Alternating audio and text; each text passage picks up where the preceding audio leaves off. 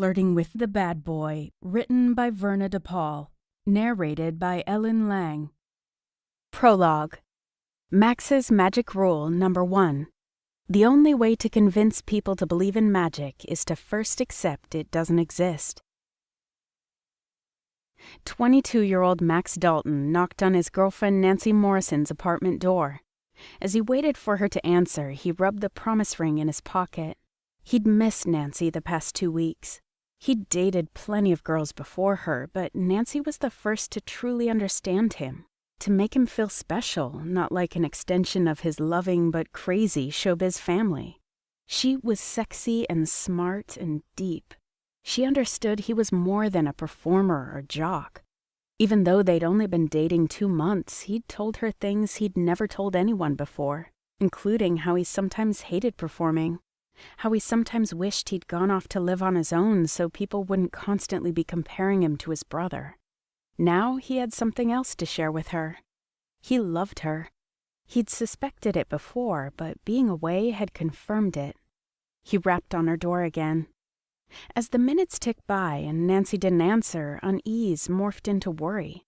She'd called him less and less lately, and she hadn't been around to answer most of his calls. Of course, he'd assumed she was just busy with her studies, like he was busy on the road with the Dalton Family Magic Act, but he heard her voice coming down the hallway before he saw her. His heart sped up when she rounded the corner, her blonde hair floating around her shoulders and her pretty green eyes sparkling. He grinned, until he saw she wasn't alone. Her arm was around the waist of a dark-haired guy with glasses. She froze when she saw him. "Max, what are you doing here?" Her brows drew together and she dropped her arm from around the other guy. But she didn't move closer. "I told you I was coming home today. Who's he?" He jutted his chin toward her companion. The guy shifted his feet uneasily, then said to Nancy, "I'll catch you later," before walking away. Nancy crossed her arms. "Don't make a scene, Max." His eyebrows shot up. "That implies there's a reason I would. Are you seeing that guy behind my back?" His voice sounded steady, annoyed, righteously indignant, but inside his heart hurt and he had to work to make sure his words didn't quaver. He gripped the ring in his pocket. This couldn't be happening. She wouldn't betray him like this. "Don't look so surprised. You knew it would never work between us. I'm just me, and well, you're Max Dalton, hot magician. The guy whose magic wand every girl wants." He stepped toward her. "I've never played around on you." And he could have. Lots of girls came onto him on the road, but he'd never been tempted, not once, to cheat on her. "Maybe not yet," she said, "but it would happen eventually. I know you want to believe you're more than that, but..." Her trailing words felt like daggers. She believed all the hype about the Dalton brothers after all. Believed he was all flash and no substance. "You're wrong about me," he said. "The way Reese and I are on stage, it's an act." "I'm not talking about Reese. You might look exactly like him, but you're not your brother. Even though Reese likes to have fun, he's solid, he's dependable. One day he'll have a wife, a family, but you'll..." "A what?" "You'll keep having fun, just like I'm going to have fun while I'm in college. The difference is I'll move on after I graduate. You're a professional magician. Your whole life's about fun and games. So go back on the road and don't act like you want to be chained down." A vice squeezed his heart, pain radiating everywhere. "Nancy." "Goodbye, Max Dalton." She shrugged away his touch, slipped inside her apartment, then quietly shut the door behind her. Max stood in the hallway for minutes, hours, he didn't know. Finally, he walked away in a daze. He was 22 and they'd only been dating a couple months. It wasn't like he'd been considering marrying her or anything. But he loved her, he was committed to her, and she, thought fun and games was all he wanted? Anger built inside him. Reese was a professional magician too, so was his dad. But that obviously didn't matter. Something about him made girls only want him for a good time. How often had his family and friends referred to him as Max the fun one, Max the chick magnet, Max the charmer? They never spoke of his intelligence or his ambition or his ability to care about others. Maybe that's because they knew something he didn't. Maybe they saw him for what he truly was, and what he wasn't. Unless he wanted to hurt like this again, he needed to start thinking the same way. Chapter 1. Max's Magic Rule Number 2. The bigger the risk, the louder the applause. Las Vegas, Nevada. 11 years later. Max took his second bow of the night. The audience was on their feet, clapping and whistling, impressed by the show's final trick, which he and his brother recently invented. Glancing stage left, he saw Reese standing in the wings, grinning. Of course, his grin probably had less to do with the crowd's reaction than it did the woman standing next to him. Melina, Reese's wife, was beautiful, but 6 months pregnant with twins. She glowed with vitality, blushing when Reese bent to whisper something in her ear. Max had never seen his brother happier. When the curtain came down, Max strode toward them, laughing when Melina threw her arms around him. "That was an amazing set, Max. Brilliant." He pulled back and flicked her nose, and his affection for Melina, whom he and Reese had known since she was 14 and they were 16, swelled inside his chest. Back then, she'd already been in love with Reese. Max had known it. Reese had known it. Hell, everyone had known it. When Melina turned 16, Reese had finally decided to ask her out, but Max messed things up by kissing her. Because of his rash behavior, they'd all paid a heavy price. Reese and Melina essentially stopped speaking to one another, and Max often sensed his brother's resentment towards him. Luckily, last year Max had the chance to make things right, and gotten them to confess their true feelings. Soon afterward, they'd figured out how to meld their different lifestyles, which is how they'd all wound up in Vegas. Now Reese managed the act and continued to invent tricks, while Max took the stage solo. Max looked around but didn't see Melina's best friends, who were visiting her from California. "Where's Lucy and Grace?" Lucy's name rolled off his tongue with ease, Grace's not so much. It never did. Something about the woman got to him, even when she was just a voice on the phone. Melina's eyes flickered slightly. "They said to tell you they loved the show. Lucy had a Skype date with Jericho, and Grace decided to head back with her. She's had a lot on her mind, a few things she needs to work out." Well, that was certainly vague and intriguing. Lucy was a red-headed spitfire with a smart mouth but a kind heart. She also had a penchant for dating younger men, brooding artists with lots of passion but little stability. Her new guy, Jericho, was hitting it big in California's Napa Valley and had an art opening tonight. Grace was quieter than Lucy, not shy exactly, but definitely more restrained, with a hint of a southern drawl and a propensity for idioms that called to mind hot, sultry nights and smooth bourbon. She had an irreverent kind of humor that sometimes sneaked up on him, but on the few occasions he saw her, Max felt the wall she put up between herself and others. Each time he was tempted to climb it. Partially because he was curious and wanted to appease that curiosity. Mostly because she was so beautiful. The combination revved him up, made him think of all the ways he could rattle her. But the last thing he needed was to jeopardize his relationship with his brother and Melina. Grace wasn't like him or the women he dated, out for some fun while it lasted. Besides, she wasn't impressed by Max's sex appeal or his notoriety. She barely seemed to notice him at all. Still, she was Melina's friend, so... "Anything I can help Grace with?" he asked. Max could swear Melina blushed before she shrugged. "I'll let her know you offered, but she probably just needs a good night's sleep." He was feeling tired himself. So tired he wanted to go home, shower, and sleep for 3 days straight. But he had a date. A big one. One that might reverse a shaky situation that was casting a pallor on his family's happiness. Despite tonight's enthusiastic applause, the theater had only been half full. Their show had been spectacularly successful since they'd moved to Vegas last year, but sales had plummeted the last few months thanks to their new competition, a dance and acrobatic revue that had opened in the casino next door. Jeremy Pritchard bought the building with the theater 6 months ago. Like the owner before him, he got a cut of the proceeds from every show in addition to rent. 2 weeks ago, he'd threatened not to renew their lease until they brought sales back up dramatically. They'd upped their promotion budget and marketing efforts, but so far it hadn't paid off. Now they only had another month until their lease was up. While having to find a new venue for their show wouldn't be the worst thing in the world, it could generate weeks of missed performances, lost income, and unnecessary stress for his family and crew. His parents, who were about to leave for a brief second honeymoon in Hawaii, would feel compelled to cancel or cut it short. Most importantly, Max refused to allow anything to mar Reese and Melina's pregnancy, which was going well but was still high risk due to her small stature and the fact she was having twins. "Did Jeremy show?" Max asked. "I sure did," Jeremy called from behind them. They all turned.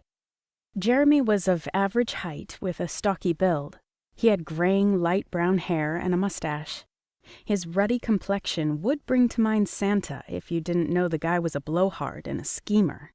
He slapped both Max and Reese on the shoulder. "Great show tonight, guys."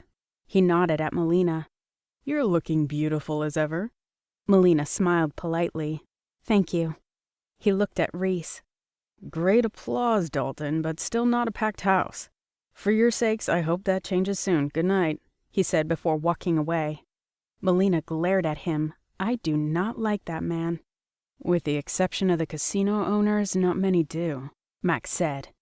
"Rumor is he's got a gambling problem and has mortgaged this place to the hilt." Reese sighed and rubbed the back of his neck.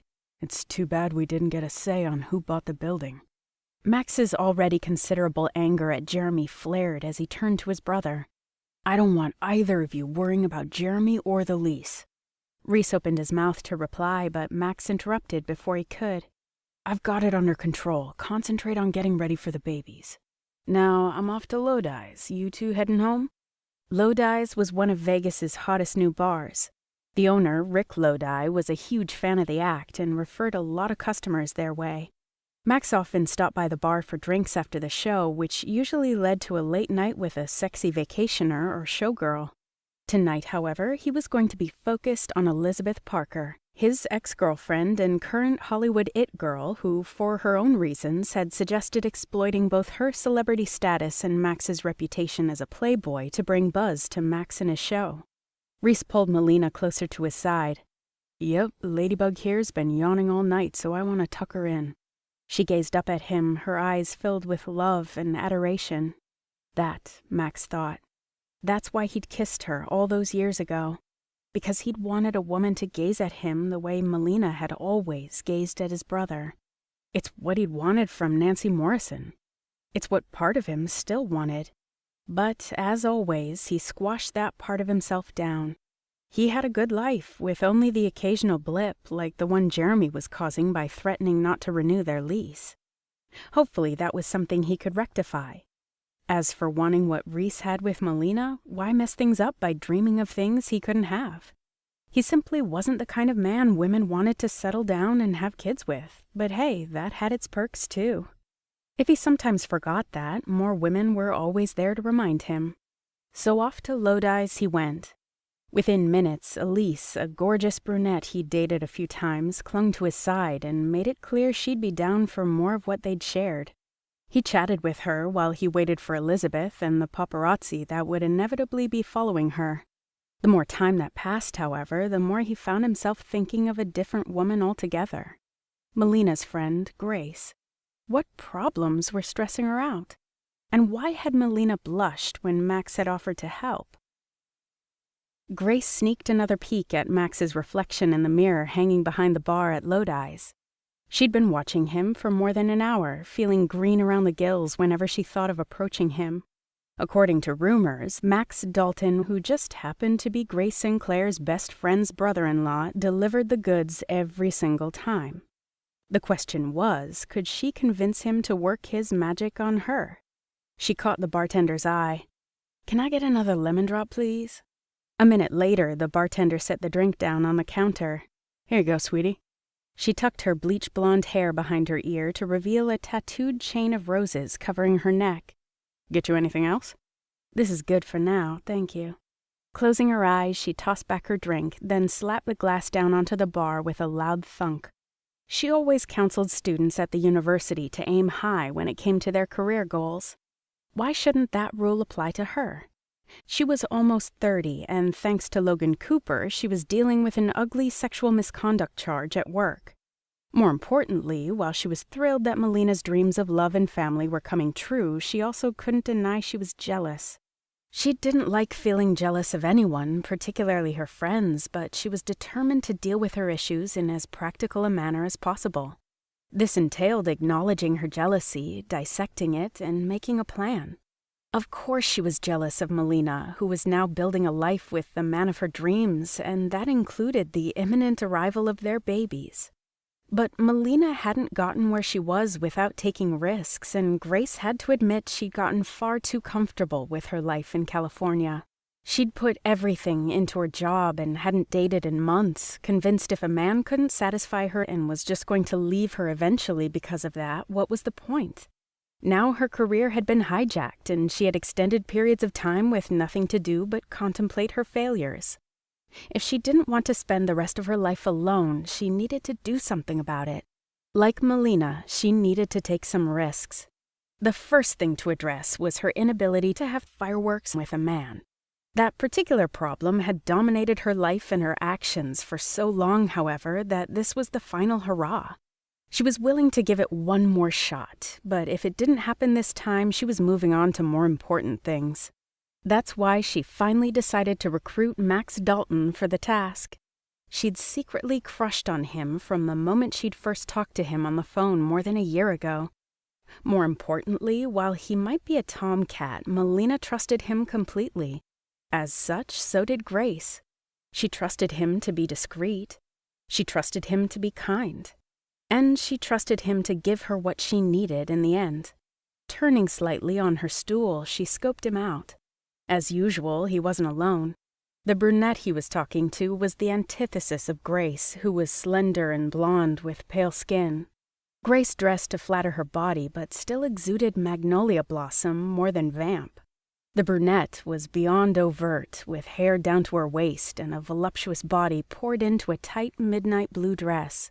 She looked confident, as did Max, who was grinning broadly, although his smile seemed to dim a little when the woman ran her finger down his arm. When Grace imagined it was her touching him, a current of desire zipped through her chest. Good Lord, he did it for her, but who didn't he do it for? He dressed formally when he was performing on stage. Now that the show was over, he'd lost the jacket and rolled up the sleeves of his button-down shirt, exposing the corded length of his forearms. Even with most of his body covered, it was apparent he was strong, with broad shoulders. He moved with confidence, and he exuded a tall, dark, and handsome vibe. Experienced and more than capable of giving a woman exactly what she needed and then some. She faced the bar again. As she did, the fabric of her blouse rubbed against her piercings. The friction caused by the dainty gold hoops with tiny silver balls exacerbated the tight achiness she already felt staring at Max. The piercings had been one of her more desperate attempts to feel sensual and actually lived up to their promise. When she was with a man, however, she turned back to look at Max. He was finally alone. Now was her chance. Someone sat on the stool next to her and touched her arm. It was the brunette. "So you decided to go for it?" The woman didn't even try to flag down the bartender. She just looked at Grace, a definite challenge in her eyes. "Excuse me?" Grace asked, even though she knew exactly what the woman was referring to, who she was referring to. Good Lord, had she been that obvious? Stalking Max like he was some kind of prey? The brunette smiled. "Don't worry, he hasn't noticed you." Right, gloves off, Grace thought as her spine stiffened. "Chill out, I didn't mean it that way. You're gorgeous, and Max does like variety. He's obviously done with me. I just want to make sure you know what you'll be getting into, that's all." Still on guard, Grace remained quiet. The brunette was going to have her say, so what was the point? Besides, Grace always did have too much curiosity for her own good. See, Max only has one speed, fast and furious. He's really good at showing a woman a good time, multiple times, all night long, if you get what I mean. A rock would get her meaning, and the woman's words were making her regret coming, which was undoubtedly what the other woman wanted. Max might be done with her, but she was obviously not done with him. Her next words confirmed it. "You seem a little delicate for what Max dishes out." I'd think twice about taking him on. Even if you can handle him, don't expect it to last long. It never does with Max. Just thought I'd do my duty for the sisterhood and let you know." Mentally, Grace told the woman what she thought of her advice in Southern terms. "Well, bless your heart," while deliberately exaggerating her Southern drawl. "You must think I don't have the sense God gave a goose to be making a play for Max. Good thing I've always relied on the kindness of strangers." Her tone was sugary sweet, but as she held the woman's gaze, it was apparent they understood each other. The brunette had warned Grace off. Grace wasn't about to give the other woman the satisfaction of listening. After the woman left, it took Grace a couple of minutes to gather her courage again. She took a deep breath and spun her stool in Max's direction yet again. Instead of catching his eye, she caught him staring at the ceiling. The energy he'd had while talking with the brunette earlier had seeped out of him. Unsmiling, he tilted back his head and seemed to let out an audible sigh. His facial muscles relaxed, and he appeared to be relieved, grateful to finally have a moment alone. It was yet another layer to add to the others she'd already witnessed. Max Dalton might very well be a celebrity and a player, but at that moment he was just a man craving some peace and quiet, something he obviously didn't get enough of. Who was she to intrude? He glanced over and met her eyes. Surprise flickered across his face. He knew she was in town visiting Melina, but he was probably wondering why she was here alone. Just before he lifted his chin, his facial muscles tightening. She saw the tension come over him, and she heard his thoughts loud and clear. What now? What does someone else want from me now? Grace's belly heaved to and fro. Her cheeks heated, and she shot him a small smile before spinning around. Her crush aside, she didn't know the real Max Dalton. She'd only met him a few times. Its words proved there were some who viewed Max as a means to an end, and she was no better. "Hey," she glanced up at the bartender. "Were you waiting to talk to Max? He's alone now, but that's not going to last. If you want a shot at him." She nearly winced. How much of her conversation with the brunette had the bartender overheard? Shaking her head, she smiled slightly. "He looks tired, so I don't want to disturb him. I'll chat with him some other time." "You sure? Because he's actually coming this way." "What?" She glanced over her shoulder and stiffened. Max Dalton was indeed headed straight for her. What was she going to do now? Her heart pounded, pushing her into panic mode. Jumping to her feet, she searched her bag for her wallet, then dropped a few bills on the counter. Suddenly, a redhead grabbed Max's arm. He glanced at Grace, his jaw tightening and his eyes reflecting impatience as the woman blocked him. Grace used that opportunity to escape. Holding her purse tightly against her, she wove through the crowded nightclub, feeling Max's gaze on the back of her neck. "Grace!" She stumbled slightly when she thought she heard Max call her name, but didn't stop. Finally, she pushed out the door, her heels clicking along the crowded Vegas sidewalk. Her heart pounded wildly as tears burned behind her eyes, but she blinked them back. Then strong fingers gently clasped her arm, and she swung around. With a feeling of dread, Grace looked up and met Max's gaze. "What the hell, Grace? Why are you running from me?" She gulped. The feel of his hands gripping her arms, gently but firmly, made her shiver. She pasted a smile on her face. "Oh, hi, Max. I'm not running, sugar. It was just time for me to leave." He let her go and crossed his arms over his chest. "Uh-huh. And you didn't hear me calling you?" "You called me?" she asked, eyes wide, her tone obviously forced. Lord, she was such a horrible liar. Slower than molasses going uphill in January, his gaze traveled down her body, taking in her outfit. A rose-colored halter, black skinny jeans, and heels. When his eyes finally met hers again, she couldn't help but gasp. His expression was hot, scorching, and the evidence of his obvious desire ignited her own. She'd come here for a reason, and now she had her opening. The question was whether she was going to reach out and take it. The answer was a resounding no.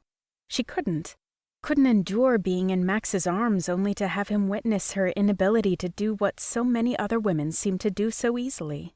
Besides, although he'd checked her out and seemed to like what he saw, it was probably just reflex. She was dressed up, he was on the prowl. More importantly, she'd actually been running from him. His hunter instincts had kicked in, was all. She started to back away. "I'm sorry, Max, but I have to go. It was good seeing you again." "Damn it, wait." At the commanding tone in his voice, she instinctively stopped. She held her breath as he walked toward her. That breath whooshed out of her lungs when Max lifted a hand and cupped the side of her neck. She gasped at how delicious his touch felt, how it was both tender and inescapable, and his eyes darkened to a deep, burnished jade. "What's going on, baby? Why are you here?" The way he stared at her, intense and deep, coupled with the way he called her baby, almost made her knees buckle. Heat washed over her, then exploded when he skimmed his thumb across the line of her jaw. The way he was looking at her, as if he saw something in her that others didn't, as if he liked what he saw and wanted to spend some time exploring it and hoped that's what she wanted too, made a foolish hope start to bloom. "Grace," he said, "answer me."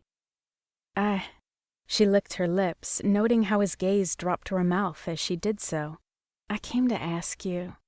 When she paused again, he leaned closer until she could feel his breaths on her mouth, like tender air kisses teasing her with all that could come next. "Grace, I know you're having a problem with something. You don't know me well, but I think you know I'll help you if I can. So tell me, what did you come to ask me?" She took a deep breath and wondered if she was really going to say it right here on the street. But the way he was looking at her, the way he was touching her, she wanted more of that. She wanted it too much. Her gaze flitted away from his. "Max, I can't." He raised his other hand so he was cupping both sides of her neck now. It made her feel boxed in, trapped, and she never wanted him to let her go. Instinctively, she gripped both his wrists. "Grace, what did you want to ask me?" "You're being far too bold, Max. I'm not going to—" "What did you want to ask me, Grace?" "Will you please stop?" "Damn it, just tell me." I just want to be with you." Oh God, she'd actually blurted it out. Max looked shell-shocked, but she had to admit he didn't exactly look turned off by the idea. His expression softened, if softening and burning could happen simultaneously, and he moved even closer, covering the throbbing pulse at her neck with his thumb. "Baby." "Max." They both jerked at the sound of someone calling his name. Grace looked over Max's shoulder at the gorgeous blonde gliding toward them, while a bevy of what appeared to be reporters trailed after her. A few people on the street stopped, stared, pointed. Max cursed under his breath, stepped back, dropped his hands, and turned away from her. Grace felt the loss of his touch like a slap. He cursed again and said over his shoulder, "I'm sorry, Grace, I have to—" His words cut off as the blonde threw her arms around him and kissed him. Grace felt like she'd been run over by a train. Twice. Mortification flooded through her flattened remains, and her skin turned as cold as a cast-iron outhouse on Christmas Day. She'd just said she wanted him, and he was obviously dating this gorgeous woman. Camera flashes went off. Paralyzed, Grace waited for Max to pull away and acknowledge her. Waited for his attempt to ease the embarrassment and humiliation he had to know she was feeling. Instead, he wrapped his arms around the blonde and kissed her back. Passionately. The crowd hooted and hollered, and more camera flashes went off. Finally, the couple pulled apart.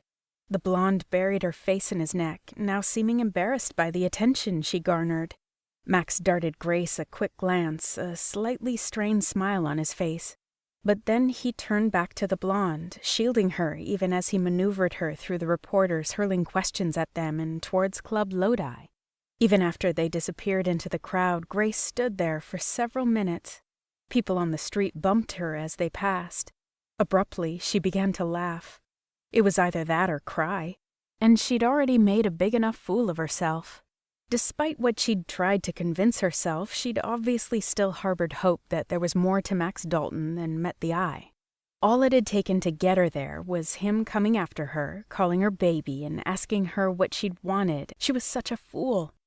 Without looking back, she walked away, checked Operation Fireworks off her mental list, and forced herself to contemplate what came next. Chapter 2.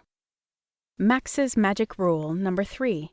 Cover up mistakes and turn them to your advantage. The day after seeing Grace at Lodi's, Max dropped by Reese and Melina's house. When he got there, the newspapers on the dining room table jumped out at him, each one folded to reveal a photo of him and Elizabeth kissing on the street. Their plan had worked. He was now being heralded as the actress's new love, the one destined to heal the wounds recently inflicted by her cheating husband, a famous Hollywood director. Another paper had gone with pictures of Max and Elizabeth walking into his condo later that night. Soon the internet would probably be flooded with pictures of him kissing her goodbye at the airport this morning. Their hope was the photos would give Max, and thus his show, the increased sales Jeremy wanted, while also giving Elizabeth's husband the impression his wife was moving on. In truth, she was still grieving their separation. Temporary solutions, both of them, but enough to buy them more time so that better alternatives could be explored. Nothing to feel guilty about. He was single. Elizabeth was legally separated. There was no reason kissing Elizabeth in front of Grace should have made him feel guilty, but that's exactly how he felt. Yet, how would it have looked to those reporters if he'd pushed Elizabeth aside to continue his conversation with the beautiful Grace Sinclair? So he'd stuck with Elizabeth, showed her to his guest bedroom later that night, then tried calling Grace at her hotel. She hadn't answered. When he'd gone by the hotel to see her after he'd dropped Elizabeth off at the airport this morning, she hadn't been there, which was part of the reason he was now here. According to Reese, who had called him early this morning to grill him about Elizabeth, the women were out shopping. He'd told Max to use his spare key and meet him at the house.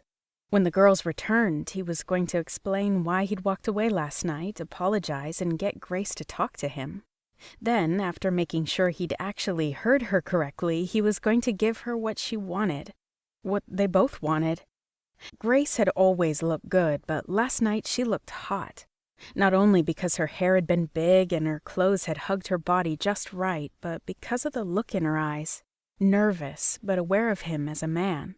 Later, even with Elizabeth bunked down in his guest room, Max had gone to bed reminding himself all the reasons he'd fought his attraction to Grace in the first place.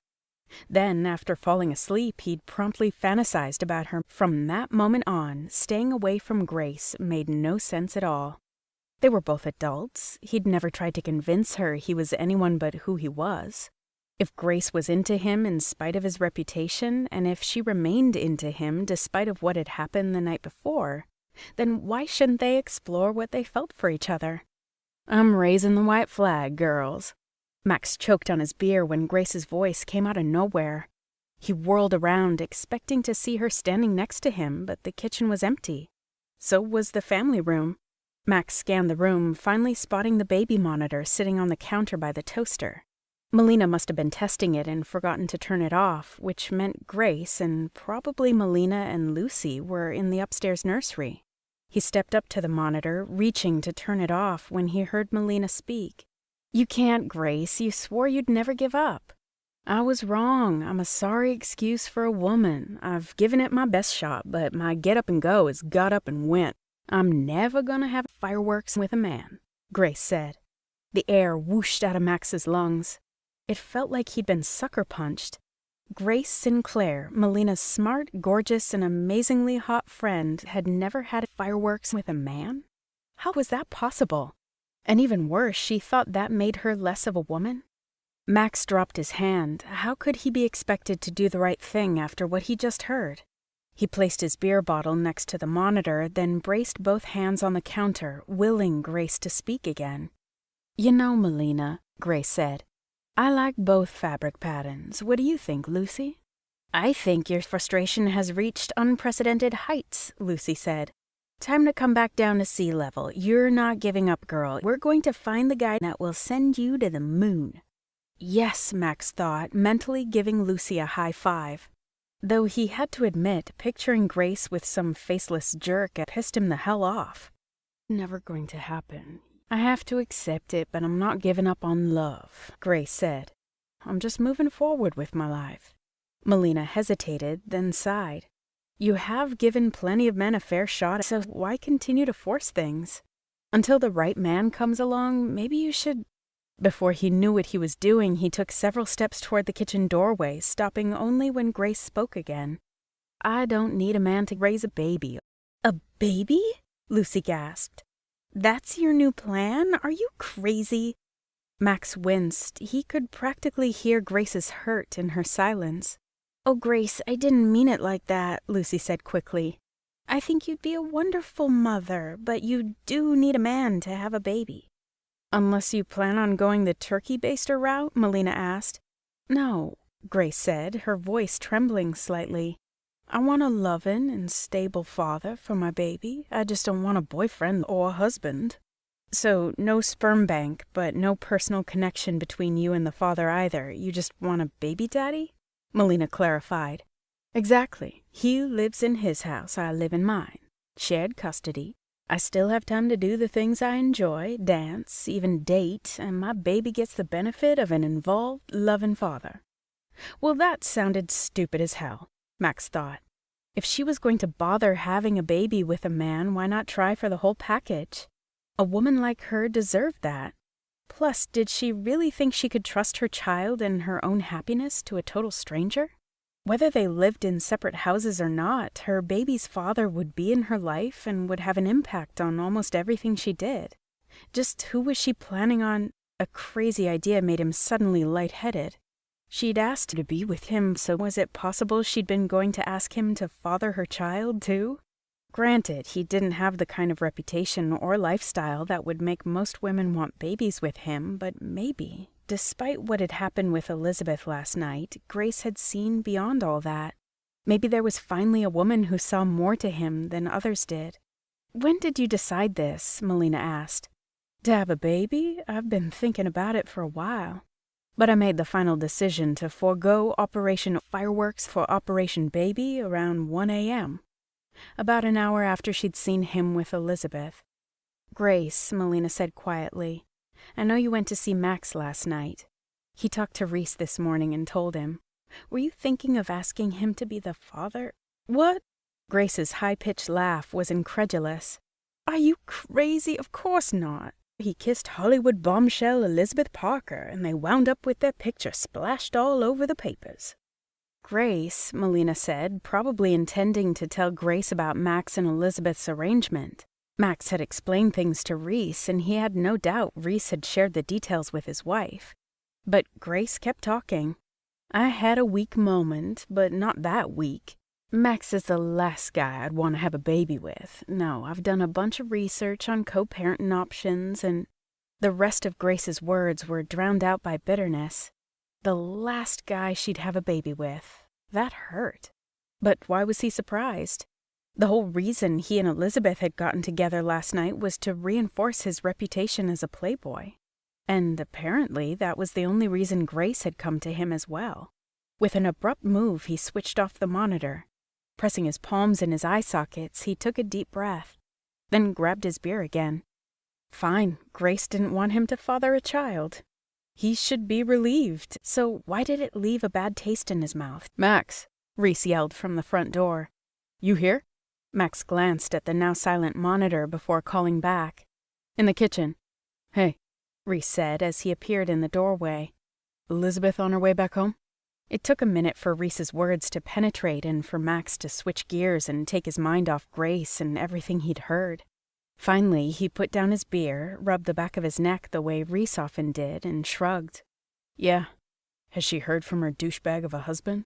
He tried calling her last night. She didn't answer, even though she'd wanted to. She still loved the guy and was doing her best to get over him, starting with convincing him and the rest of the world that she was over him." Reese grinned and shook his head in amazement. "So your plan worked like gold, for her and you. I checked online and the next 10 performances are sold out." Max smiled tightly. "That's great. What's wrong?" Reese asked, and Max silently cursed. His brother didn't miss much, and now that he'd shown a chink in his armor, Reese would probably be all over it. "Nothing, just a late night, you know how it is." He grinned and punched his brother in the arm. "At least Jeremy will stay off our backs for a while. The key is to make sure we can keep ticket sales up until we sign the new lease. Then we'll have time to strategize our next move. And in the meantime, I'll keep doing what I do best." "Hi, you two," Melina called just before she stepped into the room. Reese's expression immediately softened. We finished shopping early for once, can you believe it? At the obviously forced cheer in her voice, Reese's eyes promptly narrowed. His brother and Melina had fought a long, difficult battle to be together, and Reese would do anything to ensure his wife's happiness. Add the fact she was now pregnant with his children. Protective didn't come close to describing his brother. Sometimes it still shamed Max when he thought about the part he'd played in keeping Reese and Melina apart for so long. It had taken almost 10 years to make things right between them again. Watching Reese kiss Melina and cup his palm around her rounded belly, Max ruthlessly pushed away a small pang of jealousy. They were happy here in Vegas. It was up to Max to make sure they stayed happy. Plus, they had a responsibility to the show's crew and their families, and that was something neither he nor Reese took lightly. "Hey, Max," a feminine voice called. Max turned to see Lucy, her deep red hair longer than he'd ever seen it, standing just behind Melina. Next to her stood Grace. As Melina pulled away from Reese's kiss, she glanced back and forth between him and Grace. Grace's gaze flitted to the baby monitor, and her shoulders relaxed slightly. "Hi, Lucy." "Grace," he said, his gaze locking with hers. Maybe it was because he dreamed of her all night. Maybe it was because of the conversation he'd just heard over the baby monitor. Whatever the cause, he instantly envisioned the two of them together. As her hands caressed his hair and she sprinkled kisses on his face, he felt her in his hands, his chest, his head. Her soft skin enclosed him. Her sweet smell surrounded him. His mouth watered, certain she'd be the sweetest thing he'd ever tasted. "Max, were you talking about Jeremy and the lease? Max!" He jerked at Melina's voice, feeling shell-shocked and struggling to keep his breaths even. He'd always been attracted to Grace, but never, not even last night, had he so vividly pictured them together. And she seemed to be right there with him, her composure smashed to smithereens, her face cherry red, and her hand covering her throat as if to protect herself from him, he supposed. With great effort, he ripped his gaze away from hers and turned to answer Melina. But as he spoke mostly to Grace. "Being seen with Elizabeth has paid off, just like we planned. Her ex is sweating bullets, and the next 10 magic shows are sold out. How about that?" Melina picked up one of the newspapers on the table. She glanced at Grace, who was staring intensely at something on the floor. "Grace," Max said softly. Startled, she glanced up. "I'm sorry I didn't get a chance to explain last night. I was playing a part, and with the reporters there." Grace airily waved her hand. "No need to apologize, sugar. It wasn't exactly a surprise seeing you with one of your women. It didn't bother me a bit." She was lying, Max thought, just like she'd been lying, if only to herself, about no longer wanting what she needed with a man. The fact she'd come to see him last night proved it, but so did the way she'd looked at him then and just now. With passion, desire, yearning. What he'd seen in her, what he'd felt when he'd touched her last night, all pointed to the fact she was settling for something else because she was desperate. It didn't matter that a baby could ultimately be a blessing. Settling was still settling, and a woman like Grace shouldn't have to settle for anything. "Elizabeth's such a sweetie," Lucy said brightly. "It sucks what happened to her, but it was so nice of her to fly down here to help. You sure you have no interest in getting back together?" Max and Grace still stared at one another, and Grace didn't flinch at Lucy's question. Playing the game right along with her, he said, "You know me, Lucy. Why settle for one woman when there are so many who need what I can give them?" Grace stiffened. Good, he thought. Why should he be the only one feeling uncomfortable here? She obviously needed to be shaken out of her comfort zone. Hard. "Now what?" Melina asked, her voice strained, indicating she felt the tension zipping between Max and Grace. Reese rubbed her back. "Max will keep up his presence in the press, maybe make a few more public appearances with Elizabeth. Once we sign the new lease, we'll have the time we need to get the show back on its feet." Even though it made perfect sense, Max wanted to snap at his brother that he wasn't a performing monkey. But that's exactly what he was, what he'd always been. It was what Grace thought of him, too. Just like every woman out there, with perhaps the exception of Melina, Max was all flash and no substance. But he was smart enough to know what Grace needed, and honest enough to know he needed it too. So she didn't see him in baby daddy terms. Big deal. She needed fireworks. He needed to be the man that gave that to her. He also needed to stop her from making a colossal mistake by trying to have a baby before she was really ready for one. After all, she was Melina's best friend. Melina was family, and he didn't want her expending precious energy worrying about what trouble Grace was getting into. Grace had made it clear when she was talking to Lucy and Melina that she wasn't looking for any kind of long-term romantic relationship. Reese and Melina wouldn't have to know about their arrangement. Even if they found out, there would be no reason to think Max was hurting their friend. Resolved, he gave his brother a fist bump. Elizabeth is filming this week, but we're supposed to touch base when she returns. Until then, I'll hit the clubs like normal, make sure I'm seen, and keep the buzz we've started going. I'll start right after tonight's show. Speaking of which, I gotta head out. I'll catch you all later. He hesitated for a moment, then turned to Melina's friends. See you next time you're in town. Lucy waved. Bye now, Grace said, before quickly shifting her attention to Melina, looking like she'd already put him out of her mind. Of course, he had no intention of letting that happen. She didn't know it yet, but she wasn't flying back to California anytime soon. Not until he gave her what she needed and convinced her that having a baby with a stranger wasn't good planning on her part, but a cop-out. Chapter 3. Max's Magic Rule Number 4. If all else fails, distract the audience.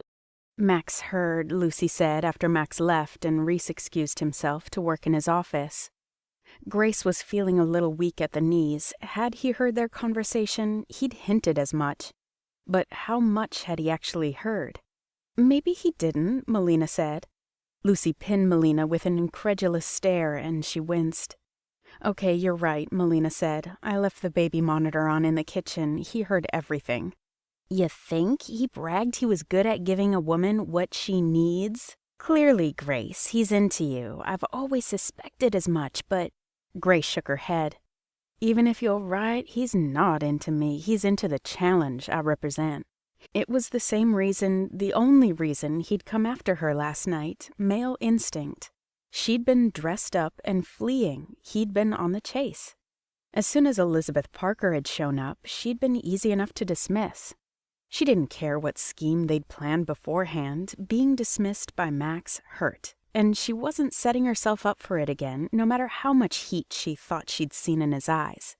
It's reflex is all, exactly what you'd expect from a man like Max. What's that mean, a man like Max? Melina asked, clearly protective of the man she'd loved like a brother long before he'd actually become one. Who cares if you represent a challenge? Lucy asked. Now that you know that kiss with Elizabeth Parker was staged, you should do what you'd planned to do last night and ask Max to deliver the goods. No way, Grace thought. My priorities have changed, Lucy. I told you, I want a baby. And it's as obvious as fried chicken and lemonade at a picnic that Max can't help me with that.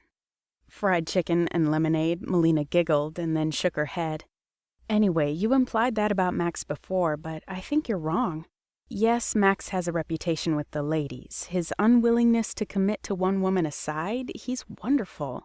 He'll make a great father so long as he has a partner who can work with his unique lifestyle.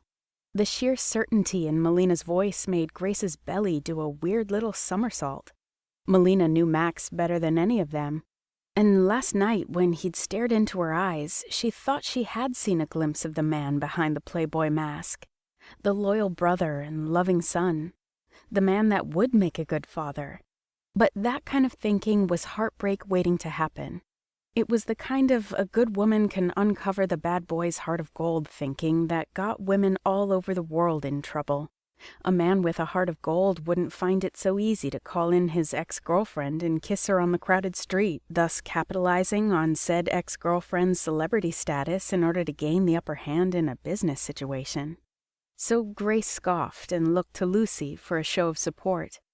Lucy shrugged. If we were talking life mates here, I'd agree Max isn't a safe bet. You and he are too different. As I learned the hard way, when it comes to long-term relationships, like should be with like. At Lucy's words, Melina and Grace glanced at each other. That was Lucy's refrain lately, her excuse for once again dating over-the-top creative souls. Grace and Melina knew it was an excuse to deal with her recent heartbreak. Lucy didn't. At the very least, she wasn't going to admit it. If we're talking about someone to co-parent with, Lucy continued, I don't think it's necessarily a foregone conclusion that Max wouldn't fit the bill. Grace instantly forgot what Lucy was fooling herself about. You're both crazier than a road-running lizard, she said. I want my baby's father to be stable, comfortable, someone who has his priorities straight, not someone who is looking to put himself in the press even if it's only to drum up interest in his magic act. I want a baby, and I'd like my two best friends to be behind me on this. Now it was Melina and Lucy who looked at each other. Grace's stomach dropped when neither of them managed to even fake a show of support. In light of Logan Cooper's actions, I know why you're doing it, Melina finally said. But you're running away from your issues. I'm not running away, she said, even as she pictured Logan's face and wanted to cringe. He'd been an undergraduate student when she started counseling him on academic and career options. He could be charming when he tried, but he also blamed the world for everything that went wrong in his life. When he'd propositioned her, she'd declined as politely as possible, but he'd obviously harbored a grudge. Later, at a university mixer with faculty and graduate students, Grace did something stupid and played right into his vindictive little hands. Wearing a wraparound dress, she'd let it slide apart enough to flash Stephen Lebrecht, a professor she'd slept with several times. Logan used his camera phone to take a picture, told the dean she was flirting with him, and filed suit against the university. Now she was on academic leave, pending the board's ethics hearing. Eventually, she'd be a star witness in Logan's suit against the university. But she wasn't going to dwell on all that right now. Instead of running away, she said, I'm running to something far more important. Whether the ethics committee dismisses Logan Cooper's charges against me or not, I won't be returning to the university. I'm moving forward with my plan. Lucy scowled. You can't let that little twerp drive you away. I'm not completely. I liked my job, but the truth is I haven't been truly happy for a while. The idea of having a baby, that makes me happy. I'm not rich by any means, but I can't afford to take some time off. I want a new start. A family before it's too late. Too late? Lucy said. You're only 29 years old. My parents had me when my mama was 40 and my daddy was 52. I was 10 when they died. We know, honey, but your mom died in a car crash and your dad died of a known heart problem. It wasn't necessarily age that took them from you. Can't you wait a little bit, see if someone special comes along? Melina's tone was pleading. Grace shook her head. I've gone almost 20 years without a family. I don't want to wait anymore. I want to move on with my life, and that means having a child. Without love, without passion. Lucy's voice held a dark tone. Passion is just the foam on a latte. Nice, but it's not the actual latte. Lord, Melina, Lucy said. She sounds a lot like you before Reese. Not quite, Grace said. I've had passion in my life. I'm just saying I don't need to focus on a man as the be-all, end-all. I want a family of my own. In a way, Logan Cooper did me a favor by forcing me to get my priorities straight. Melina scowled. How dare you say the guy did you a favor? He's dragging your professional reputation through the mud. The ethics committee will see how ridiculous his allegations are. Maybe. I hope so, but either way, I'm not going back. I'm going to make a completely fresh start. This morning, I contacted several surrogacy services to see if an arrangement can be worked out, and one agency has set up an interview for me 2 days from now. The man's from South Carolina. You're going to move to South Carolina? Melina asked. I figure being open to where I live only increases my chances of finding the perfect baby daddy, right?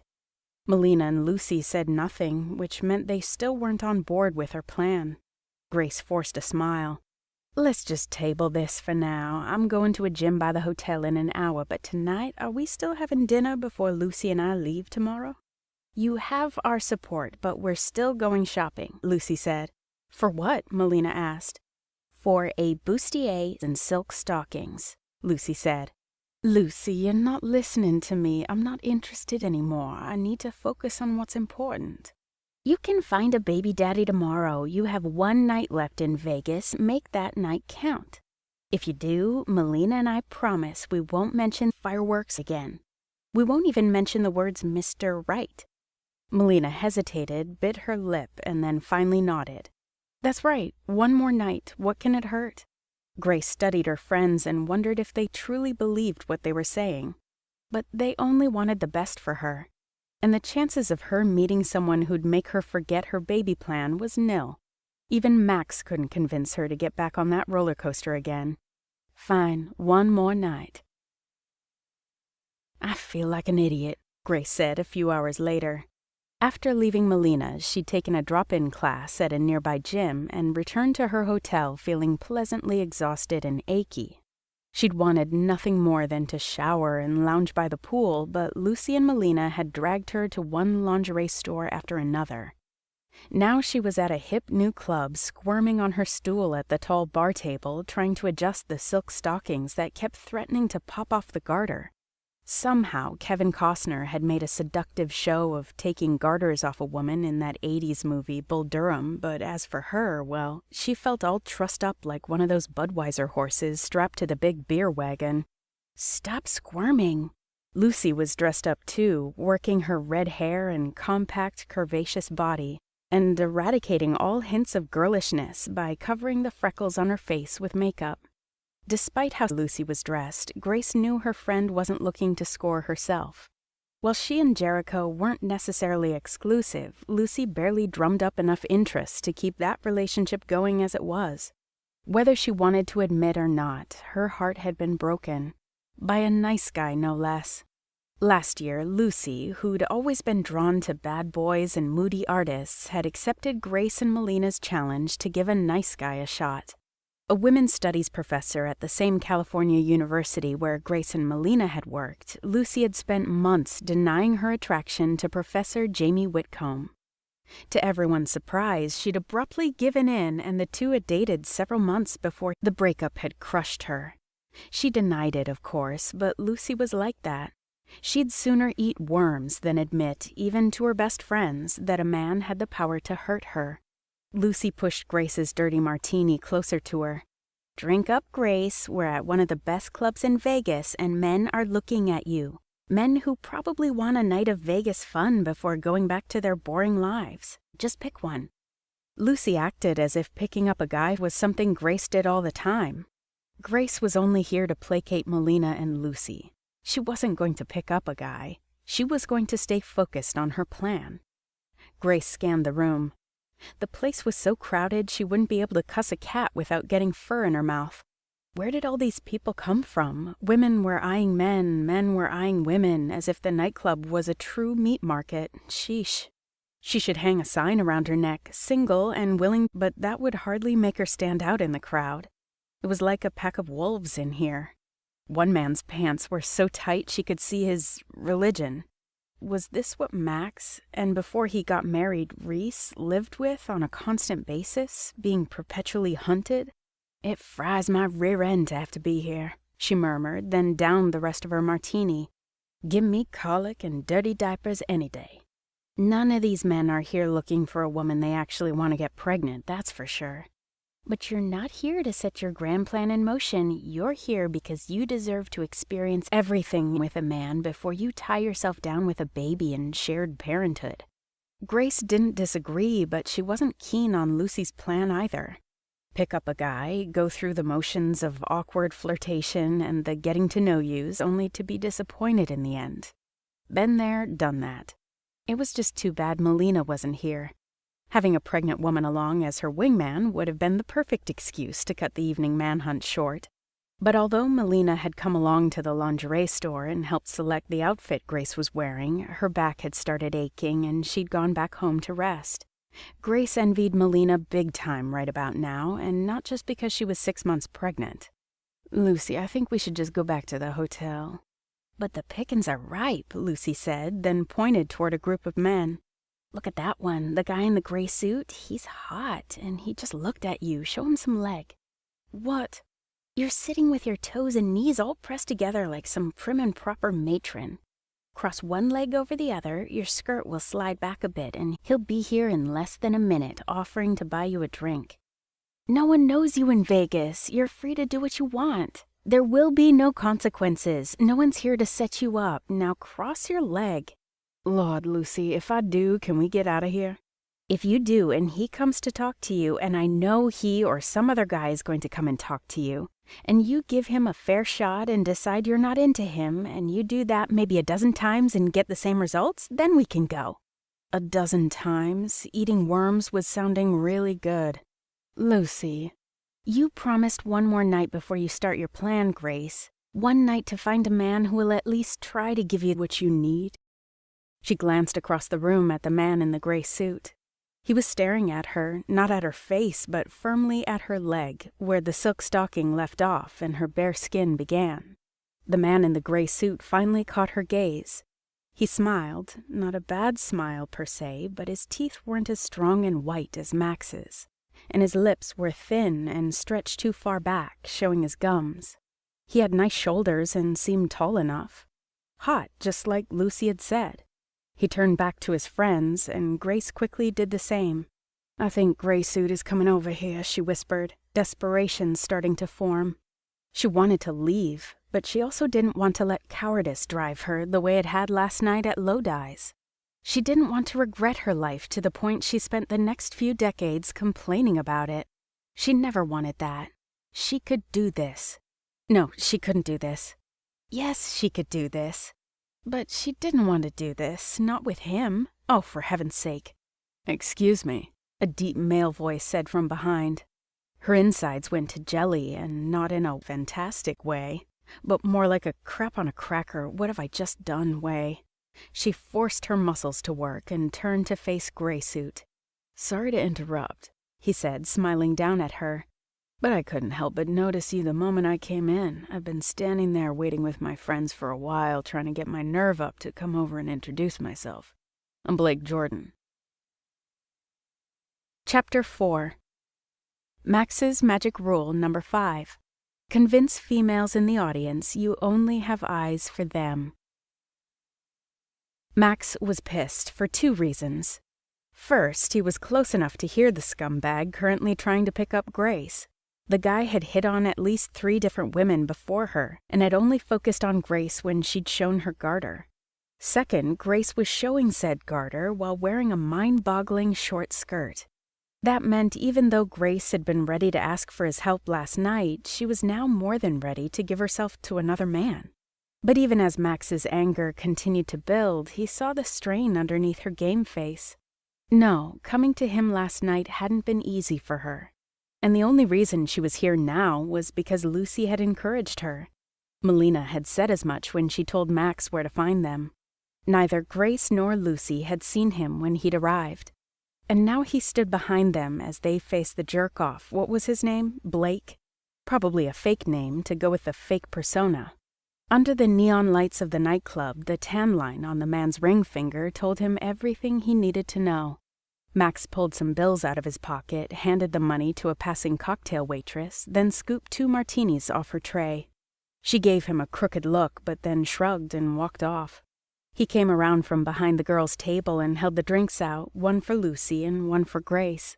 "Hi, Dixie. Sorry I'm late with the drinks. Took forever to get them from the bartender," he said, smiling broadly at Grace, who looked puzzled and, though she hid it quickly, pleased to see him. "Max," she said slowly, "what are you—" "Oh, sorry, babe. Did I get you the wrong martini?" He turned to the married jerkwad and took his hand, shaking it before the man could walk away. "Hi, I'm Max Dalton. I'm the headliner at the Portofino. This is my date, Dixie, and you are?" Next to him, he heard Lucy snort and mutter under her breath. "Just leaving," the man said. He pulled his hand out of Max's tightening grip, turned, and walked off, leaving Max alone with one visibly annoyed woman and another who was laughing hard enough to pee her pants. "Dixie," Lucy said, "I totally get it. Grace is a sweetheart, and she's from the South, heart of Dixie." "You read my mind." Max winked at Lucy, then turned to Grace. "The guy was married," he said, "and he'd tried picking up on 3 different women before you caught his attention with—" He stroked the outside of Grace's thigh, tracing his hand up from her knee past the tip of her stockings. Then, with one finger, he lightly flicked the garter strap. Grace gasped. Without taking his gaze off Grace, he said, "Lucy, you know I adore you, but Grace and I have something we need to discuss. Think you could make yourself scarce for a while?" Yeah, sure. I'll be at the bar. Grace? Find me when you're done, talking to Max." After Lucy left, Max took his hand off Grace's thigh and sat on Lucy's stool. "We didn't finish our conversation last night," he said, getting right to the point. "Oh, we finished it," she said. "I've moved on." "So I heard," he said. Her face flamed, but she tilted her chin up, apparently not willing to be intimidated by him. "You did not overhear our conversation on the baby monitor." He just looked at her. Exhaling loudly, she rolled her eyes. "Okay, fine, but you did not hear the entire conversation." She scrunched up her nose, which he found adorable. "Did you?"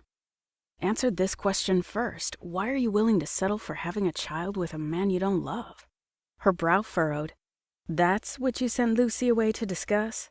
He shrugged. "It's a bleak way of going about making a family. Not all of us are about passion, sugar.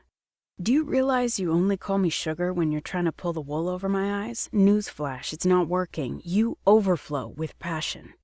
"I have reasons for being practical," she insisted. "I'm aware of that. That's what brought you to the club last night looking for me.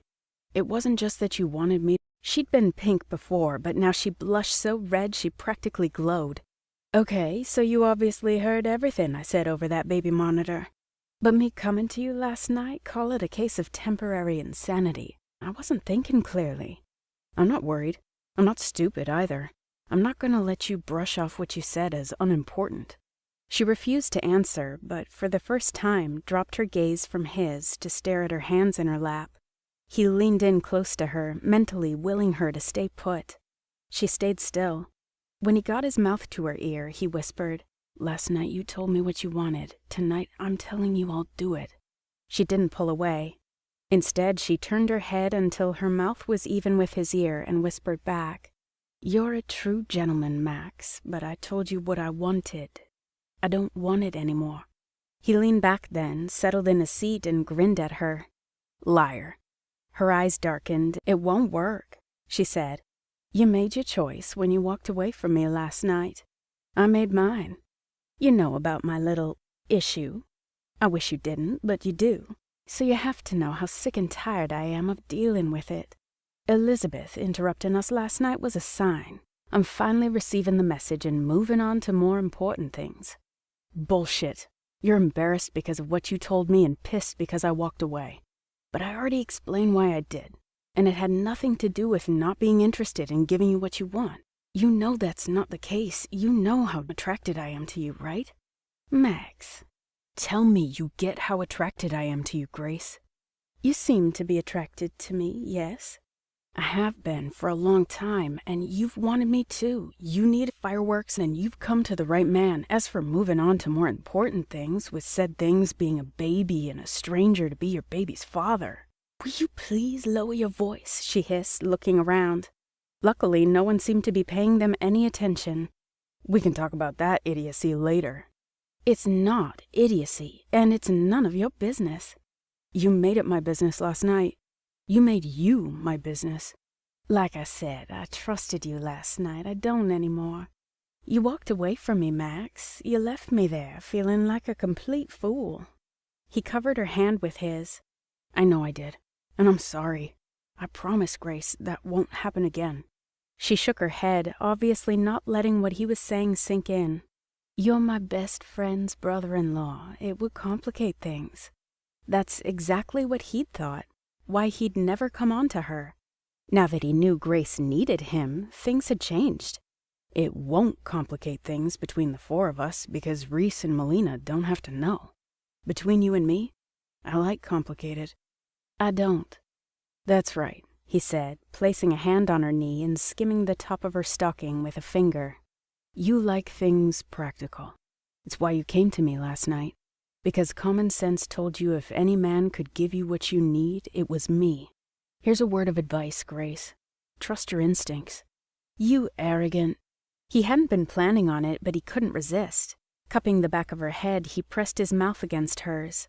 He sipped at her lips as if she was a fine wine, and it was true, she was intoxicating. She tasted like peaches, soft and ripe and succulent.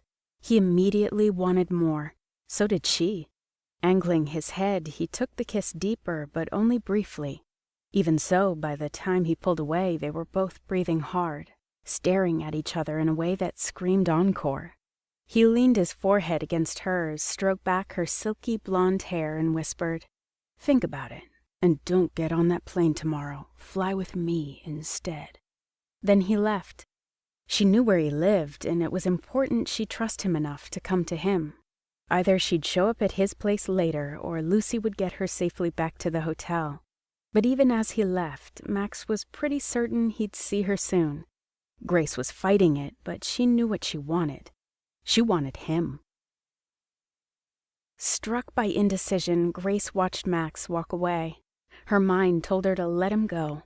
Her body screamed to run after him. His kiss, his words.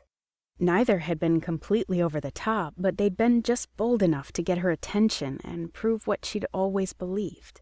Max Dalton would be a spectacular lover. But she refused to think of Operation Baby as idiocy, no matter what he or Lucy or Melina or anyone else thought.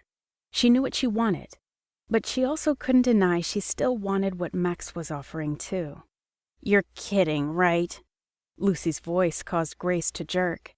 "You're actually still sitting here when I saw Max Dalton just make his move?" Grace turned to face her friend.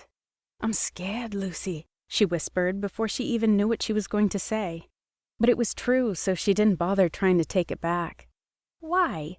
Because I trusted him last night and he hurt me. Even if I understand he didn't mean to, if I concentrate on family first, there's always the chance that later."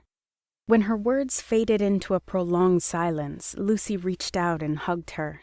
"Grace, there's nothing wrong with you. You don't need to rush out and have a baby because you think you're defective." "I know," Grace said, resting her cheek against Lucy's shoulder for a moment. Even as she admitted to herself, she did think she was defective. All she wanted was to be normal. She was so tired of reaching for something she couldn't have. But she wasn't going there, not with Lucy, who already saw too much. Maybe her motives were slightly mixed up, but in the end it didn't matter. Taking a deep breath, she pulled back. "I don't want to have a baby because I think I'm defective. Not completely," she said swiftly when Lucy opened her mouth to argue with her. "I just want a baby. I want one while I'm still young. I want one even without a man in my life. And I'm ready to have one, honestly. But you were right. If I can find what I'm looking for with a man beforehand, it would ease my mind about the future.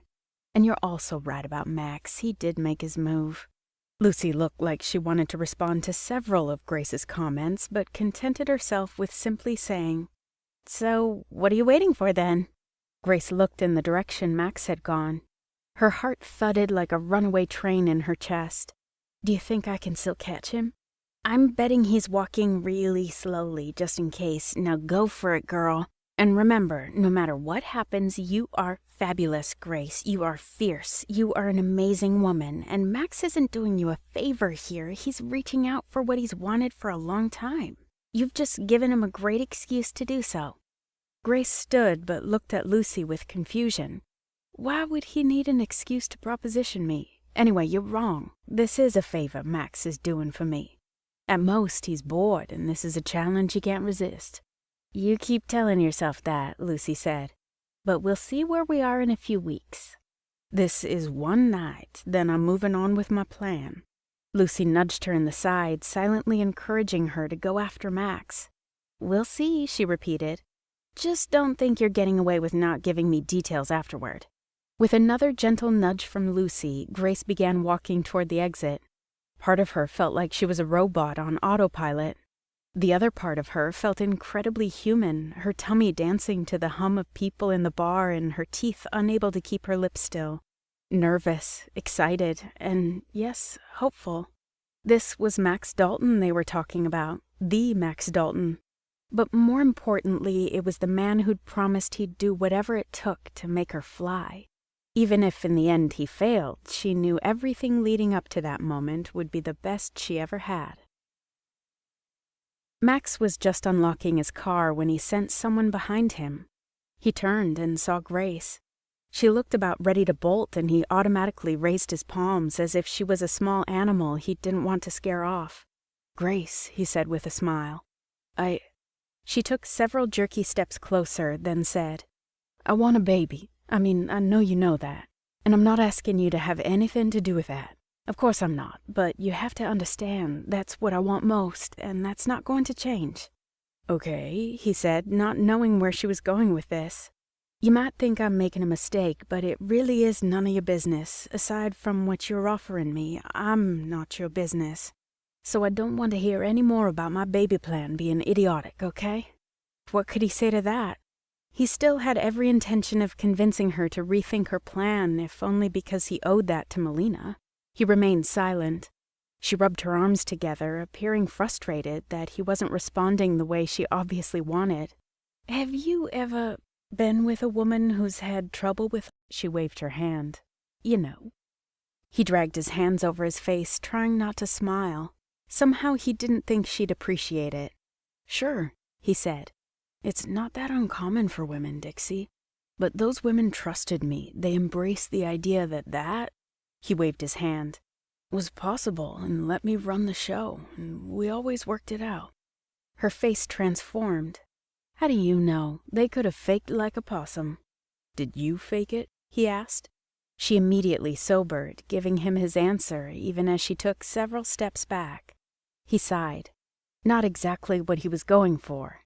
He'd have to push her to talk, of course, but he'd have to do it when she was closer, so she couldn't run away and hide. "Most men have fragile egos," she said. "Well, I don't, so you don't have to worry about playing possum. But let's focus on one thing at a time here. It seems you're accepting the offer I made inside. If that's the case, stop using delay tactics to cover up your nerves and come here." He said it gently, but with the obvious intention that she obey. Only she wasn't through fighting whatever was keeping her 10 feet away. "Wait, before, it's only fair. You have to know, the chances of it happening for me are 0, below 0. He immediately wanted to deny her claim. He immediately wanted to take her in his arms and kiss away the nonsense she was spouting. Instead, knowing she was all jazzed up and needed to say what was on her mind, he leaned back against his car and crossed his arms over his chest. "In this context, I'm not sure a below 0 chance is even possible." His relaxed posture seemed to calm her, and she stepped closer. "That's right, baby girl, come to me." A strange sense of lightness overcame him, as if a burden he was carrying and didn't notice until now was lifted. It confused him, but he was way too focused on Grace and her next words to analyze it. "See, that's where you're wrong. You're right. I did come to see you last night to ask for that, but part of the reason I chickened out, well, I can't let this go any further until you know exactly what a burden it's going to be for you, sugar." Max felt a fierce frown overtake his face. "Burden?" he said, straightening. Suddenly he remembered her telling Melina and Lucy she was a sorry excuse for a woman. "That's how you think of yourself? Please," she said. "Just listen to me. Let me say what I need to say, or this can't go any further." Seeing she was serious, Max forced himself to lean back against the car again. "Fine, but don't refer to yourself as a burden. You're a beautiful woman, and it would be my honor to be with you. It would be any man's honor. That's what several men before you thought, before they tried to give me what I wanted and couldn't. And before you say what I know you're going to say, it wasn't them, it was me. Dixie. My first boyfriend was an all-star quarterback in college. He was handsome, popular, smart. He liked me, but we went out for 2 years. 2 years, Max, and nothing." She was speaking fast now, as if she had to in order to get it all out. Max straightened and took 2 steps toward her. "That doesn't mean—" She took exactly 2 steps back, causing him to narrow his eyes and stop.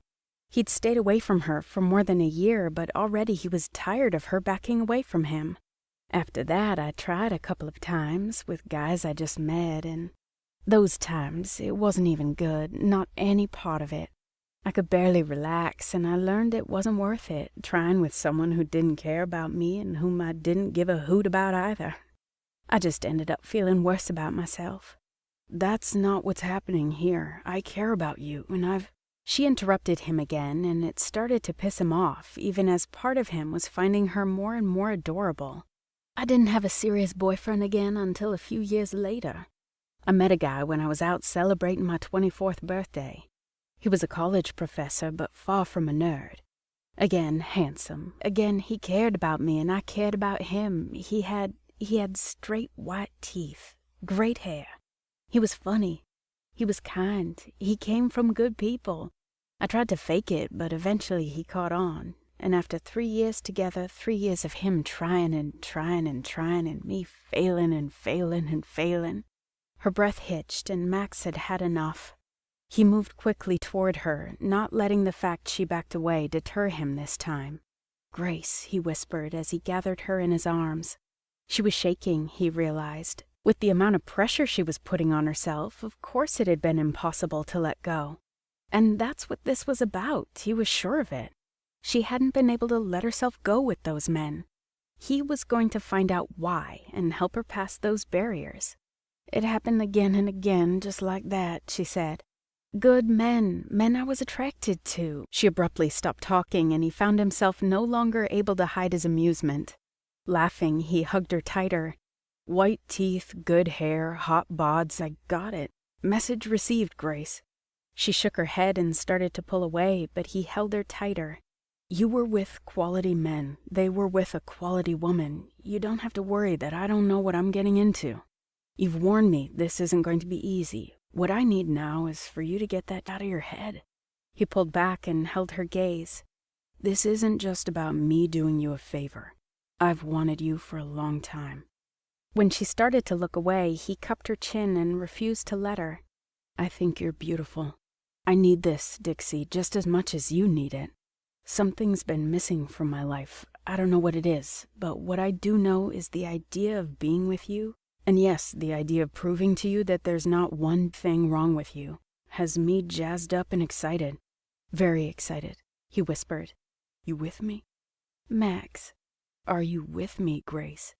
She hesitated, her anxiety and doubt apparent. Then, tentatively, she nodded. "Good," he said, feeling like he'd crossed over some kind of finish line when in reality the race had barely begun. "Now I'm assuming Lucy knows you're with me and is heading back to your hotel on her own?" She nodded again, seeming to have gone mute. He smiled and kissed her forehead. "Have you ever parked?" he asked.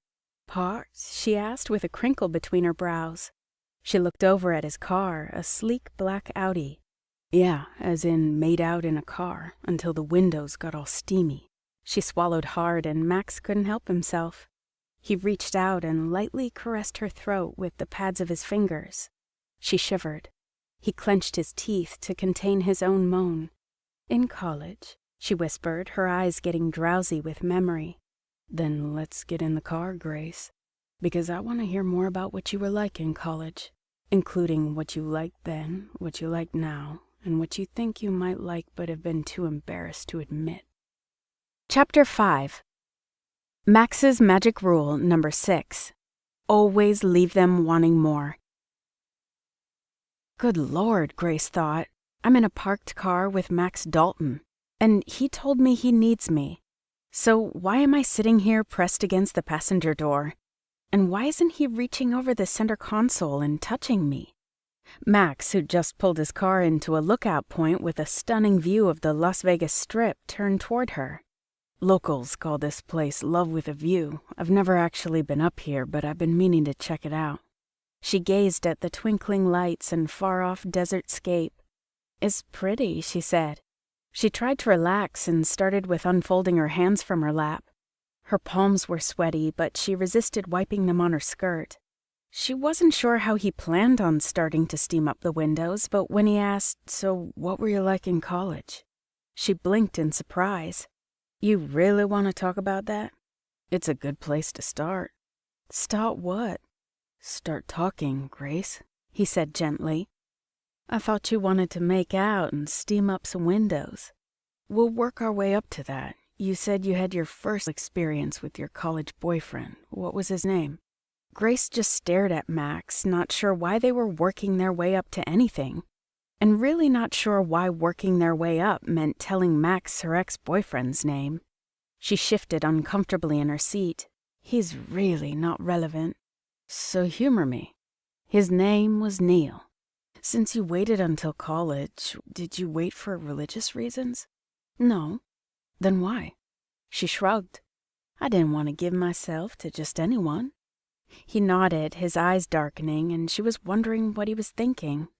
She was obviously willing to give herself to him. Before that, before you had a boyfriend, did you experiment, make out in high school? Not really, she said. You know how attracted I am to you, right? Her eyes flew open. Max, do you ever think of me? With the barest of movements, she nodded. Ah, Grace, that's good. She tried to pull away. He wouldn't let her. What's wrong? What are you embarrassed of? Nothing. Baby, I think you need a man who's willing to talk straight. One who's willing to move beyond what one might expect and get down to business with giving you what you need. To know what you need, I need to ask questions and not be held back by your sense of modesty. I've tried plenty of things with plenty of men, and all of them have failed. Max grinned. You forget you're in Vegas, and you forget how motivated I am. Make no mistake, you're about to get lucky. I think I've got a pretty good handle on what you need and how we're going to get you where you need to go. What exactly do I need? A partner who wants to play.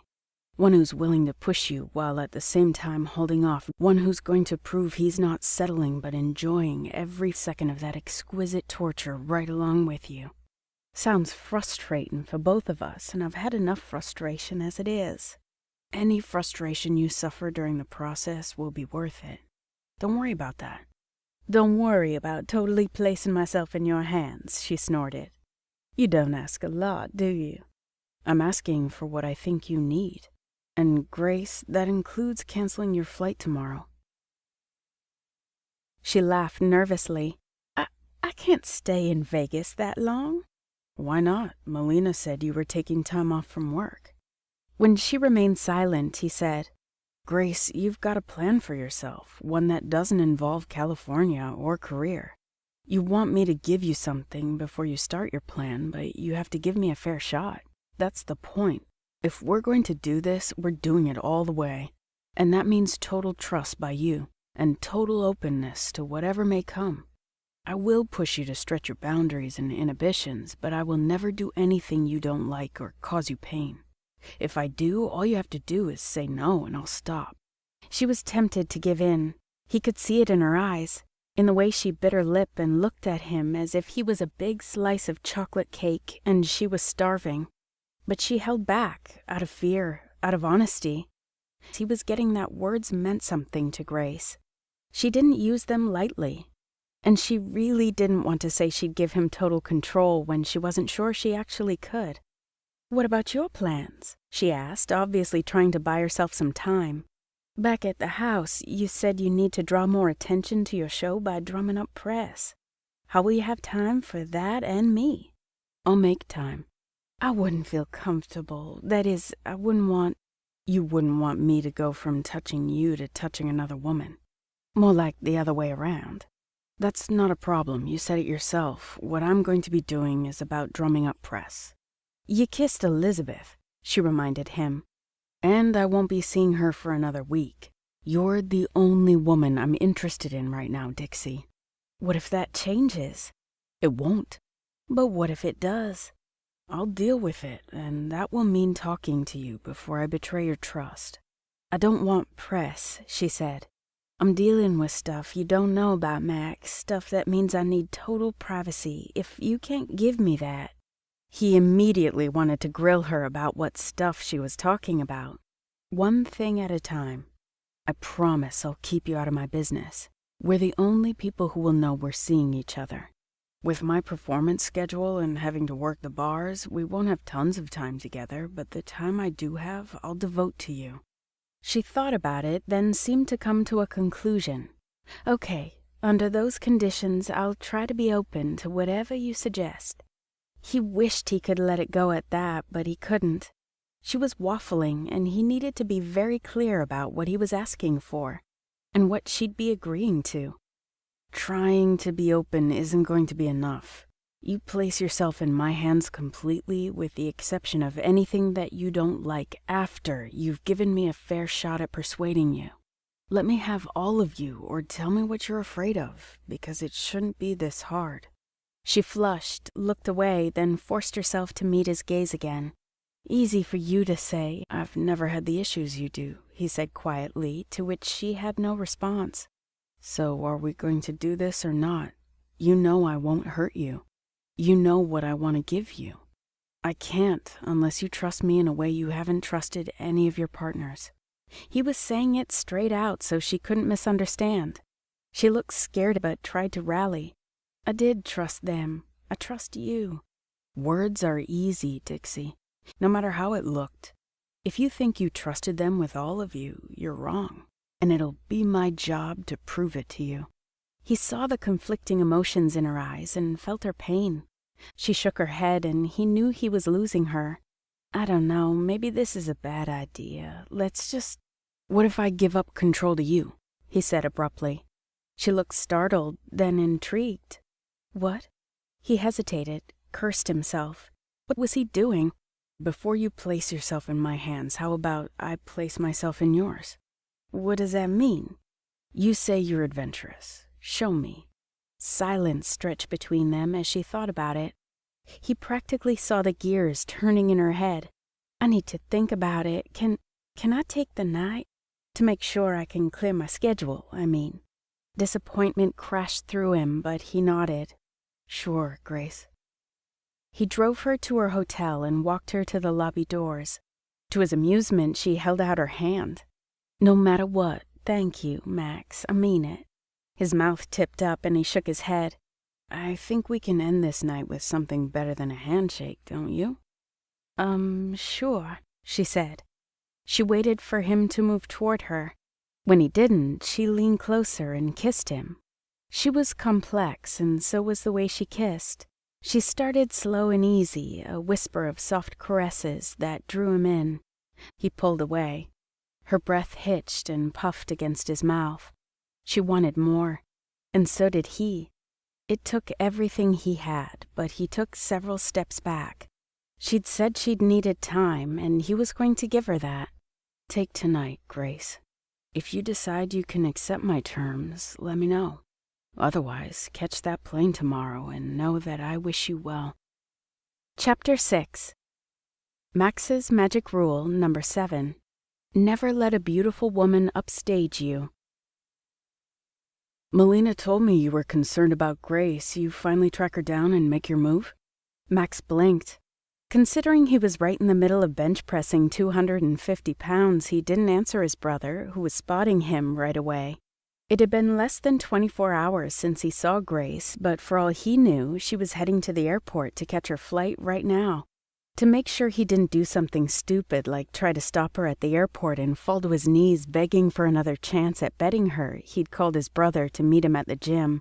Like he told her, he needed Grace's total trust if he had any hope of giving her what she wanted. Without that... After he settled the free weights in place, he sat up and cocked a brow at Reese. His brother already saw too much. On the off chance Grace didn't get on that plane today, he needed to throw him off the scent. Make my move? What are you, in 6th grade? He asked, injecting an as-if tone into his voice. Reese rolled his eyes. Right, like you haven't wanted a piece of her since you heard her voice. She's gorgeous, her accent is sexy, and all those little southernisms she spouts. He paused, obviously waiting for Max to fill in the blank. Adorable, Max said. They were just one more thing he enjoyed about Grace. He wondered how many southern idioms she had in her back pocket. He choked back a laugh when his brother scowled. I don't get you, Max. You hit everything else. Why not Grace? Max took the towel lying around his neck and wiped his brow. She's Melina's friend. He shrugged, again suggesting his disinterest rather than lying flat out. Reese's shrug mimicked his. So what's the plan for tonight? Max frowned. He hadn't expected Reese to accept his excuse so easily. He found himself wanting to continue talking about Grace, to give in and do what he always wanted to do but never had. Grill Reese about what he knew about his wife's friend. He wanted to know what her hobbies were, what kind of movies she liked, what her favorite ice cream was. All he had were the little bits of information Melina had dropped in conversation over the years and what he learned about Grace last night, which wasn't enough. But he contented himself with the knowledge that he probably knew things about her that Reese didn't. He forced himself to answer Reese. Same as usual, as far as I know, rehearsal, show, promoting the show. Unless Grace had decided to stay in town and grant him the opportunity to add something even more spectacular to his agenda. You heard from Elizabeth? Only a voicemail, thanking me again and checking in. She's a good friend. Now that her husband's out of the picture, you think anything might happen between you two again? Not at all, Max thought. First, because her husband wasn't out of the picture, not as far as her heart was concerned. Second, the only woman Max was interested in right now was Grace. Hey, Reese said, nudging him with his elbow. Look who we're not talking about. Max followed his brother's line of sight and barely stopped himself from pumping his fist in the air. It looked like Lady Luck was sliding closer and closer. Grace stood at the check-in counter, dressed in black spandex shorts and a pale pink sports tank that left a few inches of her lower back exposed. Her head was bent as she signed some papers, her ponytail revealing her neck and upper back. Above and below her tank, Max could see tattoos, which had always been covered before. The tattoos were curved lines spaced about an inch apart. The lines, at least what he could see of them, created a shape that resembled half a feather. He had no idea whether all those curved lines met in the middle of her back to form some kind of recognizable image, but he wanted to find out. The tattoos were just another facet of Grace, bold yet mysterious, trendy yet subdued. She wasn't hiding them, but she wasn't revealing them either. Just like she wasn't hiding her desire, but despite the fact she was right here in front of him, he'd bet she wasn't willing to bear all she was, give all she was, to get it. Not unless he continued to push her. In a moment she straightened, dug around in the large workout bag slung over her shoulder, and produced what Max figured was a credit card. The young woman helping her at the counter took it and swiped it through a register. She's staying in Vegas for another week, Reese said. But you knew that already, didn't you? What? Max said absently, keeping his eyes on Grace as she headed toward the women's locker room. He could feel the grin trying to take over his face. Then he remembered he'd promised to give her total control, and it tempered his feelings of victory and anticipation. His unease grew the longer Reese stared at him. Was his brother going to say anything or burn him with laser eyes all day? Max finally turned to him. She's staying for a week? Why would you think I already knew that? You called Melina last night and found out where she was. Next thing I know, Grace has decided to extend her trip. I need to know you know what you're getting into, because somehow I don't think you do. I'm not getting into anything. She was one of his sister-in-law's best friends. He was determined to take care with her, and that meant respecting her desire for privacy. Don't you have a pregnant wife to get home to? His brother sighed. I most certainly do, and to tell you the truth, she hasn't been feeling well. Max's good humor immediately fled. What's going on? Do you need to take more time off? She and the doctor assure me it's just normal aches and pains, and believe me, I'm taking plenty of time off to be with her. So much she's worried she's interfering with work. Well, don't let that stop you.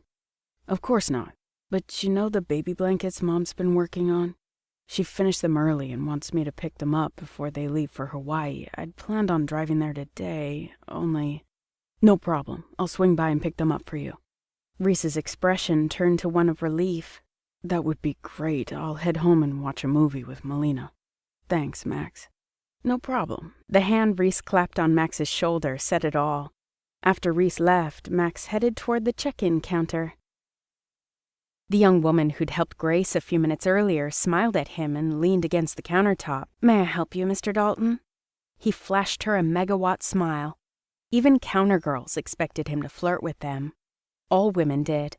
But right now, all he wanted was peace of mind. And that meant figuring out why Grace hadn't yet come out of the women's locker room. Hiya, sweetheart. he said smoothly, leaning against the counter and getting close to the girl, who giggled nervously. "I'm looking for my friend Grace. She was supposed to meet me, but I'm not seeing where she went. Maybe she got the time wrong?" The girl, Kenya, according to her name tag, pulled back a little, but her smile widened. "Yeah, she was just here. She told me you might be joining her, that you're working on something for your show." Why would Grace have told her that? "Sure, something for the show. So where is she waiting for me?" He looked around. The main gym, with various elliptical and treadmill machines and a weightlifting circuit, sat surrounded on 3 sides by glass-walled rooms. In the first room, sweaty women jumped and rotated to music, and in the second room, a combination of men and women were in the middle of a yoga practice. The third room was empty. Kenya giggled again, the sound grating on his nerves. He wasn't sure he'd ever heard Grace giggle, but he was pretty sure it wouldn't annoy him. Everything about her fascinated him. That wasn't bound to last, but right now. "She's in one of the private dance studios, probably took the back door through the women's locker room. You can get there through that hallway." She tipped her head behind her. "It has everything you'll need," she said with another giggle. "What do you mean?" "It's set up for pole dancing." His combined shock and excitement nearly staggered him. Grace was in a studio meant for pole dancing. He jerked into action and headed down the hall. He did so with a huge smile, feeling like he was following the yellow brick road. Bluesy pop music was already playing on Grace's smartphone, the lyrics echoing her hopes to soon have Max Dalton begging for mercy. She'd had no clue he'd be at the gym. The moment she'd seen him and Reese, she'd wanted to turn and run. Her own cowardice had appalled her. It didn't matter that she'd gotten up the nerve to cancel her flight. She'd felt shaky and unsure of herself, and by reserving the gym's pole dancing studio, she'd hoped to exhaust her body and clear her mind, at least for an hour. A minute after seeing Max in his workout clothes, his biceps bulging as he lifted weights, her nerves completely disappeared. An idea formed instead. Why not let him watch her on the pole? Surely that would help her regain the upper hand in the small game they were playing. But she wasn't about to invite Max directly, not with Reese there. She figured if he was interested enough to track her down, however. She peeked outside the studio window, which was tinted so she could see out, but no one could see in. Her pulse accelerated when she saw Max heading up the hallway toward her. She scrambled to the metal pole at the front of the room. As she did, she caught sight of her image in the mirrored wall. She looked decent in her workout clothes, but not terribly seductive. Her expression, however, even she could see the excitement. She looked youthful and daring and free. How had Max managed to significantly diminish her stress and anxiety over Logan Cooper and her baby plan in one night? She'd taken enough pole dancing classes back home to know exactly what she was doing. In a matter of seconds, she'd climbed up the pole, hooked her calves around it, then lowered herself until her chest was pressed against the pole and she was hanging upside down in a basic inversion. Then she braced her elbows and gripped the pole with her right hand about 2 feet higher than the left. Her instructors called it a split grip. When she heard his footsteps just outside the door, she kept her right calf hooked around the pole but released her left leg and pressed it behind her, keeping her knee bent so the toes of her left foot pointed toward the floor. She heard the door open. "Grace?" A quick glance confirmed he looked shocked. With a loud click, he shut the door behind him and locked it. When Max stepped toward her, she said somewhat breathlessly, "Sit, and just watch, Max. No talking, no hands." He saw the chair in the corner and sat, then watched as she proceeded to do the rest of the routine she'd learned. It involved contorting her body in ways that sparked her imagination. She'd bet it did his, too. That was the whole point. She squatted and spun, undulated, frisked the pole, and even managed to pull off a crescent, an advanced move that ended with her sliding down the pole with her body contorted into the shape of a crescent moon. By the time she was done and standing with both feet on the ground, his expression was tight, lids heavy, his fists clenched. Hot flags of color rode his cheeks. He sat rigidly, sucking in breaths as if he'd just run a marathon, waiting to see what she'd do next. Her plan had been to blow his mind, then blow him a kiss and walk out, leaving him to suffer. Instead, instinct moved her toward him. The way he sat, thighs slightly splayed, eyes glued to her, was so hot, so tempting, she couldn't end things here. Only she had to keep the upper hand. "Do you want more?" she asked, her voice dark and raspy. Instead of speaking, he inclined his head slightly, a facsimile of a nod. "Do you go to strip clubs?" He hesitated, only slightly. "I have." "Have you ever had a lap dance?" "Yes." She liked his honesty as well as the fact he didn't look ashamed or embarrassed. "I assume you looked but didn't touch." "That's right, but—" "But what?" "But if you dance in my lap, Grace, I'm not sure I'll be able to keep myself from touching you." His honesty stole her breath. It made heat spread through her, made her feel powerful and sexy and in control. See, she liked this. She'd prove it to him. "But you will have to keep yourself from touching me. I'm in control here. That's what you promised me, and that's what I want." For a minute, he looked ready to argue with her, then the tension seemed to seep out of him. He slouched lower in his chair and made a production of putting his hands behind the back of his head. The position emphasized his muscled shoulders, biceps, and chest, making her think of a predator. "Go ahead and have your fun, Dixie." Dixie. She loved that something as simple as her southern roots had created an intimate bond between them, even if it was only a nickname. She stole a quick glance at the one-way window and locked door. "Right now, I'm going to make you forget everything but me." Chapter 7. Max's Magic Rule number 8. The best magicians only fake it on stage.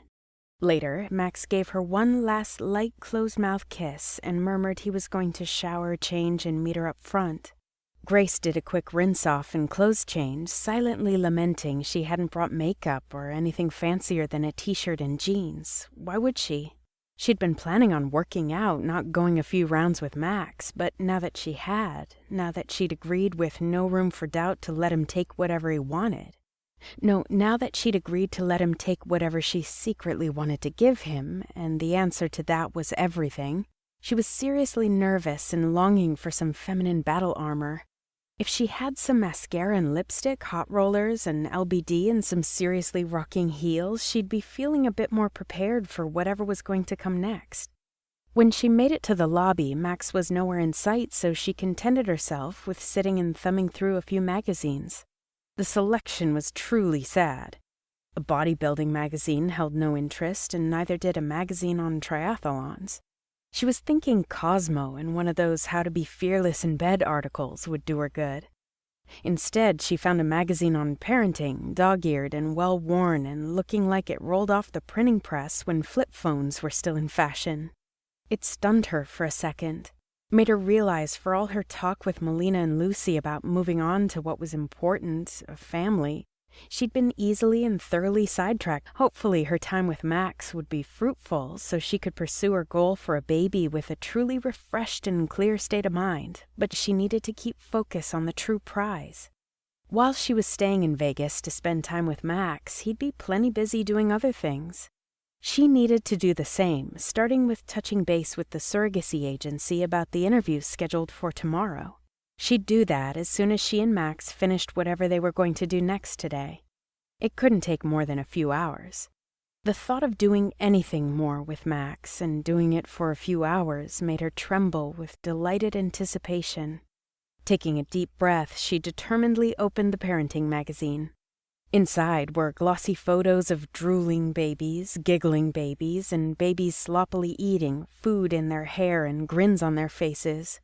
Deep in her body something tugged, as if her womb was responding to the images. One article featured insight on how to get a baby to fall asleep. The sleeping baby boy in the photo was cuter than a speckled pup and reminded Grace of how Max had looked when she'd caught him in that brief moment at the club 2 nights before, when he'd thought no one was looking. The same vulnerability on the baby's face had been present on Max's. It reminded her of something her mama had used to say before she'd give Grace's daddy a kiss.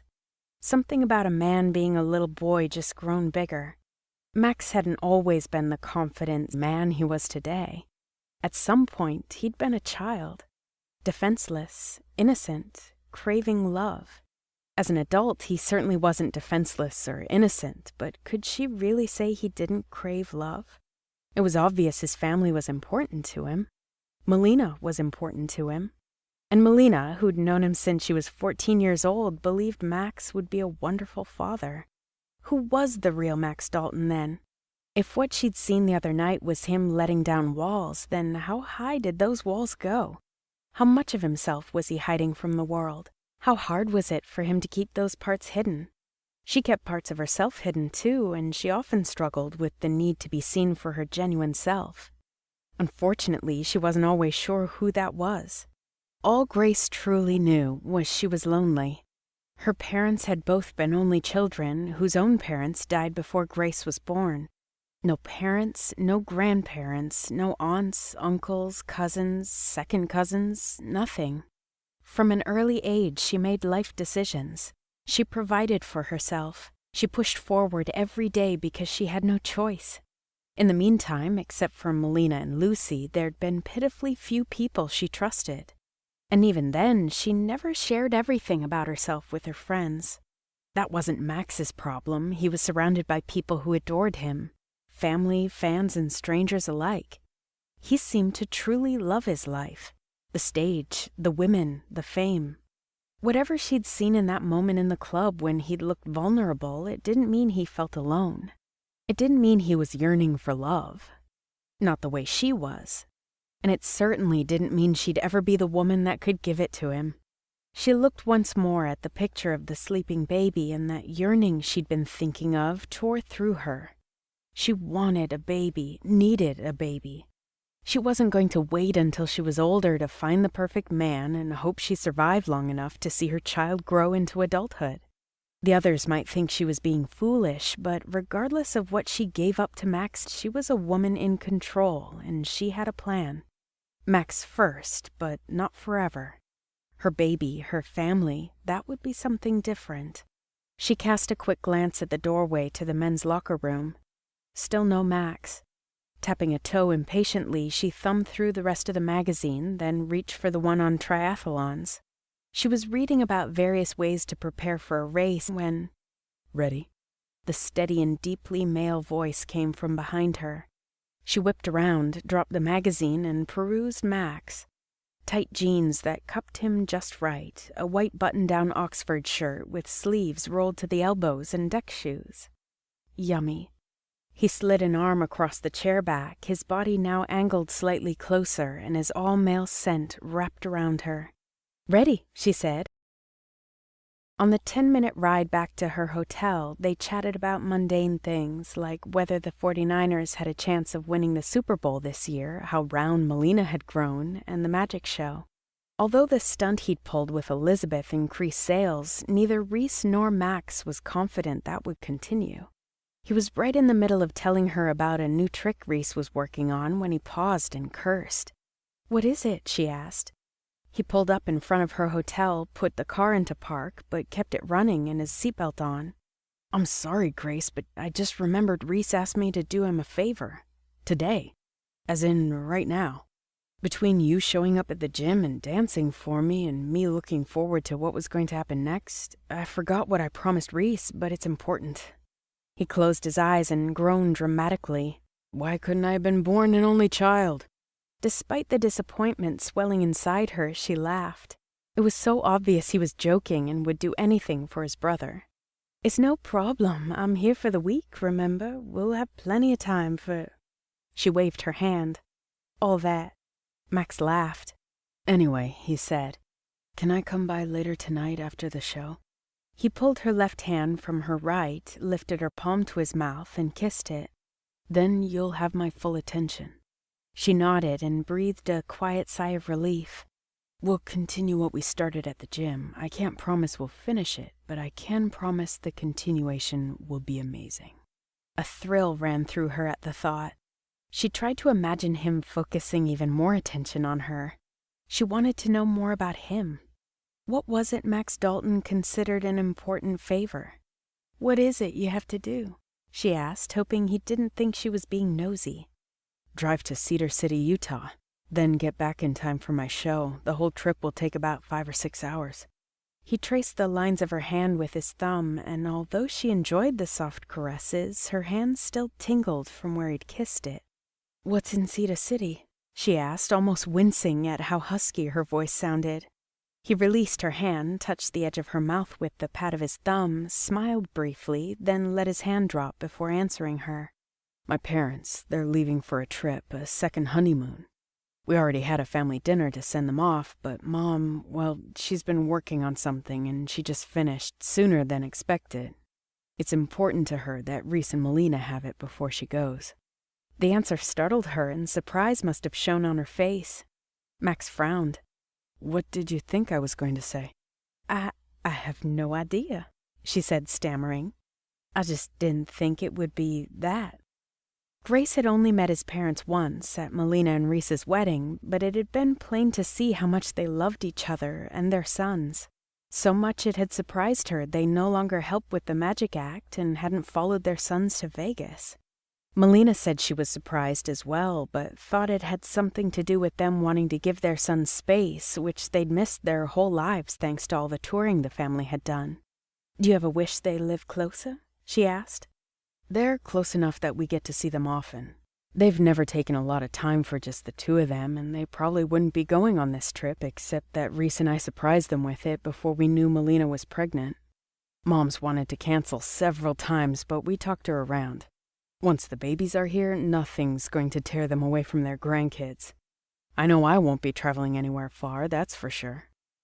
Grace was thinking how nice it must have been to grow up with doting parents and how much she missed her own, who'd been loving, if not exactly doting, when Max's last sentence penetrated. The knowledge that he'd not only stay close to spend time with a niece or nephew, but relish doing so, once again had her thinking there was more to Max than she'd given him credit for. Then again, it wouldn't exactly be a hardship for him to stay in Vegas. He'd have his family close, his magic show. And he could build on his reputation by continuing to date one woman after another after another. The knowledge that she was just one in a long line made her stomach drop, and she swiftly shoved the thought aside. She knew what she was getting into with Max. She couldn't complain now. "You mind if I tag along?" He looked surprised, and she wanted a hole to form and swallow her. Had he said he wanted company? No, Grace, he hadn't. But she'd still been reeling from his comment about wanting to stay close to the babies. She wanted to spend more time exploring that Max, and she'd spoken without thinking. "Not so we can," she waved her free hand, returning Max's sudden grin, "squeeze stuff in or anything like that. Lucy's gone, and Melina's home with Reese. I just thought, you know what, never mind. Looks like you're going to be busier than a moth in a mitten. I don't have to—" "I'd love for you to come with me." She studied him closely. "You sure, honey? Because maybe you'd just enjoy the ride by yourself." He was looking at her strangely, eyes blazing. "What is it?" "You've never called me honey before." "I haven't?" He shook his head. "You've called me sugar, but like I said, you do it to distance yourself. Plus, I've heard you call others that. I haven't heard you call anyone honey before." "Do you like honey?" He grinned. "I love it. And, Dixie, I absolutely guarantee you I would far prefer your company than driving by myself." She was still glowing at the fact he liked her calling him honey. "Great then. I just need to run up to my hotel, take another shower so I can wash my hair and then change. Do my makeup. Is that okay?" "Sure, but why go to all that trouble? You always look great, and now's no exception. My parents won't care if you're wearing makeup or not." His statement that she always looked great made her feel even more warm and tingly inside.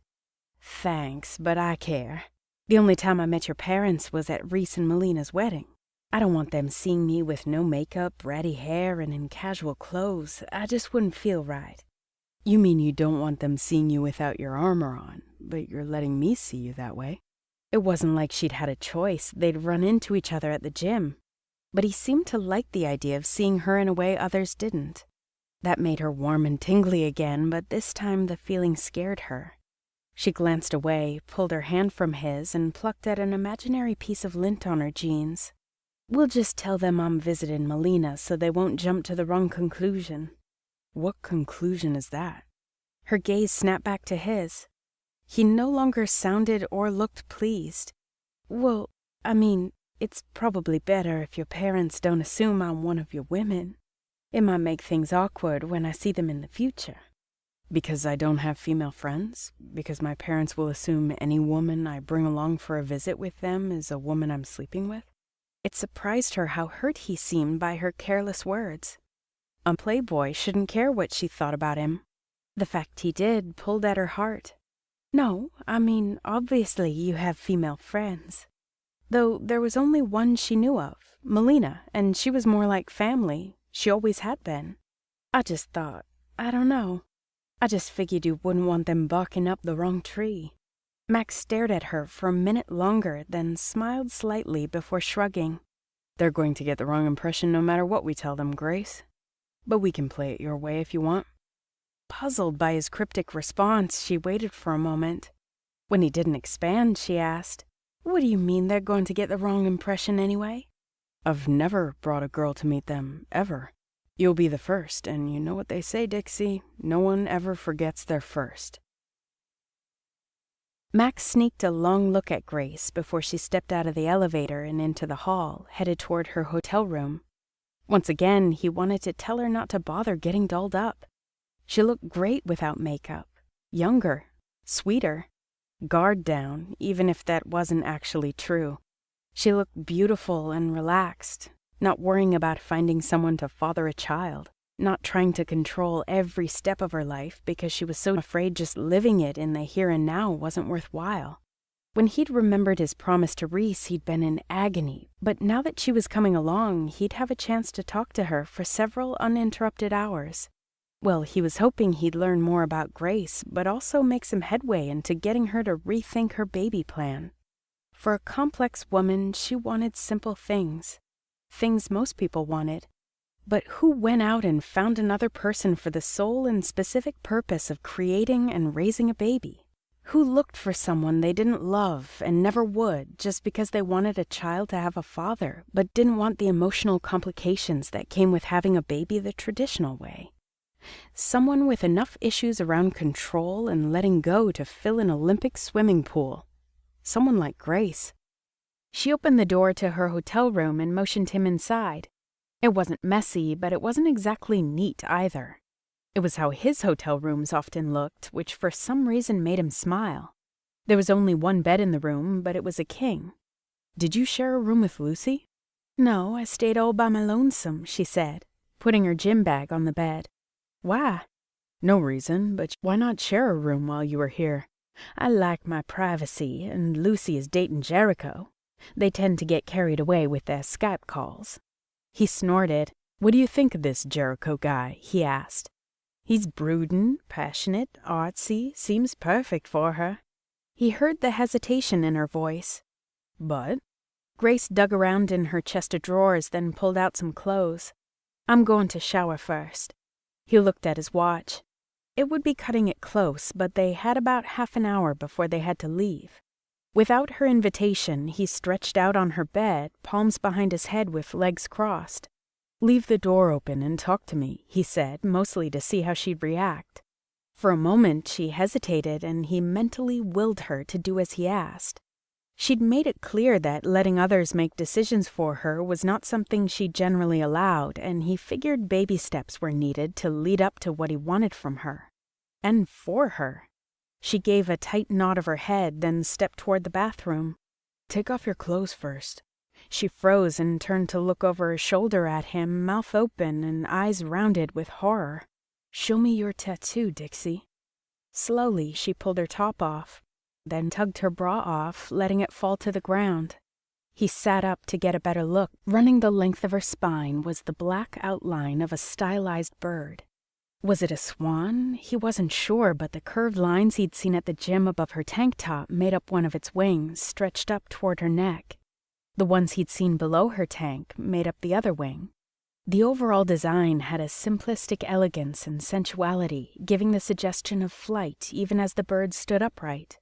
It was gorgeous. She was gorgeous. And given what he'd said to her the night before, it seemed terribly significant that the only tattoo she had on her body was a bird. "Don't get on that plane, Grace. Fly with me instead." "Does it represent anything in particular?" he asked. She jumped slightly. "Not really," she said. And he knew there was a story there, one she didn't want to share. He'd give her that for now. "Go ahead and take a shower." With a jerky nod, she headed into the bathroom, leaving the door open as he told her. He heard the shower turn on. He blew out a breath. "Tell me about Lucy and Jericho," he said.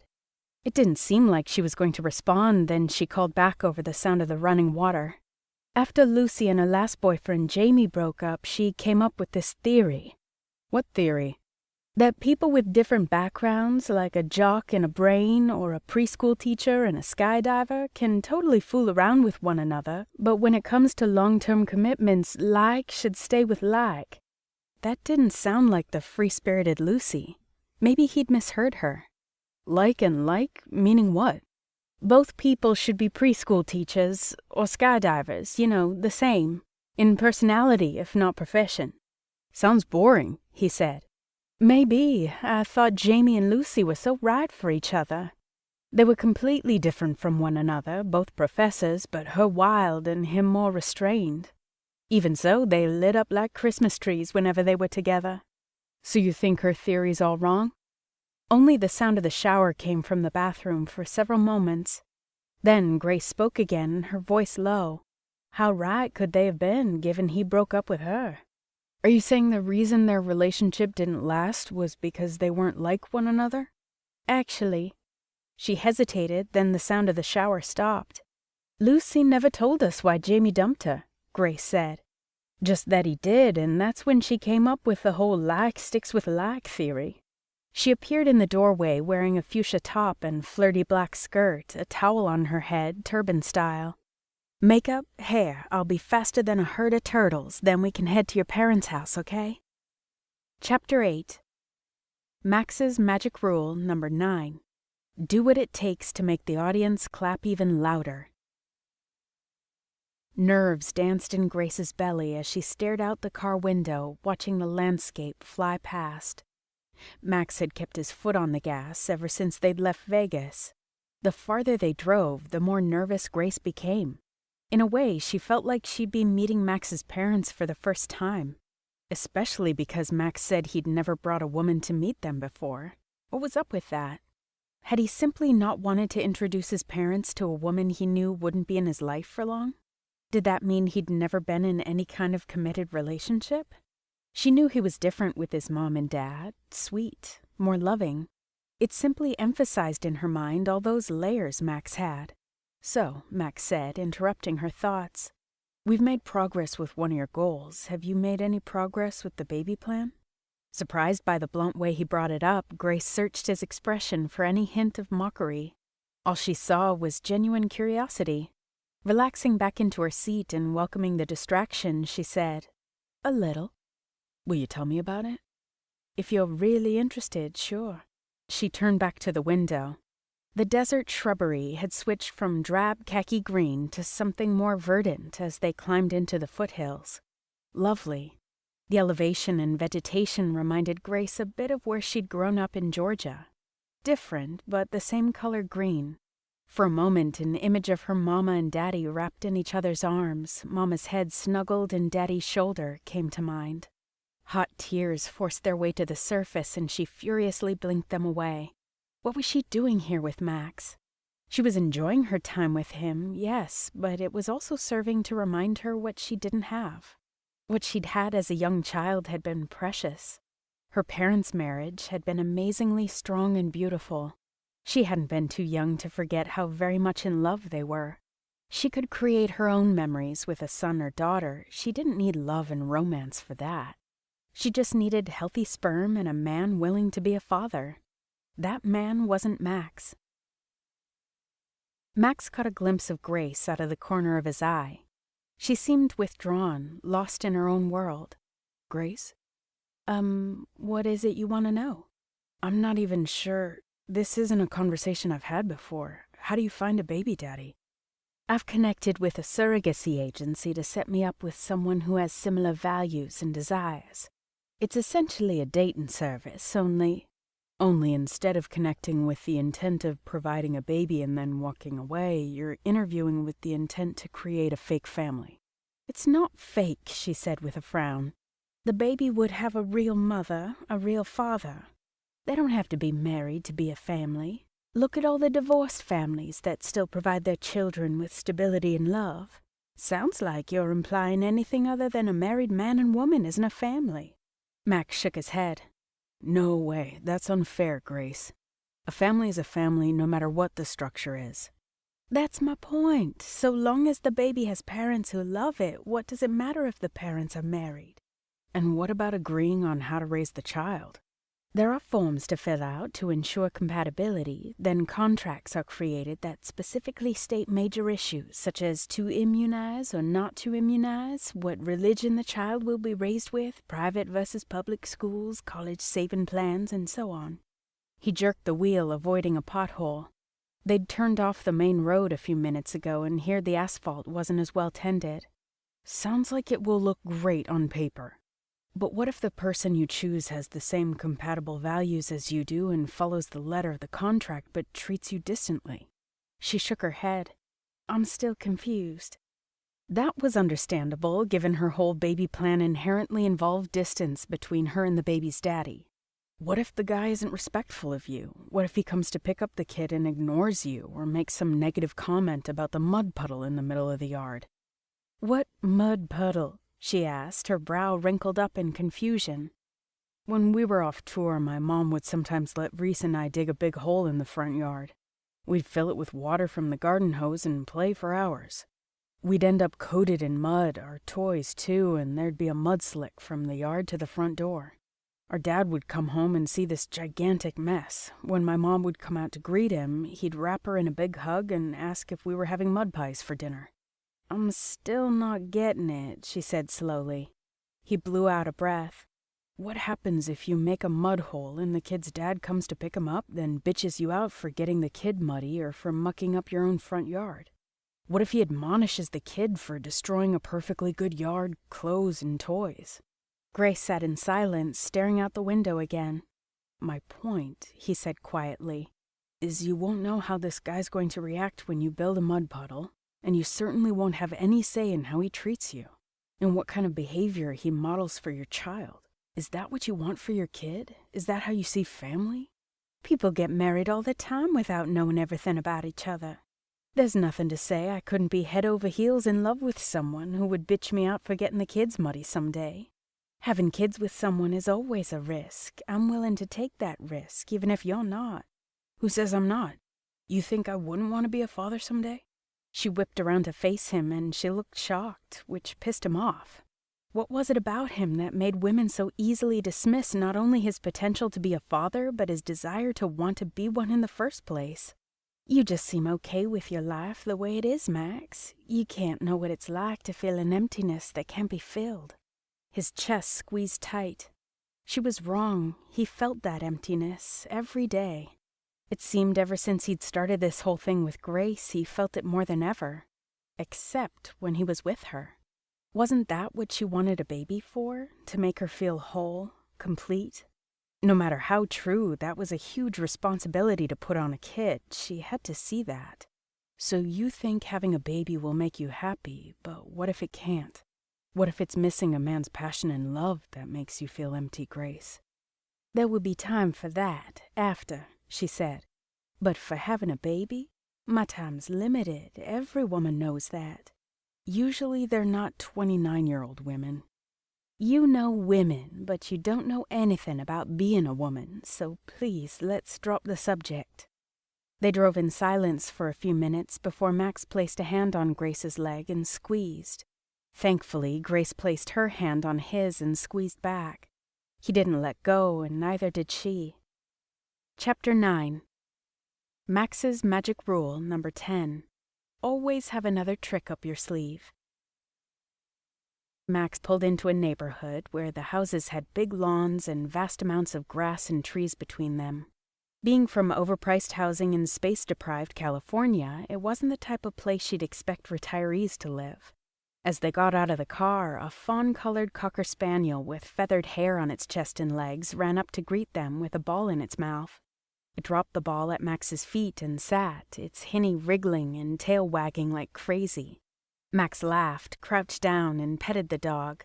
He didn't seem to mind when it covered his face with wet, sloppy kisses. "This is Houdini. My parents got him when they moved in." Grace bent to rub the dog behind his ears, laughing when he licked her hand, then nudged the ball with his nose. "Are they going to put him in a kennel while they're gone?" "They're hiring a pet sitter to come to the house." He picked up Houdini's ball and waved it in front of the dog, who barked excitedly and spun in circles. Max hurled the ball towards a tree in the distance, and Houdini ran after it. Max turned to Grace with a grin.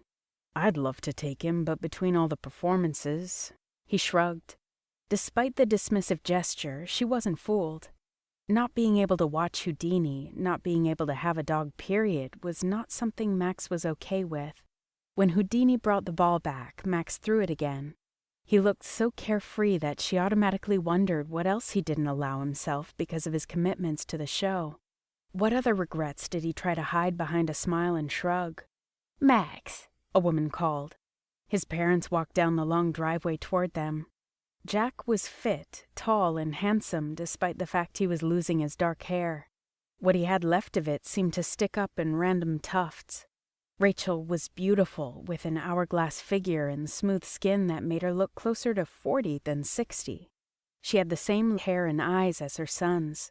Grace gave them what she hoped wasn't a nervous smile. After hugging both his mother and father, Max turned and motioned for Grace to join them.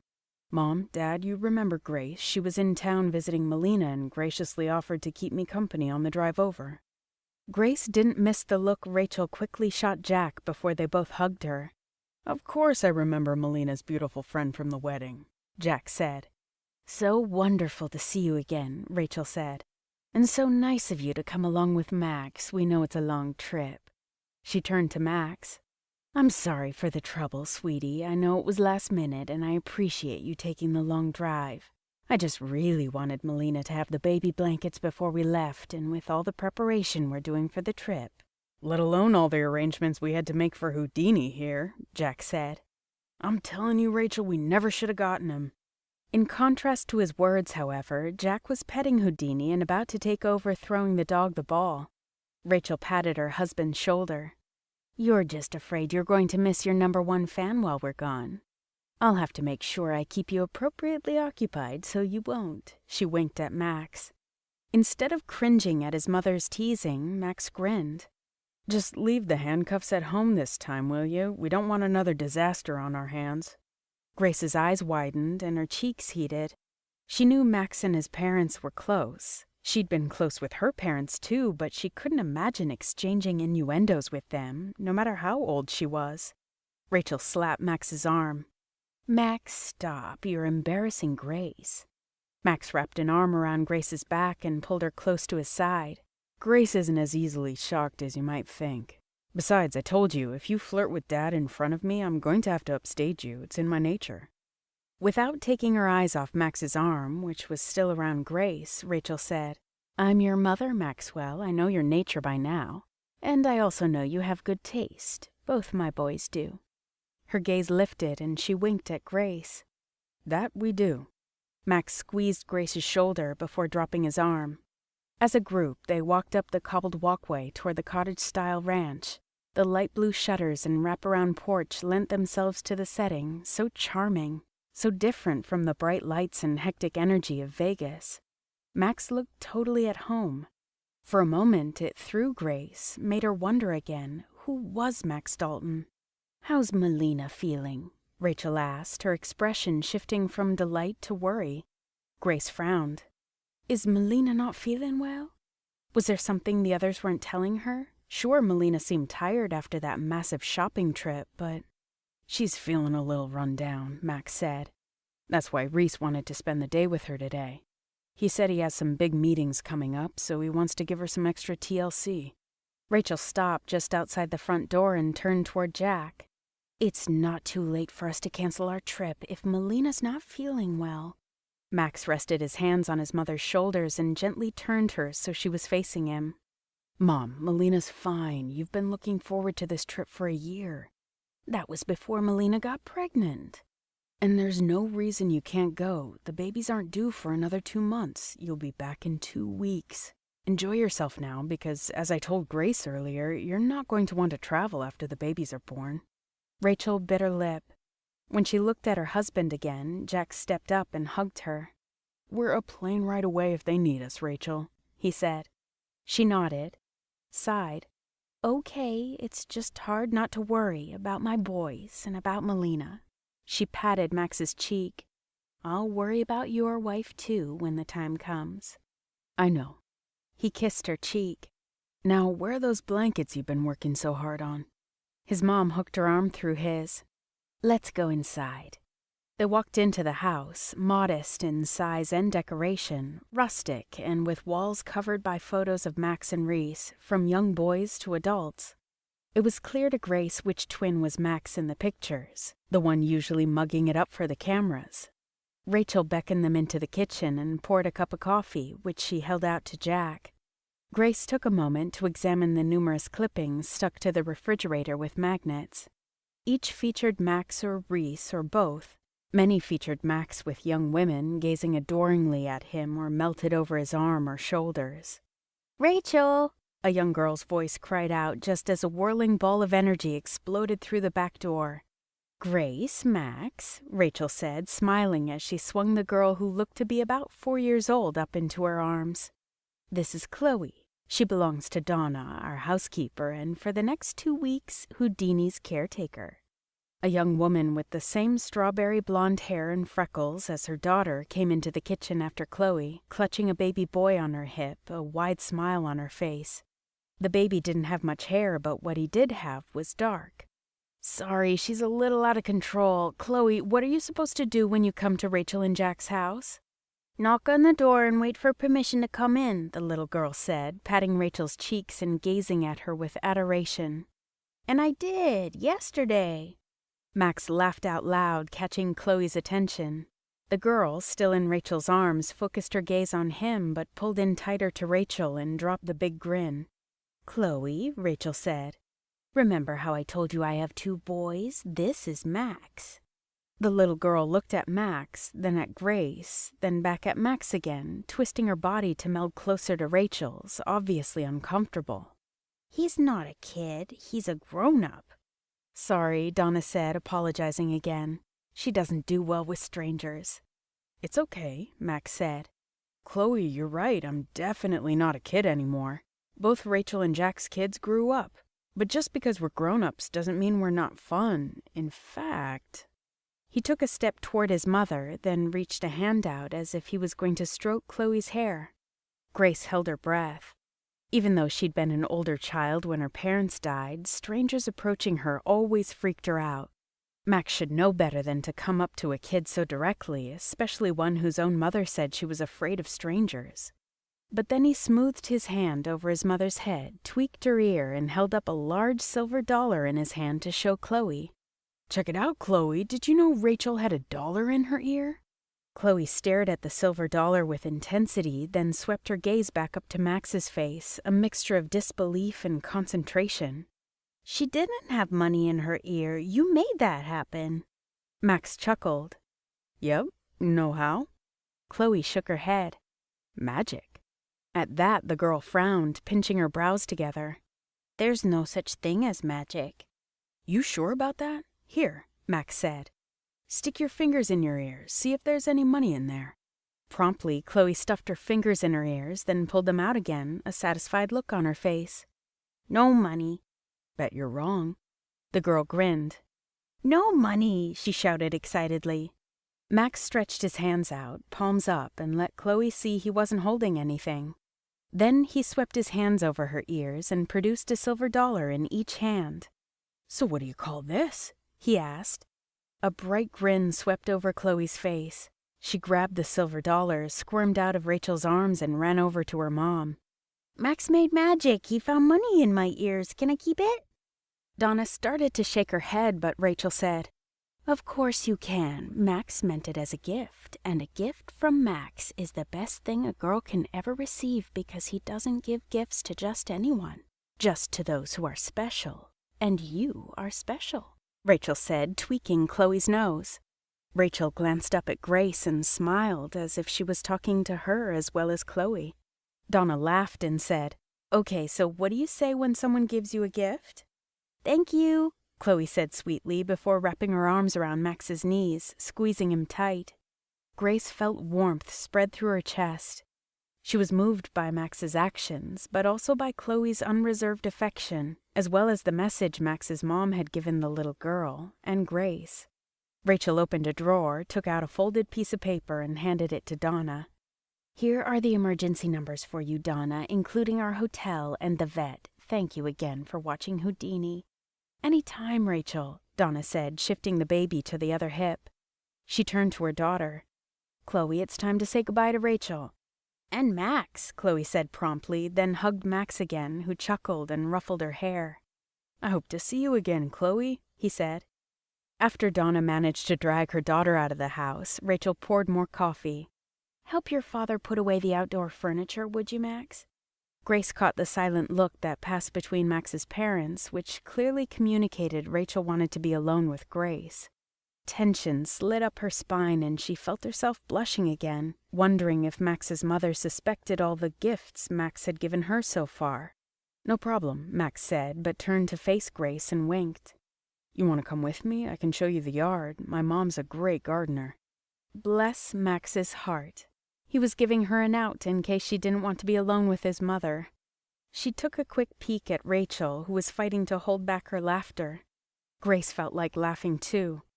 "Go help your father," Grace said quickly, "and maybe your mom will show me these baby blankets she made." "They're in the guest room," Rachel said. After Max and his father headed outside, Rachel gestured for Grace to follow her to a back room where 2 large gift boxes sat on a bed. When Rachel pulled a quilted baby blanket out of one of the boxes, Grace caught her breath. It was beautiful, hand-quilted with tiny stitches that had to have taken hours upon hours. The blanket bore Reese and Melina's name and a large blank heart, which Rachel traced with one finger. "Since Reese and Melina waited to find out the sex of their babies, the baby's name will be placed in the heart once it's born," Rachel said. "You did this?" Grace asked. "This must have taken months." "Years, actually," Rachel said. Grace looked up, puzzled. "Years?" "A grandmother's love starts when the idea of a baby forms in her child's mind, not when the baby is conceived or born. Reese loved Melina for years, and I knew Melina felt the same way, that they dreamed of being a family long before they actually became pregnant." Grace choked back a sob and fought against the stinging in her eyes. Rachel was right. Melina had loved Reese, and she was 14. She'd just never believed Reese could feel the same way. The day they married was the happiest of her life, until the day she found out she was pregnant. Now Melina, who was already close with her own parents, had twice as much family. That included Max. Grace had friends, good friends, but she didn't have family. What would her life look like if her parents and their parents had lived? If a grandmother loved her when she was just a dream in her mother's heart? She ran her thumb over a row of stitches that formed the intricate border of the heart. "Is the other one exactly the same?" "Identical," Rachel said with a laugh. "Wishful thinking, I guess." The comment made sense given Reese and Max looked exactly alike. Funny, Grace usually didn't think about that. Max just seemed like Max. Not a twin, but wholly unique. The babies will be lucky to be all wrapped up in quilts so obviously made with love. Melina and Reese are lucky too. I'm sure they'll be grateful.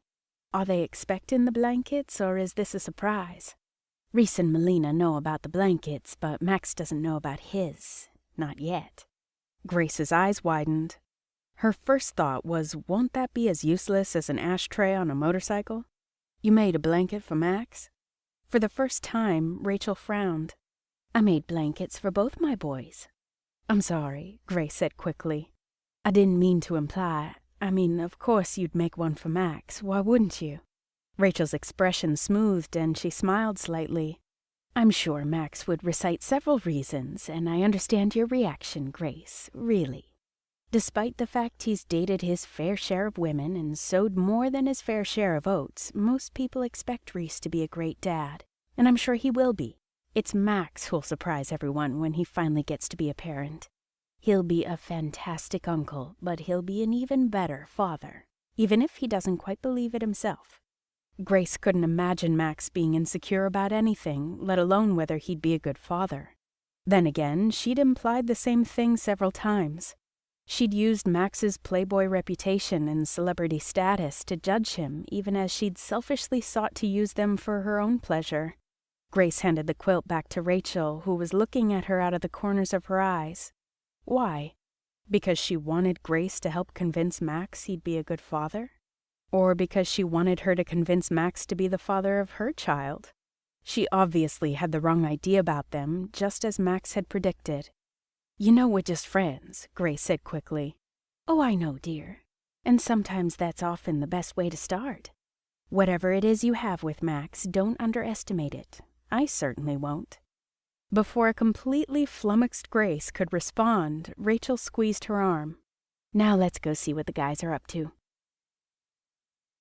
Less than an hour later, Max and Grace were on the road back to Vegas. The more miles they traveled, the more intense the buzzing in Grace's stomach became. She squirmed in her seat, feeling jittery and hot. Somehow seeing Max with his parents, but also with Houdini and Chloe, made her feel as though she'd been granted a rare privilege. Exactly the type of gifts Rachel alluded to earlier. She suspected she'd gotten an up-close and personal glimpse of the real Max Dalton in a way most people never did. And what she saw, she really, really liked. She couldn't keep her eyes off Max. Her gaze fondled the strong column of his throat, the graceful competence of his hands on the steering wheel, the way his hair flirted with the tips of his ears so that her fingers itched to push it back, baring his flesh so she could nibble to her heart's content. She glanced at the clock on the dashboard. His rehearsals usually started an hour before his first show, which began at 8 o'clock. With the amount of time the drive would take, they maybe had an hour tops to spare. Not long at all, but still time she didn't want to waste. "Max," she said, "can you pull over?" He looked over at her and frowned. "You feeling okay, Dixie? I just really need you to pull over right now." She sensed the car slow, but not stop. "You look flushed. Let's find a place to get you a drink. There's probably a—" "I don't want a drink, Max. I just want you to stop."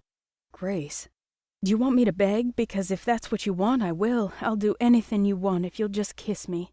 Because I really want you to kiss me right now. I need you to kiss me." His body jerked and his knuckles whitened as he clutched the steering wheel. "Is kissing all you want?" he asked slowly, his voice deeper and rougher than just seconds before. "I want whatever you give me." His jaw flexed. The car suddenly swung to the right. Max slowed, edged the car off the highway, and came to a stop, sending dust in their wake. He glanced around until his gaze settled on a dirt road about 1/10 of a mile up. "Hold on." Hitting the gas hard, he sent the car whipping forward. They careened down the dirt road for a few minutes until trees and brush hid them. Max slowed to a stop, put the car in park, then turned off the engine. Only then did he turn and look at her. Faster than a hot knife through butter, she got her seatbelt unfastened and practically threw herself at him. Within seconds, they were outside the car, pressed against the hood, his mouth on hers. Less than an hour later, Grace exploded like fireworks on the 4th of July. Chapter 10. Max's Magic Rule, number 11. Perfect the art of looking happy even when you're miserable.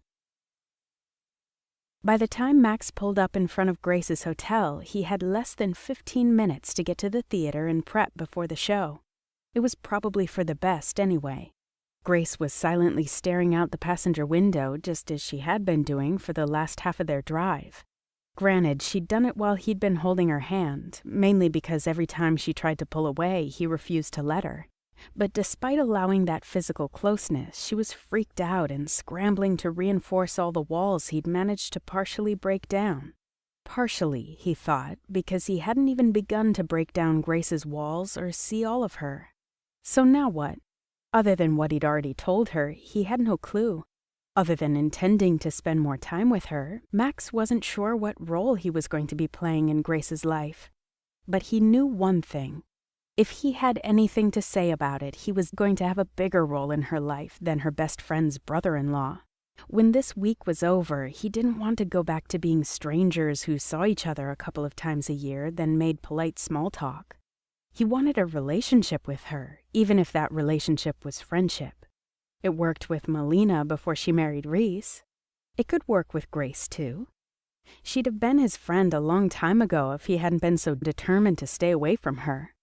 And as her friend, he was more determined than ever to make her see how Operation Baby was the coward's way out. If he failed, if he had to watch Grace grow plump with someone else's baby and know that man was going to spend the next several decades sharing beautiful moments with her, he didn't want to think about that, because thinking about it pissed him off. It also made him feel sad, and he couldn't let himself feel either of those things.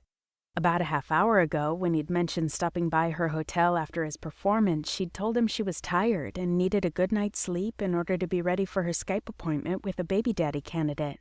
His first instinct was to ask if she was crazy. "You're still going forward with your ludicrous plan?" His second instinct was to ask why she hadn't told him about the appointment earlier, but he didn't ask either one. Doing the first would just piss her off and likely make her bolt, something she was obviously far too willing to do. As for the second, he already knew why she hadn't mentioned it. She either didn't have an appointment, or she had an appointment and hadn't wanted to mention it but changed her mind because doing so would now buy her the time her panic wanted. It was the last that made the most sense. Since he was also shell-shocked from what happened between them, giving her space now seemed like the right thing to do. But that was only for tonight. Tomorrow he'd be back in her face, and that included talking to her before that Skype conversation. Grace deserved better than an online-ordered baby daddy. Both Grace and whatever child or children she'd have deserved a man in their lives who wanted to be there out of love and desire. He should know. He'd been blessed with the best parents in the world. They modeled the type of relationship Max wanted if and when he ever found the right woman. The same type of relationship Reese and Melina had. Grace turned, looked at him, and hesitantly smiled. "Thanks for everything, Max. It was fun." As soon as the words were out of her mouth, she rolled her eyes and laughed. "Well, I think we both know it was more than fun. I'll be busier than a cat on a hot tin roof tomorrow, otherwise I'd go to the theater with you. You saw the show the other night. You're just that good, honey." She lifted a hand and touched his lips, smiling when he kissed her. "Anyway, I know you've got to run. Have a great show tonight." "I'll try," he said. "Usually I love being on stage, but something tells me it won't compare to anything else I've done today." She opened the car door, but when he moved to do the same, she placed a staying hand on his arm. "No need to get out. Good night, Max." "Good night," he said quietly. He watched her make her way into the hotel before he forced himself to drive away. Later, backstage in his dressing room, Max took a quick shower and changed into his special show-ready tuxedo, still unable to get his mind off Grace. He replayed everything they'd talked about and done in and out of his car. How shy and wistful she'd looked at his parents' house. How afterwards she'd been literally shaking with her need for him, and then surrendered herself to it so powerfully, bright, beautiful, soaring, and full of sparkle. He just had to get through tonight's shows, and then she was his. Light pierced Grace's eyelids, waking her. Groaning, she realized she must have forgotten to pull the blackout blinds in her hotel room. She rubbed her eyes and sat up in bed. Her big, empty bed, which didn't need to be empty. Max could have been right here with her, finally sleeping after doing all kinds of wonderful things with her and to her last night. Of course he wasn't, and that was all her fault. "I'm dumber than a June bug on a string," she muttered as she fell back on the bed. But not really, the practical voice in her head reminded her. She was right to give them some space from one another. After the events of yesterday, she needed it. She was confused, doubting what she was doing here and even what she was going to do after she left, and that included Operation Baby. Were Melina, Lucy, and Max right? Was having a baby right now a bad idea? No, all she had to do was remember how she'd felt at the Dalton house yesterday, watching Max with his parents and Chloe with Donna. She wanted that kind of relationship with a child. She wanted family, and no matter how much Max gave her this week, he couldn't give her that. It was up to her to make it happen. A knock sounded at the door. Her mind already on Max, her heart stuttered until she recalled arranging for breakfast delivery. She brought in the tray, took a quick shower, then sat cross-legged in the middle of the bed to eat. Next to her bagel and cream cheese sat one of the local papers. She spread cream cheese over her bagel, then opened the paper to the society section. There, smiling wide at the camera, was Max. It was a photo of him and Elizabeth from that night outside Lodi's. Elizabeth looked gorgeous, wide-eyed and sexier than sin, pressed up against his arms so tight her dress gaped open.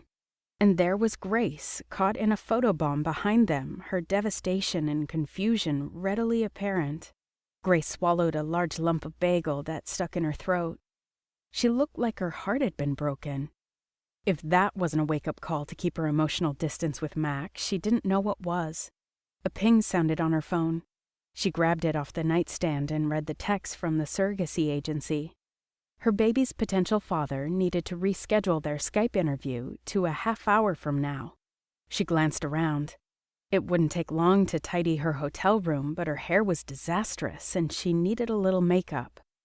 30 minutes later, her hair pulled back in a French twist and clad in her best professional button-up blouse and a pencil skirt, she sat in front of her laptop, screen open, nervously rubbing her sweaty palms on her thighs. Automatically, she set her phone to vibrate. The laptop screen beeped, then the smiling face of Robert Montgomery appeared. "You must be Grace," he said. She studied him. Thick blonde hair, professionally styled, a button-up in light blue, and he appeared to be seated in an office of some kind.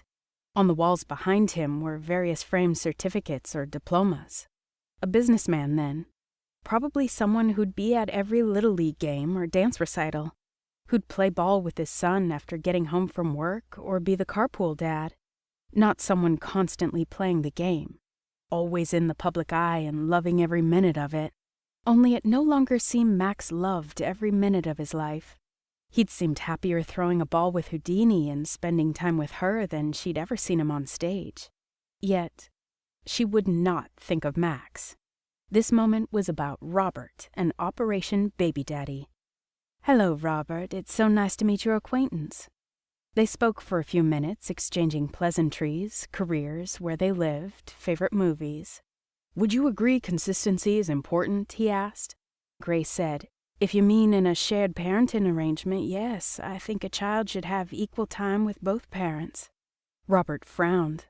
"I meant consistency as in going to bed on time every night, even on weekends, eating the same well-balanced diet week to week, an exact form of punishment and consequences at each home." Eating the same diet every week? She'd go crazy if she had to do that. What fun would it be if you couldn't have pancakes for dinner every once in a while? Or a burger for breakfast? And what was that about punishment? She couldn't imagine Max, let alone the Max who'd played with Houdini and Chloe yesterday, talking about eating the same thing or planning out ways to consistently discipline his child. He was too fun, too vibrant, too spontaneous for that. Look what happened when she'd begged him to pull over and kiss her. He'd acted. He'd sensed she needed more than that. And he'd given it to her. She needed to focus on Robert, not on Max. I suppose we'd have to hone in on what each of us thinks is important. Make sure we're in agreement with how to raise the child. There are parenting classes. "I'm not taking any parenting classes," Robert said. "I will be raising the child the way my parents raised me." Grace frowned. Was she supposed to know what that meant? She smiled sweetly at Robert. "I'd like to discuss what I consider important in raising a child." Robert leaned forward into his computer camera. "The agency said you were from the South," Robert said. "I figured you'd act like a Southern woman." Her spine stiffened and she smacked her palms down on either side of the computer. "If by acting like a Southern woman you mean subservient to men," she said, "you're in the wrong century." "I disagree." He could disagree all he wanted. If he truly thought he was getting a baby from her, he was dumber than a soup sandwich. Grace tuned him out and instead looked at her phone. Quickly, she texted Max. "He thinks I should act like a subservient Southern woman. Don't hang up on him. Take off your panties while he's still on the line, then text me a picture of your beautiful body." Robert's voice brought her attention back to the computer screen. If Robert was any indication, it wasn't going to be easy finding her baby daddy. Chapter 11. Max's Magic Rule Number 12.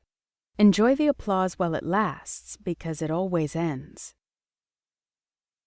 After that night's magic show ended and Max signed programs and tickets for his fans, he politely refused to sign various body parts offered by several women. He headed straight for Grace's hotel. He'd thought of her throughout the day, far too much. He'd never had a woman who could distract him when he was on stage, but he'd had to concentrate extra hard to keep focused. That worried him. He'd only been with Grace a few days, and going to bed without her last night had been painful. She was an intoxicating bundle of contradictions, a challenge, but also fun, sexy, sweet. Most of all, being with her felt natural, as though the rest of his life was some kind of sham, and he could only let down his guard and be himself when he was with her. Like when they were in the car together, or at his parents'. What was up with that? He was still contemplating the question when he pulled up in front of the hotel and handed his keys to the valet. In the elevator, he texted to let her know he was on his way. Still, he was surprised when she yanked the door open before he could knock. He was even more surprised to see her eyes puffy and red, as if she'd been crying. "Tonight isn't the best time, Max," she said, her voice shaking, her gaze fixed to the floor by his feet. Instead of pushing past and entering her room, he placed one hand on the doorway and leaned close. Something was up, and it didn't have anything to do with them. "Let me in, Dixie," he said quietly. She shook her head and bit her lip. "Grace, invite me in." He didn't take a step forward, but leaned in close enough for her to breathe in his scent. When she didn't back up, he lowered his head, touched his forehead to hers, and waited. She didn't push him away, didn't back up. Instead, she stood there for several moments, then whispered, "Come in." In less than 2 minutes, he entered, shot the deadbolt, and ordered a bottle of California Old Vine Zinfandel, macaroni and cheese, and chocolate ice cream, his comfort foods of choice. Then he guided Grace toward the bed. Sitting with his back against the headboard, he pulled her into his arms. Grace leaned into his embrace, but still avoided looking at him. "So," he said, "we can sit here all night, even fall asleep this way, with me holding you and you being silent. Or you can tell me what's going on. It's up to you. This isn't something I'm taking control over. This is up to you, baby. But just know I'm a good listener." Grace snuffled and buried her head against his chest. "One more thing I didn't know about you." He let out a light chuckle. "You've learned a lot about me in the past couple of days. What else are you referring to?" "Your mom told me something I should have known about you already." "And that would be?" She shook her head. "Never mind, I'll tell you another time." "Wait a second," Max said. "You can't just—" A knock sounded at the door. Gently, he disengaged himself and stood, but warned her. "We'll get back to that." "Another time," she said. He opened the door to the bellman, who set up the food and then accepted his tip with a grin and a "Love your show, dude." "Thanks," Max said. That's weird," Grace said when they were alone again. "That a bellman has seen my show?" "That a guy complimented your show. In the time I've known you, you seem to attract only female fans. Beautiful female fans." "Are you a fan, Grace?" he asked quietly. She looked startled and pressed her lips together. Finally, she said, "You're a great magician, Max." Before he could respond, she turned toward the food. "I'm famished and thirsty." He watched as she downed a glass of wine before diving into the food. "How did you know?" she asked. "What?"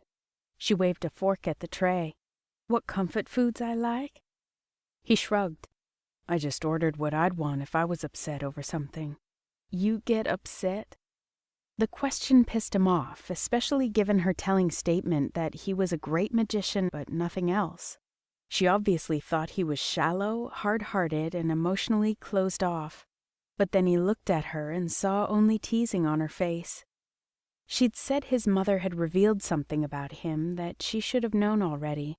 Since his mom would only reveal good things about him, maybe Grace didn't see him the way the rest of the world did. Maybe she just didn't want to admit how much she liked him because that would leave her emotionally vulnerable. After all, he hadn't exactly declared his intentions to remain in her life once this was all over. Food doing the trick? She nodded, set aside the tray, then cleared her throat. When she said nothing, he grabbed the bowl of ice cream and 2 spoons and hopped back on the bed, this time leaning against the headboard next to Grace, who snuggled in and grabbed a spoon. "So, you being upset, does it have to do with Operation Baby?" "No, it's about my job. I don't know if you're aware of it, but I'm on administrative leave right now." "I didn't know. Is that why you're able to take a week off, because you're on leave?" Sighing, she dug into the ice cream, then ate a few bites before responding.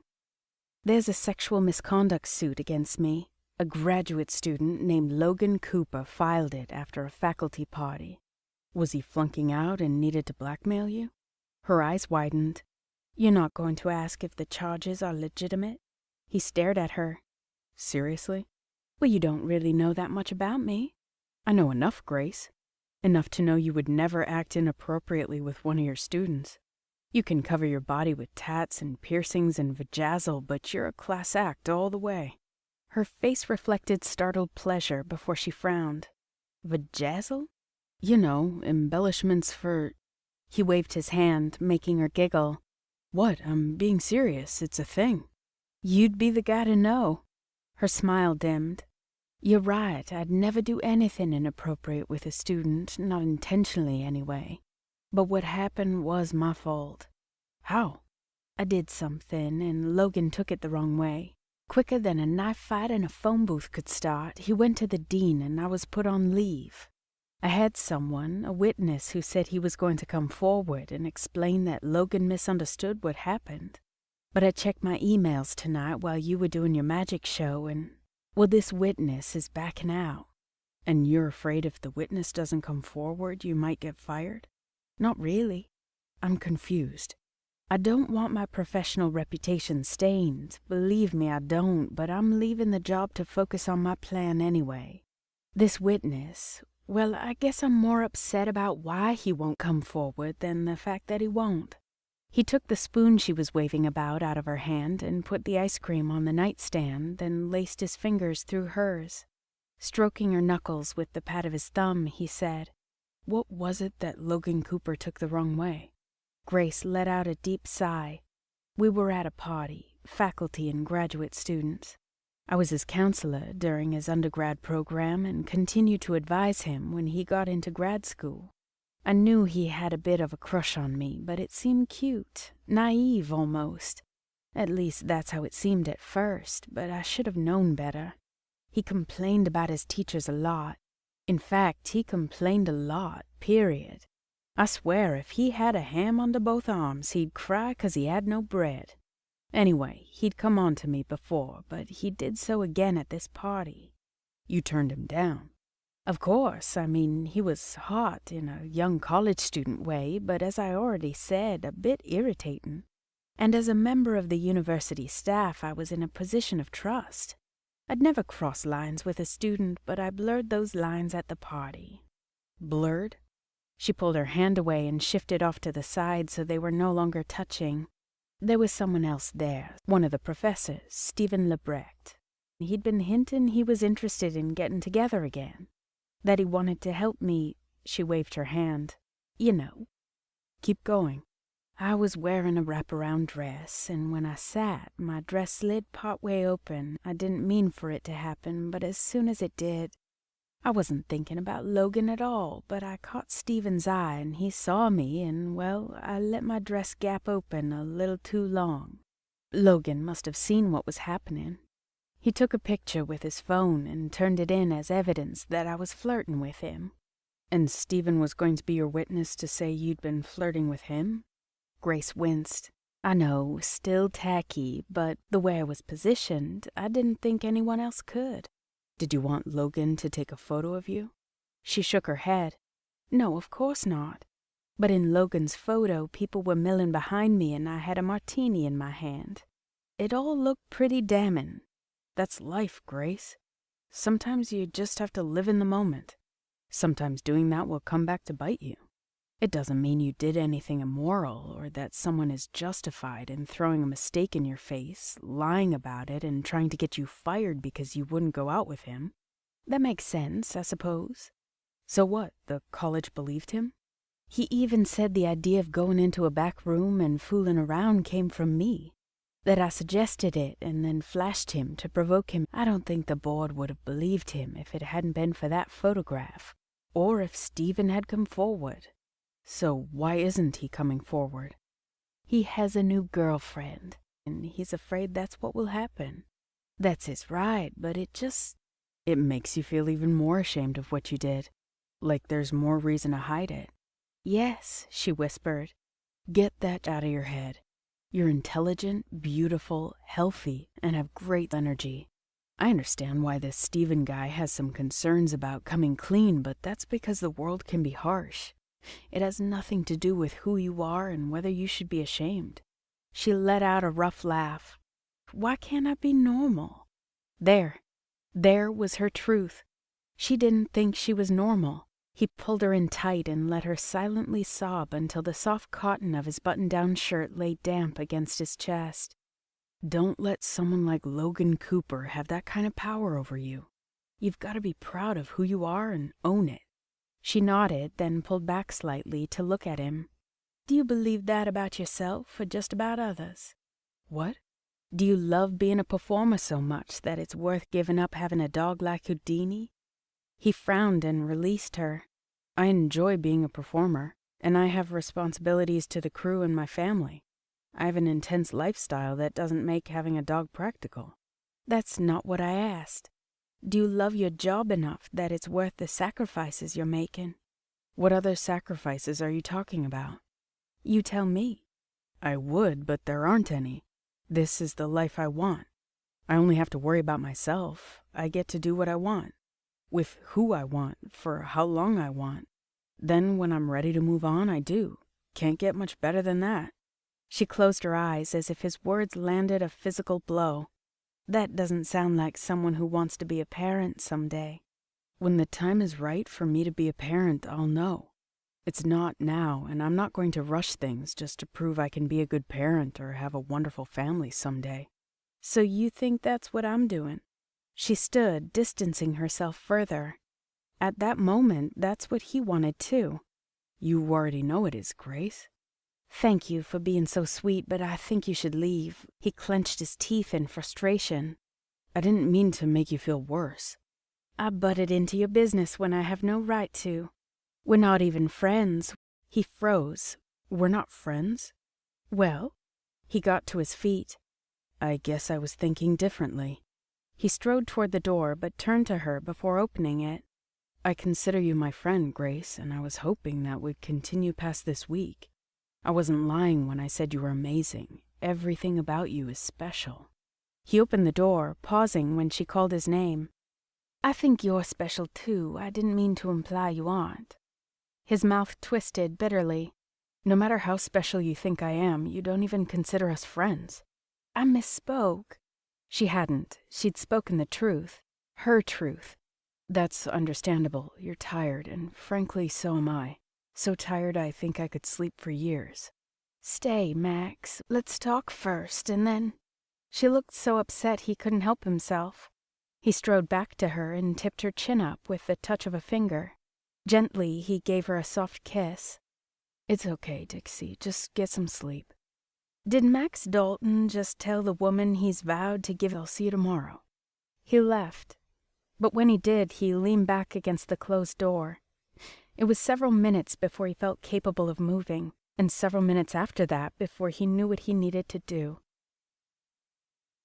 The next day, Melina called. After reassuring Grace she was fine and she'd enjoyed a wonderful day with Reese, she asked Grace to come over. Since Grace hadn't heard from Max and he hadn't returned her calls or texts, Grace jumped at the chance. Now she was sitting on Melina's couch, carefully folding freshly laundered onesies. So tiny, so soft. Just the sight and touch of the little pieces of baby clothes made her insides tug with longing. Her biological clock was ticking all right. And at the same time, every time she thought of Max, she felt guilty. She'd hurt his feelings last night when she'd said they weren't friends. But didn't he realize no sane single woman would want to be just friends unless, like Melina, she had a dream man of her own that looked exactly like him? "Have you heard anything from the university about Logan's complaint?" Melina asked. Grace hesitated, feeling drained by all the drama the topic already caused last night.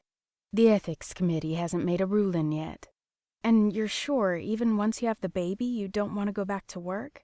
Perhaps take an extended leave of absence rather than give up your job altogether?" Melina's words caused a jolt to go through her. She'd referred to the baby as if he or she was a foregone conclusion, which was her tacit way of telling Grace she was going to support her in her plan. She smiled at her friend and blinked back the sting of tears in her eyes. Melina covered Grace's hand with one of her own. "You've always supported Lucy and I, no matter what we were pursuing. I'm going to do the same for you, and I'm excited our babies will be only a year or two behind one another. I just wish—" "What?"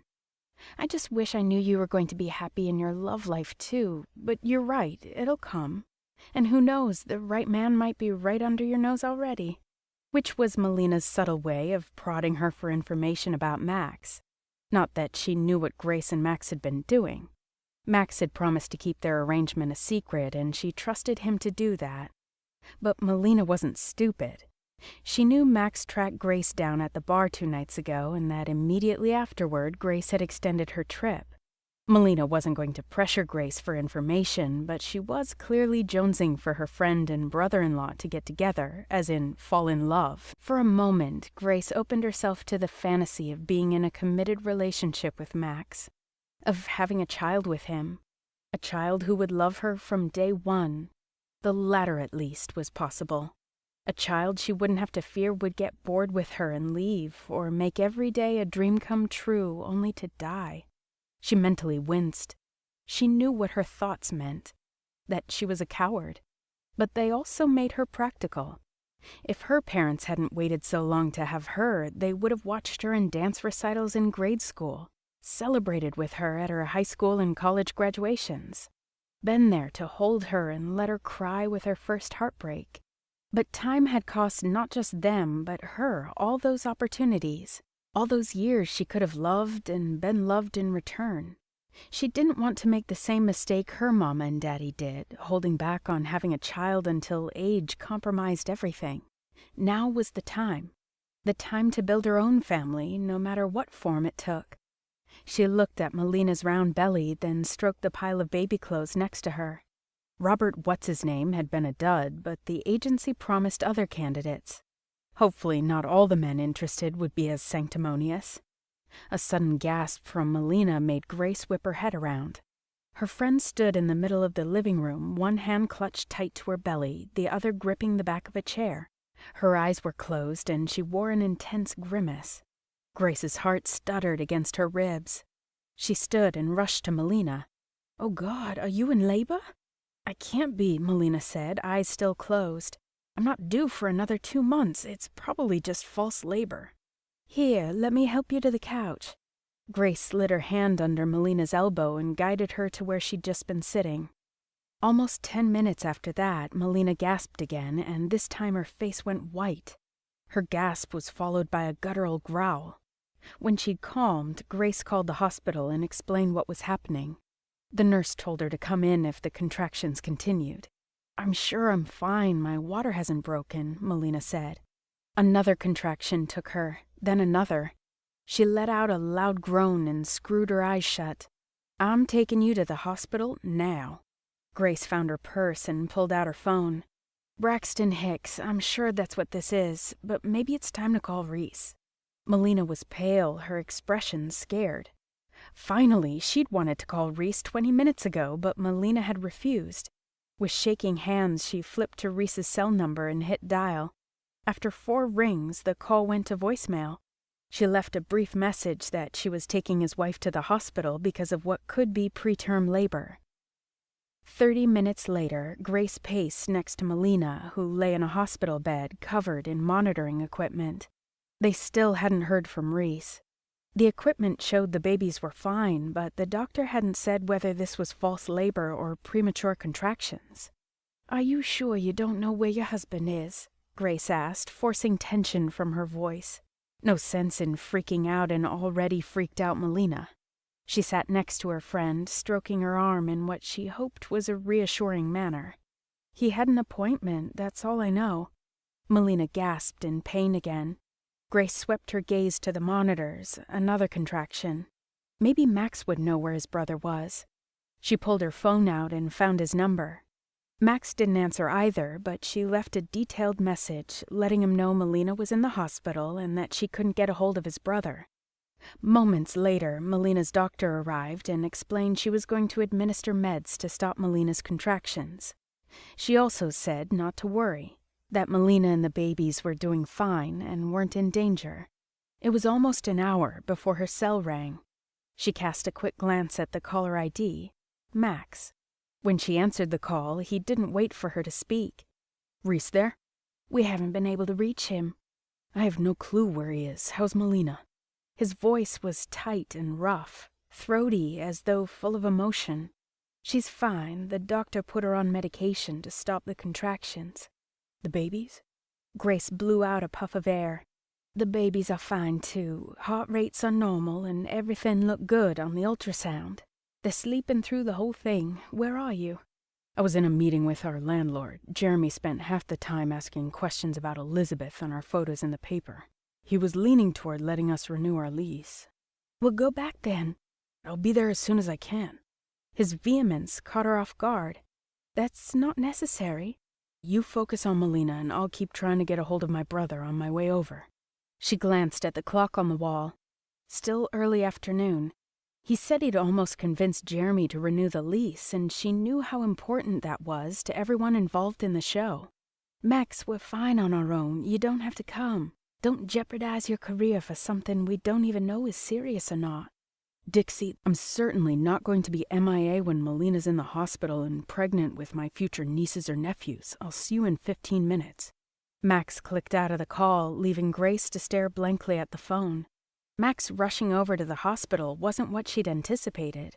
She'd thought he'd make a couple of calls, put out a couple of texts, not walk away from the negotiating table. Again, it proved how little she knew about Max and how much she'd underestimated him. She turned to Melina.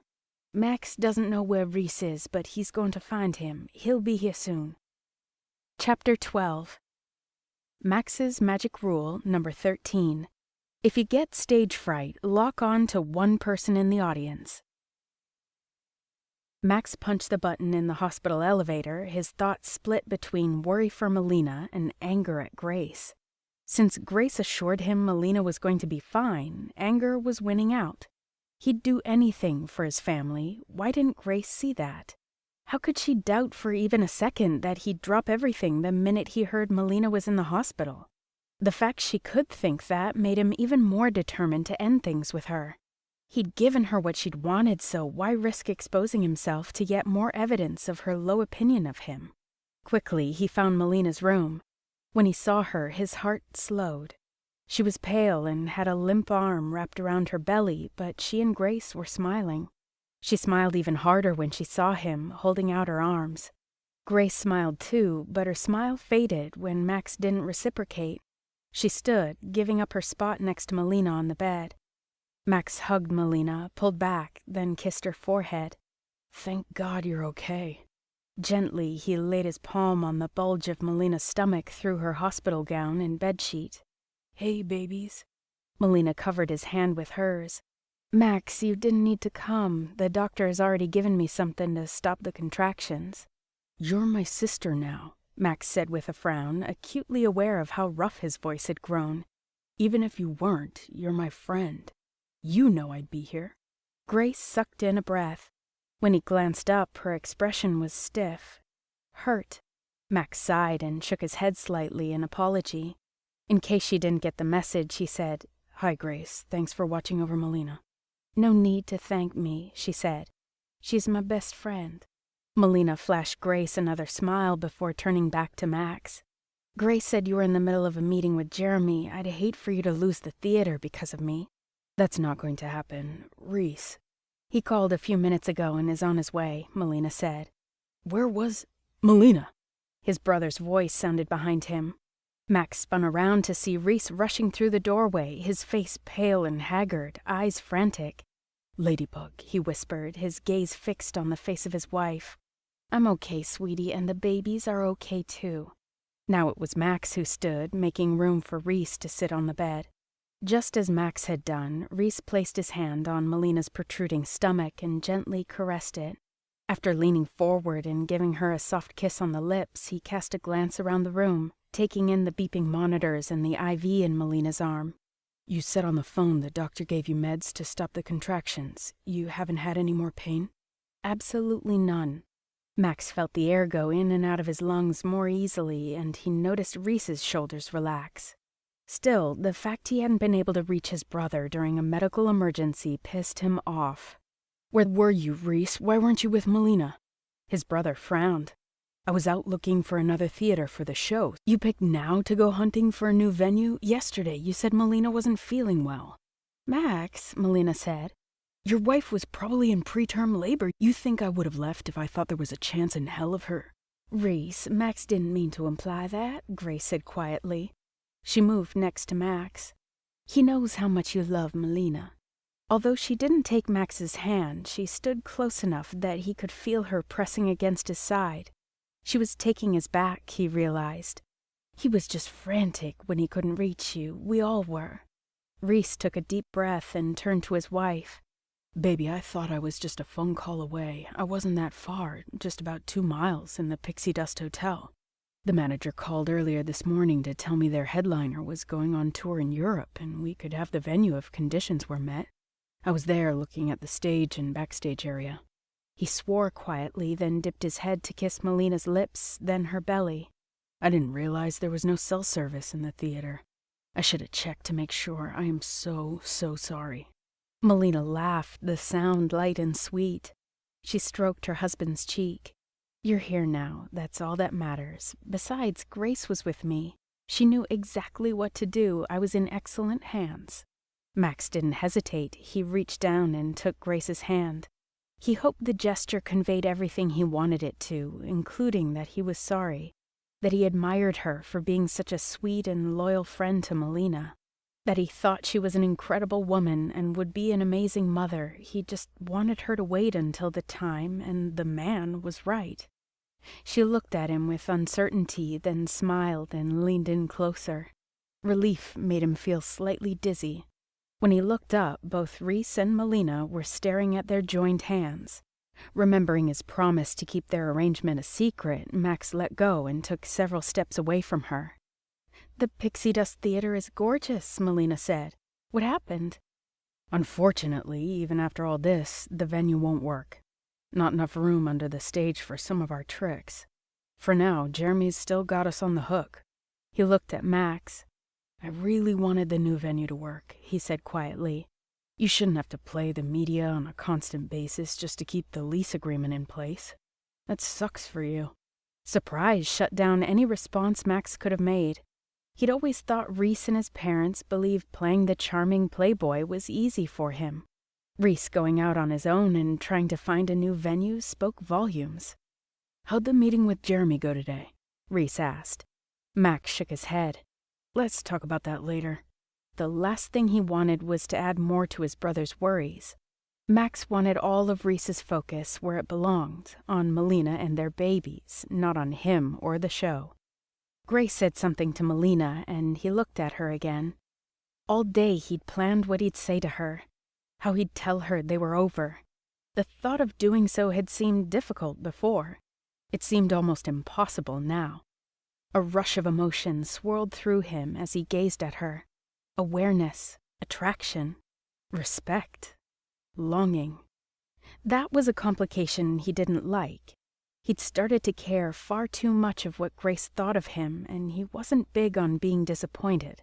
In her eyes, he'd never be a man worthy enough to build a life with. A bustling sounded at the doorway, and he turned to see a doctor in a white coat, stethoscope around her neck and a chart in her hands, entering Melina's room. After introducing herself and getting Melina's permission to speak in front of Max and Grace, the doctor flipped through the chart. "You were definitely in preterm labor, Mrs. Dalton," Dr. Ellis said. "Meaning?" Reese asked. "Melina's body thinks it's ready to have the babies. We've put her on medication, but I'm going to recommend she stays in the hospital for the next few days while we get her stabilized." After the doctor left, Grace breathed in deeply, the scent of cleanser reminding her where she was, as though the beeping monitors weren't proof enough. Thank God she'd been there to help Melina get to the hospital. And thank God Reese showed up. Even though she'd been handling things and trying to hold it together beforehand, Melina had seemed to relax substantially once her husband appeared in the doorway. It wasn't lost on Grace that she'd been hiding her own anxiety and stress, but felt immeasurably better after Max stormed into the room, even with his brooding expression and fisted hands and the way he initially ignored her. Now Max and Reese spoke quietly, making arrangements for Melina's stay in the hospital. She'd wronged Max. Time and again she'd told herself he was the man the media presented to the world. The man he presented to the media. A playboy. A bad boy. He'd even called himself those things. But those monikers weren't accurate. No, Max may have dated numerous women and may have used the media's attention to pump up his own reputation, but deep down, his family came first. He cared deeply about his mother, his father, his brother, and now his sister-in-law and soon-to-be-born nieces or nephews. She watched Max reach out and stroke a strand of hair behind Melina's ears. Melina was right. If the way he treated his parents, Reese and Melina, and yes, Grace, was any indication, Max was going to make a wonderful husband and father someday. It just sucked that it wouldn't be with her. That meant she needed to stop wasting their time. She needed to push forward with her plan. When the time was right, she'd tell Max. Let him know he was off the hook. "What can we do, Grace and I?" Max asked Reese. Grace started. That Max included her in his question surprised her. He'd referred to them as a we, reinforcing the conclusion Reese and Melina would have jumped to when he'd reached out and held her hand. They weren't a we, not an us. And yet when she glanced at him, she realized he was staring at her as if the word we was on purpose. She cleared her throat. "Yes, what do you need done? I'm happy to help." Reese ran a hand through his hair. "I can't think of anything." Melina jabbed him in the ribs with an elbow. Hello? Nursery, cribs, disaster zone?" Reese flashed her a grin, then turned to Max. "I started the project yesterday, but was distracted by my beautiful wife. The pieces are all over the nursery. Do you think you and Grace could put cribs together?" Max looked at Grace. "Do you know how to use those weird hex screwdriver things?" She couldn't help it. She giggled. "I think between the two of us we can figure out how to put together a couple of cribs. After all, neither of us has a beautiful wife to distract us." Something dark flashed in Max's eyes, then was gone. "We'll do it," he said to Reese. "Need anything else?" "We need bedding for the babies, too," Melina said. "I have a bunch of clothes and diapers, but other than the quilts, no sheets or blankets." "We'll take care of that once we're done with the cribs." He bent to give Melina a light kiss on the cheek. "And we'll be back later tonight to check on you." Another use of the word we, Grace noted. An odd tingle shot up her tummy and into her chest. In past relationships, the use of the word we had signaled a turning point. A moment when the relationship deepened from dating to a full-on connection. Was Max even aware of what he was saying or how it could be construed? She gave herself a mental headshake. She was reading way too much into a casual use of a pronoun. She may have finally admitted Max Dalton had much more depth than she'd originally given him credit for, but that didn't change anything. He seemed to like her and enjoy her company. But he'd liked and enjoyed the company of many, many women over the years, and he'd continue to do so. Chapter 13. Max's Magic Rule number 14. For good or bad, an audience can turn on you at any time. The house was quiet. Too quiet, Grace thought, as she and Max walked into Melina and Reese's place. The ticking of a clock in the kitchen was the only sound. Eerie, given that hours earlier, her and Melina's laughter had filled the small home. "I'll probably need your help," Max said, bumping into her as she came to a stop in the doorway of the nursery. The room was a disaster. Crumpled instructions were scattered on the floor, as were slats, boards, screws, and nuts. She nudged a board with her foot. "No problem, I'm happy to help. Looks like Reese left us a bit of a mess," she said. "I imagine it would be hard to put a crib together with just one person." Max barked out a quick laugh. "Yeah, especially when that one person is me." She glanced at him and was surprised to see his face lined with tension instead of humor, the way she'd anticipated. "What do you mean?"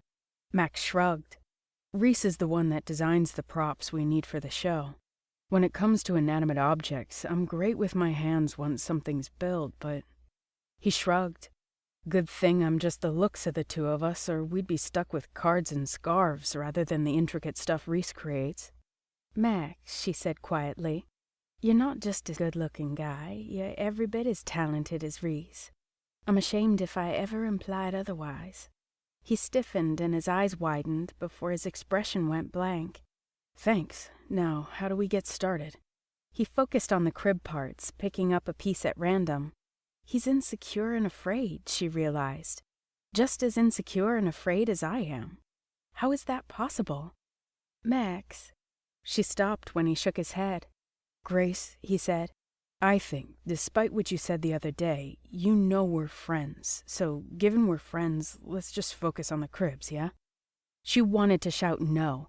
She wanted to insist they talk about him and her and how much she liked him and how, if she thought it was really possible, she'd want to be more than his friend. Much, much more.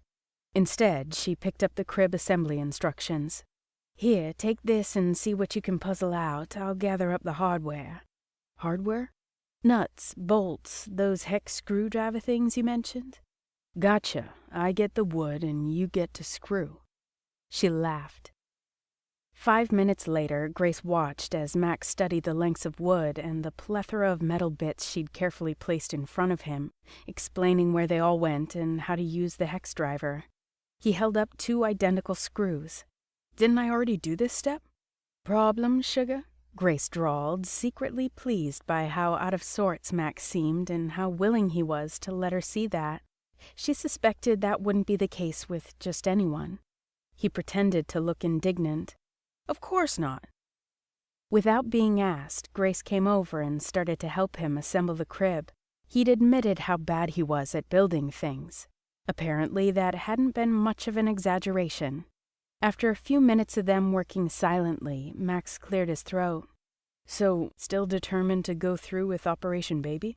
Tension tightened her spine. She wasn't so sure she was, but he didn't need to know that. "I really don't want to argue with you about it, Max." "I don't want to argue either. I'm really interested. Maybe I can even help." "Help?" Her hands froze, then she moved again, carefully laying out the odds and ends that confused Max to no end. He shrugged. "Sure, I know guys." "You know guys?" What did he mean? He cleared his throat again, obviously uncomfortable with the way the conversation was going, but apparently willing to persevere. Men who might want to make a family. Men maybe a bit more your style." "You're pimping me out." She was joking, but when Max slapped a crib part to the ground and furrowed his brow, she worried he'd taken her seriously. "Are you still determined to find someone to co-parent with, or has that changed at all?" "Changed? How?" Now she was really confused. What was Max asking? Have you reconsidered waiting for more? Love, romance, in addition to—" He waved his hand, but this time she didn't even smile at their private joke. When she just stared at him, he blew out a sharp breath. "Never mind, let's just get these cribs put together and get to the baby store. Don't we need to buy bedding, or is it bunting? That's a thing, right? A baby thing?" "Yes," she said slowly. "Bunting is a baby thing, or at least it is in nursery rhymes." She hesitated, wondering if Max's questions could possibly be motivated by self-interest in finding love and romance and passion with her. But that kind of thinking was just heartbreak waiting to happen. "I'm going to contact the agency," she said, "and explain how Robert wasn't anywhere close to what I wanted in a father for my child. But I'll admit, talking to him, it's given me second thoughts about having a baby with a stranger." How practical her plan had seemed when she'd first come up with it. And yet now, watching Melina and Reese, becoming aware of the real man Max was behind the mask he presented to the public, she felt confused and uncertain. What would it be like to get pregnant by a man she loved? What would it be like to have the father of her children rush to her bedside when labor started to kiss her belly and brush her hair from her face? How wonderful would it be if that man was Max? Grace? She realized she'd zoned out, staring out the windows at the darkened sky. Flashing a quick glance at Max, she noticed how intently he stared at her, as if he'd somehow entered into her mind and had heard her thoughts. But if he'd done that, surely he'd be laughing himself silly. Maybe you all have been right. How could I possibly think it would be easy to find an intelligent, educated, career-oriented man who wants a child but not the hassle of a relationship with the child's mom, beyond parenting? She shook her head. Sometimes I think I really am a slice short of an apple pie. His expression turned fierce. Hey, stop it. You're not a slice short of anything. You just want to be happy and fulfilled, and you're willing to put your heart into it and take risks. That's admirable. His expression twisted. Not many people do that. You do. Once again, his expression went blank, and for the first time she realized how much practice he had at doing it, at performing in general. He was good at turning on and off and concealing his feelings. How much of Max was an act, and how much of himself did he hide without even knowing he was doing it? She shifted closer to him. Max, are you unhappy in Vegas? I like Vegas. I like being close to Reese and Melina and knowing their kids are going to have some stability and adventure in their lives. But sometimes I want more. Doesn't everyone? Sure, but more of what? Money? Women? Fame? His mouth twisted, and she mentally winced. She didn't mean to, but she kept hurting him. Do you want the love and family that Reese and Melina are building together? Because sometimes it seems like you do, and maybe you don't think you can have it. Kind of how you accepted not being able to watch Houdini while your parents are gone. It's not the same thing. Oh, my parents, I've got to call them. Tell them what's going on. Won't they just worry? It's Melina, he said simply. She nodded. Right.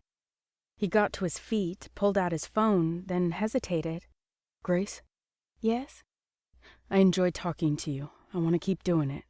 His mouth twisted wryly. Among other things, of course. Can we continue this conversation later? She bit her lip. Yes, I'd like that, Max. Max left the nursery to call his parents and was back within 10 minutes. Are they already on a flight back? I convinced them to wait until we have more information from the doctor. He rubbed his hands together. So let's get these cribs together. She turned back to the crib part, stiffening when he said, Unless you want to tell me why you blushed so hard when you were looking at Reese and me at the hospital earlier. Her back to him, she closed her eyes before pasting a smile on her face and turning around. She handed him 2 blocks of wood and several screws. He laughed. She didn't. But she smiled for a good long time as they got to work. A few hours later, Grace stood with her jaw just about to her knees while Max covered the baby store counter with items. Not just sheets and blankets, but rattles and teething toys and board books. With each article he placed on the counter, he smiled as if seeing himself playing with the babies or reading them the books. As the clerk rang up the purchases, Grace noticed a tiny ballerina outfit.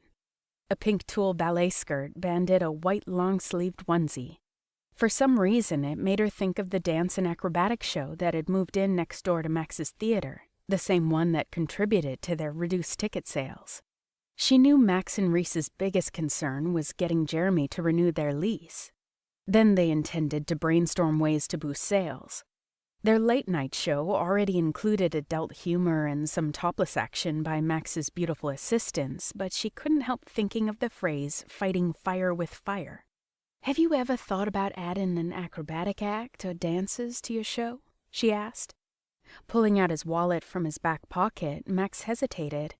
No, magic's always been the focus. I'm not sure I want it to be different.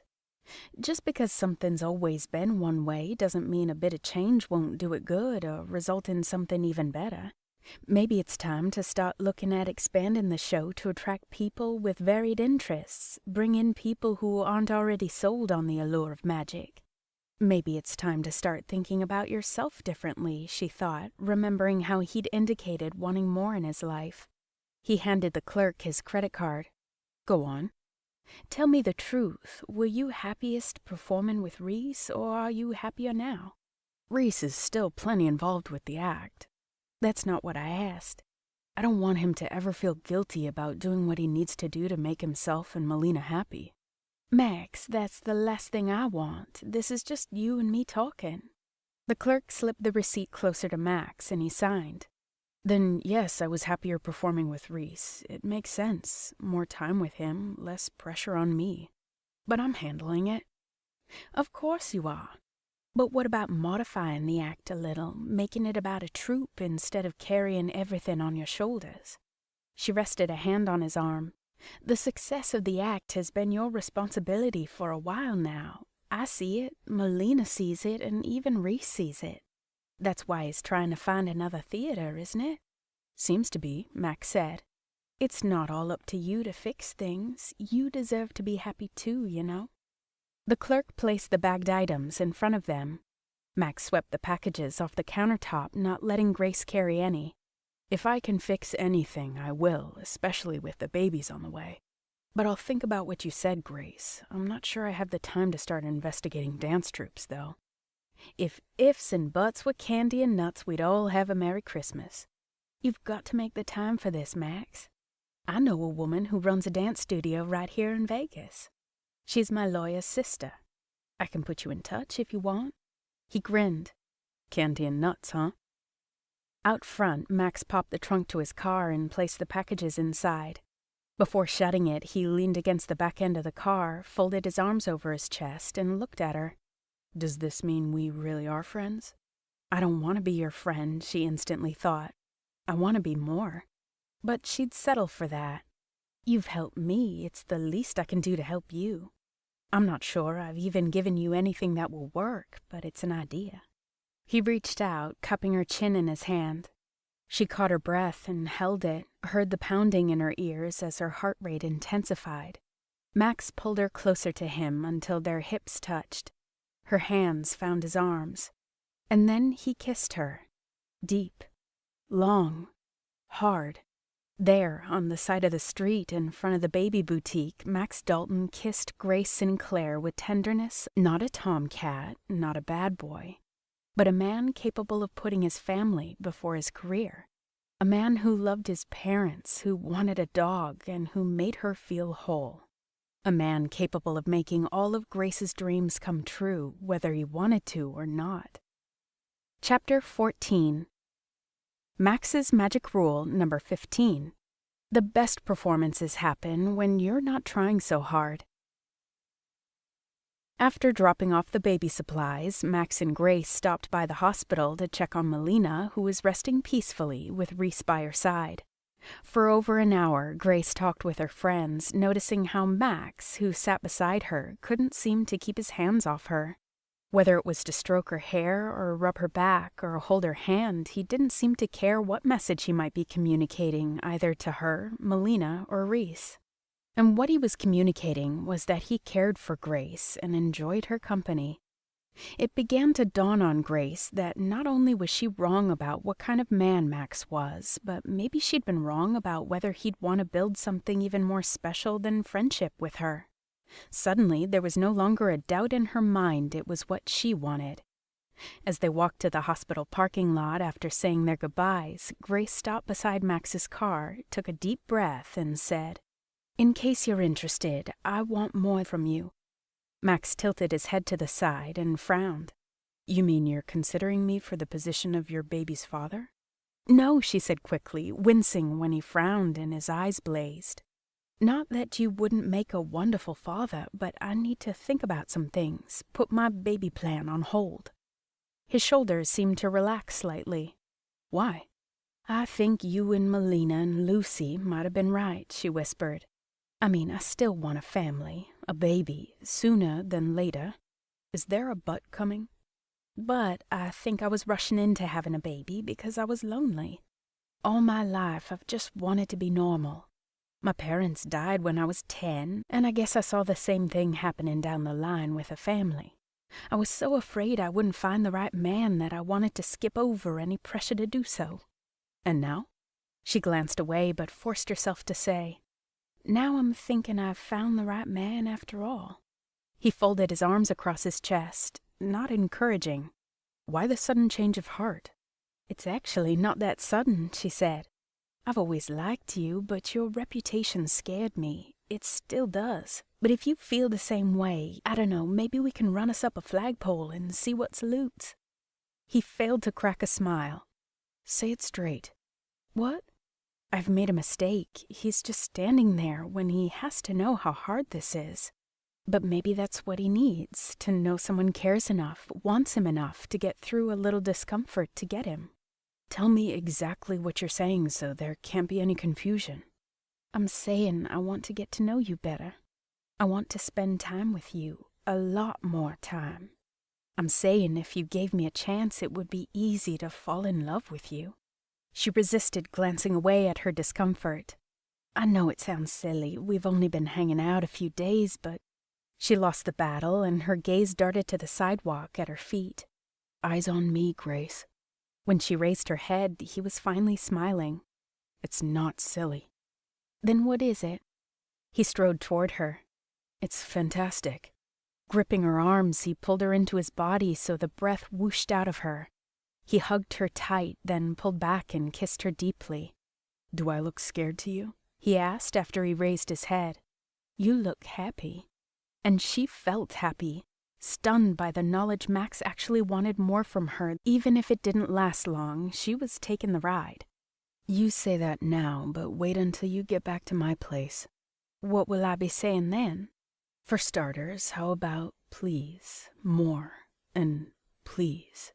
She giggled, feeling more carefree than she could ever remember. You said please more than once. So will you. Now, please, can we get in the car so we can get started? She nodded, then clasped his hands in hers. We can go back to your place and just talk all night. If that's what it takes to prove I respect you, then definitely. He raised their hands and kissed hers. If I say thank you for the offer, but now that I know you want more, I'm more than happy, will that be okay? To quote someone awesome I know, that would be fantastic. The drive from the hospital to Max's condo was significantly different than the drive to his parents' house. Shorter, of course, but almost transcendent, as though they were traveling in their own private bubble. As he drove, Max never stopped touching Grace, whether it was holding her hand or pulling her in for a kiss every time they stopped at a red light. She began to crave those brief stops far more than she'd ever thought possible. She wanted to hit every red light in Vegas just so she could experience an endless variety of Max Dalton kisses, from sweet to blazing hot.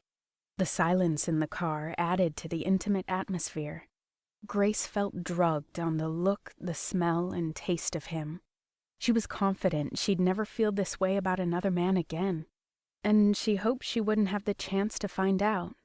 The next time Max stopped, Grace decided to take the kind of kiss she wanted, and it was full throttle. When she pulled back, Max looked as dazed as she felt. She turned toward the windshield, expecting to see a green light and angry drivers barreling around them. Instead, they were pulled up in front of Max's condo. You didn't tell me we were here? You kind of distracted me. Just kind of. Let's go inside and I'll let you definitely distract me. Sound good? Depends. Does anything go?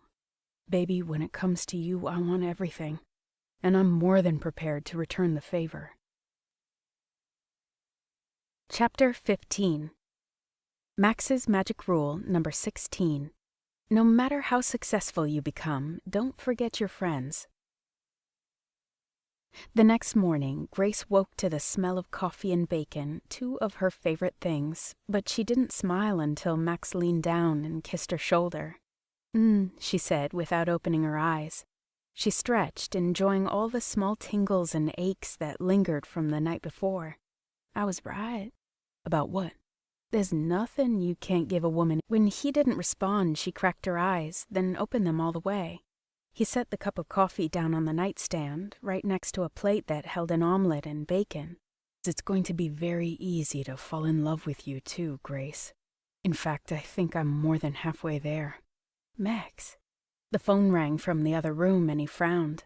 That's my cell. It might be Reese. Don't move. When he left, she flopped back on the bed and stared at the ceiling. Then a grin split her face and she had to stop herself from leaping to her feet and dancing right then and there. Grace, Max said. She looked up, immediately tensing. The worried expression was back. Melina? He shook his head. No, she's fine. I'm sorry. I shouldn't have made you think. He ran a hand through his hair. What is it? That was Elizabeth on the phone. Elizabeth, as in Elizabeth Parker, the hot blonde actress he'd kissed in front of Lodi's? She looked away, but the distress she was feeling must have been obvious. Hey, Max said, rushing to her side. Look at me, Dixie. When she did, he cupped her face. I am crazy about you. You have nothing to worry about with Elizabeth. We're just friends. Friends who'd been photographed in a passionate embrace just days ago. But it wasn't like she didn't have a past, too. And he'd so easily believed in her innocence against Logan Cooper's accusations. She needed to believe in him, too. Okay, she said. So why do you look so worried? Elizabeth was just about to board a plane to Vegas when she called, and it's probably getting ready to take off. Good Lord, did this have to do with their plan? Had she called to arrange another photo op with Max? Because she knew Max wasn't exactly hers, but she felt like he was. She didn't want another woman's anything on him, and she certainly didn't want photos of it splashed all over the papers. So you and she waved her hand in a circle, but he grabbed it and squeezed gently. This has nothing to do with our plan. She was upset. She said she's about to cave and beg her cheating ex for another chance. And she doesn't have anyone else to go to? He winced. I know it's bad timing, but... Again, he ran his hands through his hair. But she's your friend, she said. Yes, she is, but she's just a friend. And you're going to be so much more than that to me. You already are. If it makes you uncomfortable, I won't pick her up. She didn't want him to go, of course, but the whole reason she was here with him right now was because she knew what a great guy he was. A great guy would be there for his friend. You should go. Are you saying you're not uncomfortable with the idea? I'm saying I trust you, Max. I want to build something special with you, something lasting. I want that too. She nodded and forced a big smile. So how much time do you have? How much time do we have? And the better question is, how much special we can fit into 2 hours? I don't know, but I'm looking forward to finding out. What about your breakfast? I'll take my eggs and coffee cold, so long as I get you while you're hot. At Max's request, Grace stayed at his condo after he left to pick up Elizabeth at the airport. He promised he'd be back in a few hours after he had a chance to talk with her. Grace used the opportunity to visit Melina, who was doing great and would be going home the next day. She was just saying her goodbyes when Max called. Hey, she said. Everything okay? With Elizabeth, I'm hoping it will be soon. Does that mean you'll be back in time for a late lunch? I'm not sure. Things are a little complicated. But will you wait for me at my place? His serious tone finally registered. It seemed more than just serious because his friend was having troubles. It sounded like he wanted her to wait for him so he could have a talk with her about something she wouldn't want to talk about. She glanced at Melina and Reese, whose heads were bent in conversation. She hadn't told them about Elizabeth's impromptu visit, just that Max had business to take care of and would be by later. Then she dodged Melina's insistent questions about what was going on with her and Max. But she'd also blushed the whole time, making Melina laugh and only press harder until Reese had gently said, Ladybug, drop it. They'll tell us in their own time. She caught them looking at her as she talked to Max and stuck her tongue out at them even as she turned away. The playful gesture, however, contrasted sharply with the worry Max's demeanor and words had caused within her. Grace, will you wait for me? Of course, but what's wrong? You're worrying me. She heard him exhale loudly, as if gathering his courage. I told you you have nothing to worry about as far as Elizabeth goes. Problem is, she got off the plane wasted, and I've been trying to sober her up while at the same time keeping her off the radar. Poor Elizabeth, she thought. It was bad enough to be going through such a tough time without having to worry about bad press. Anything else? She showed me a paper she bought at the airport. We're in it, Grace. Someone took a picture of us kissing outside the baby store. She breathed a sigh of relief. That wasn't great news, but it wasn't horrible either. Grace, I'm sorry. I promised to keep things between us private and... Max, she said as she deliberately turned to face Melina and Reese. We kissed in the street. Melina and Reese grinned and gave one another a high five. Melina even did a little jig in bed, which made Grace nod and smile. It's not your fault, and I'm not upset. I mean, the two of us, if we're going to be together, people will find out. By the way, I just outed us to Melina and Reese. They seem pleased as punch about it. For the first time, his tone lightened. Good. Now I can kiss you wherever and whenever I like. As if anything's changed, she teased. I'll see you soon, Dixie. See you soon, she said. But hours later, even after wrapping up her visit with a very happy Melina and Reese, visiting the gym and watching a movie from Max's DVD collection, Max still hadn't returned. Now it was 6 p.m., about 7 hours after Max left the airport to pick up Elizabeth. She'd just put another movie into the DVD player when someone knocked on Max's door. She opened it to a nice-looking man with curly dark hair. He wore a dress shirt and tie, a camera hanging from his shoulder, and a lanyard around his neck with some kind of ID. He was holding a pencil and a pad of paper. Miss Sinclair, I'm Jeff Michaels with the Vegas Scoop. Grace moved to shut the door. Michaels stuck his foot into the doorway to block her. Grace's brows snapped down. Move your foot. You have no business being here. You're with Max Dalton, a celebrity around here, and he's with Elizabeth Parker, an even bigger celebrity. She didn't mean for it to come out, it just did. Max is not with Elizabeth. Michael smirked. Sorry, but he is. I just came from seeing them check into a hotel near the airport. She lifted her chin. I didn't just fall off the turnip truck. You think I'll just take your word on that? Besides, even if he was telling the truth, Max had said Elizabeth was drunk and he'd needed to take her someplace away from prying eyes. A hotel would certainly qualify. Michaels held up his camera and showed her the screen. He'd taken a picture of Max and Elizabeth in what appeared to be a full-on clinch, but could very well have been a hug between friends if one of those friends was extremely upset.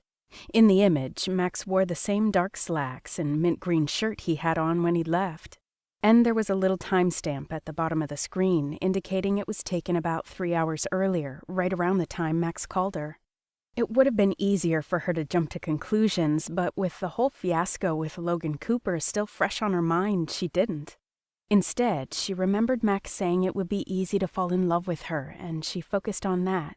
She focused on the fact she already loved him. The reporter, however, wouldn't give up. I followed the two of you here earlier. When Dalton left, I went with him. After I saw him with Elizabeth, I figured I'd come back here and see if you were still here. So you could hurt me? Sorry, you failed. I know what kind of man Max is, and that's all that matters. You can print whatever you want about him. I won't think any less of him.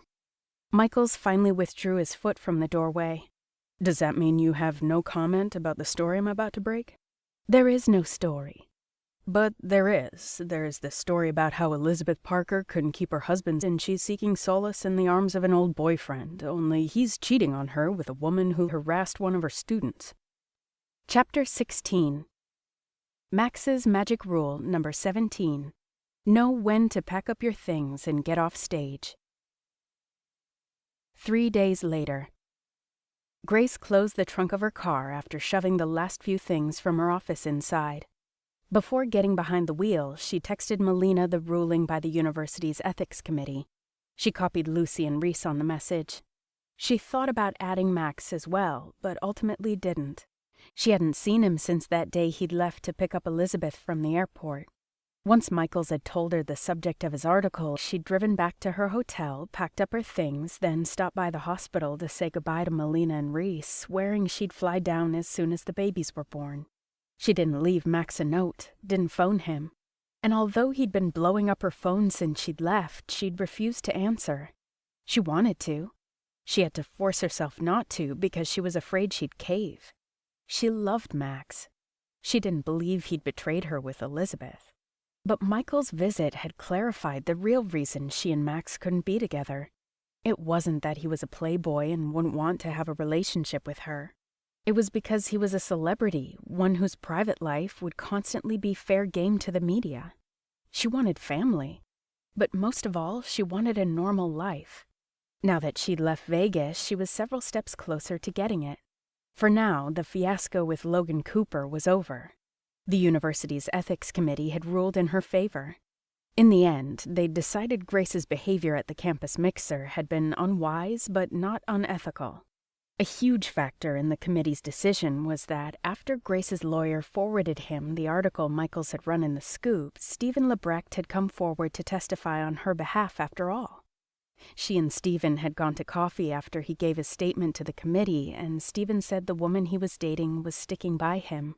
Grace was glad. There was still the lawsuit against the university to contend with, but her lawyer was confident that given Stephen's statement, it would eventually be settled or dismissed outright. And although she'd had to deal with a bevy of reporters trying to follow up on Michael's story once she'd returned to California, they'd soon lost interest in her once they realized Max wasn't going to show and that she refused to say a word about him. It helped that both Elizabeth and Max had seemed to disappear as well. There were all kinds of speculations online that they'd flown to the Caribbean to try to undo the damage Grace did to their budding relationship. Grace knew from Melina that was far from the truth. Elizabeth was holed up somewhere even Melina didn't know of, and Max had gone off by himself to stay at his parents' house. At least he'd be able to spend some quality time with Houdini, she thought. That would be good for him. And she wanted what was good for Max. She just knew what was good for her, and that was for them to stay away from one another. In the end, it was just another tabloid article that could have been based in truth or completely fabricated. Now Grace was headed home. She'd quit her job at the university as planned, but she'd also dropped Operation Baby. If she'd learned one thing during her time with Max, it was that she didn't know what she wanted. Acting rashly by bringing a baby into the world under those circumstances was not okay. Grace was intent on getting inside her car when she sensed movement behind her. She turned and saw Max.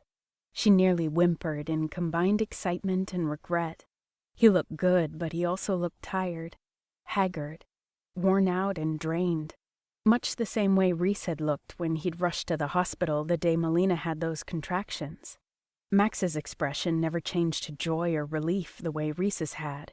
He stood several feet away, arms crossed over his chest, scowling. She barely resisted throwing herself at him. It had only been 3 days, and she missed him, longed for him, every minute of every day, but especially at night when she was haunted with memories of them being in each other's arms.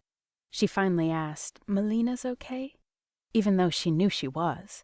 If something was wrong or if Melina had gone into labor, Reese would have called or texted her. He didn't reply. "What brings you here, Max?" Her words seemed to snap him out of a trance. He strode toward her. Then, to her utter shock, he bent low, put his shoulder to her belly and straightened, carrying her away from her car. It took several seconds before she could speak. "What are you doing?" "Bringing you someplace you can't run away from me. I'm a magician.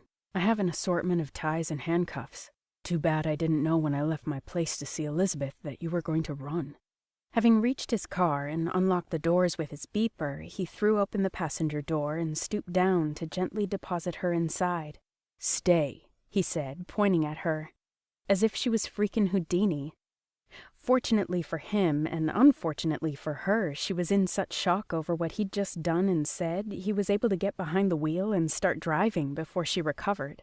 "Are you crazy?" "Crazy pissed, crazy frustrated, crazy to have ever gotten involved with you. Take your pick," he said.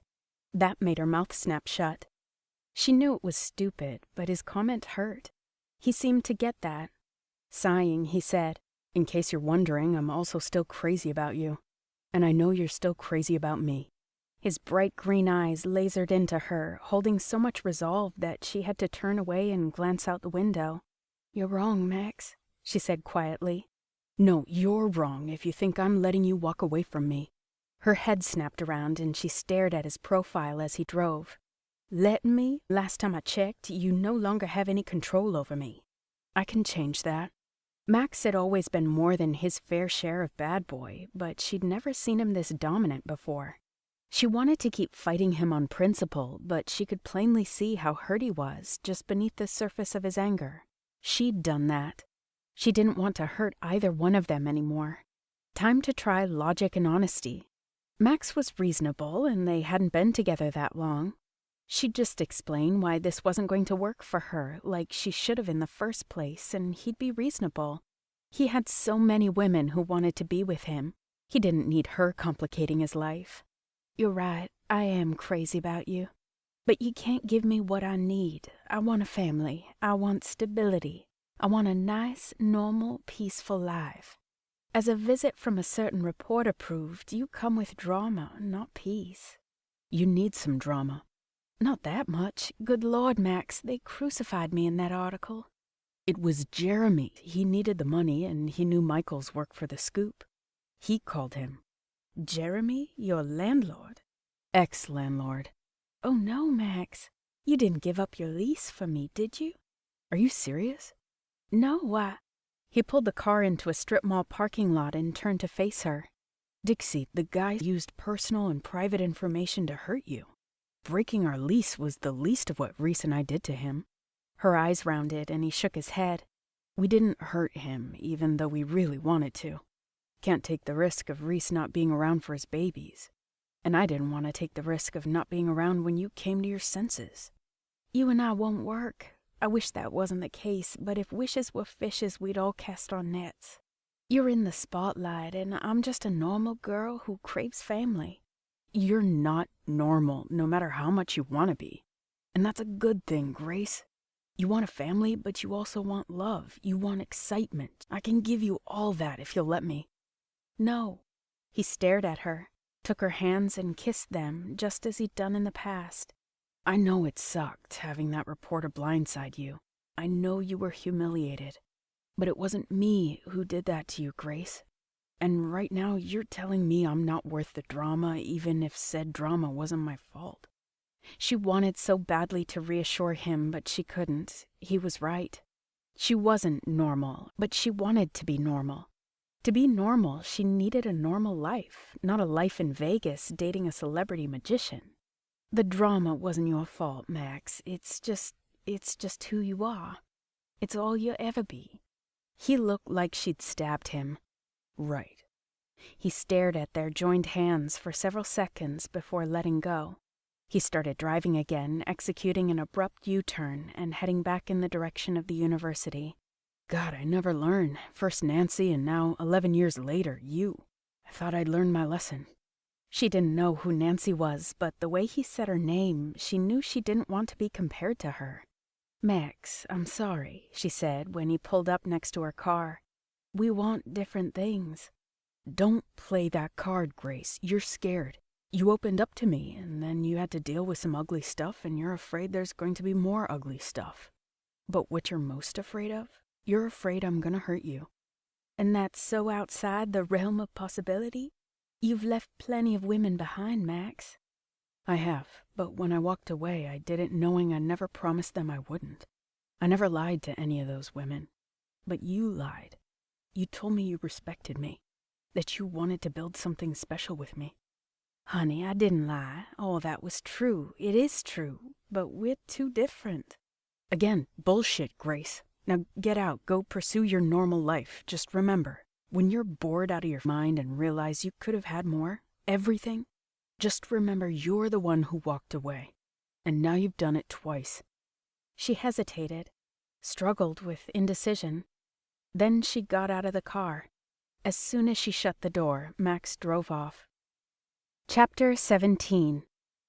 Max's Magic Rule number 18. Leave your heart on the stage every single time. You're out of your mind, Lucy said, even as she took out the clothes Grace put in a suitcase. As soon as Melina had the babies and Grace held them, she was headed for the Caribbean. She'd bought her ticket and everything. But first she had to get Lucy to stop unpacking her stuff. She took the clothes Lucy put back in her drawer and put them in her suitcase again. "Lucy, stop. I told you I don't want to talk about it. And you thought that was actually going to shut me up? You two are perfect for one another." Lucy made a grab for Grace's clothes again, but Grace shut the lid just in time. Quickly, she closed the zipper before turning back to her friend. "How can you say that? His lifestyle got me crucified in the papers.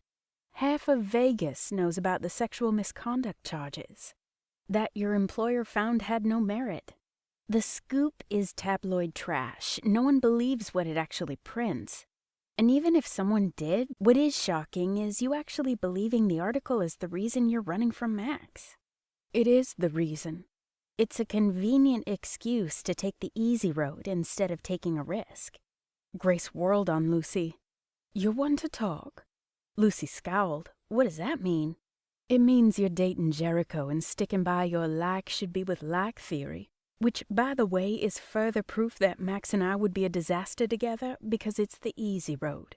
You'd rather do that than deal with the fact you were crazy about Jamie and heartbroken when he left you." Lucy jerked back. "First, Max and you are alike, whether you want to admit it or not," she said quietly. "You're both loving and intensely loyal and smart and ambitious. Second, Jamie didn't break up with me." Lucy sat down on Grace's bed, her expression crumpling. She wiped furiously at the tears pooling in her eyes. "But he made it so I had no choice but to break up with him." Shocked by both Lucy's admission and the fact she was crying, she'd never seen Lucy cry before, Grace sat next to her and placed a hand on her arm. "Tell me.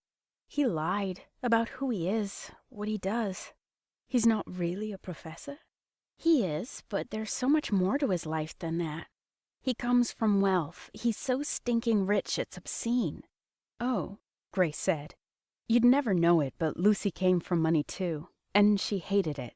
Her father and mother controlled her, made her feel bad for not fitting into the high society crowd, said hateful things about her choices in hairstyles, career, men, and practically everything else. Lucy left that behind when she was 16 and never looked back.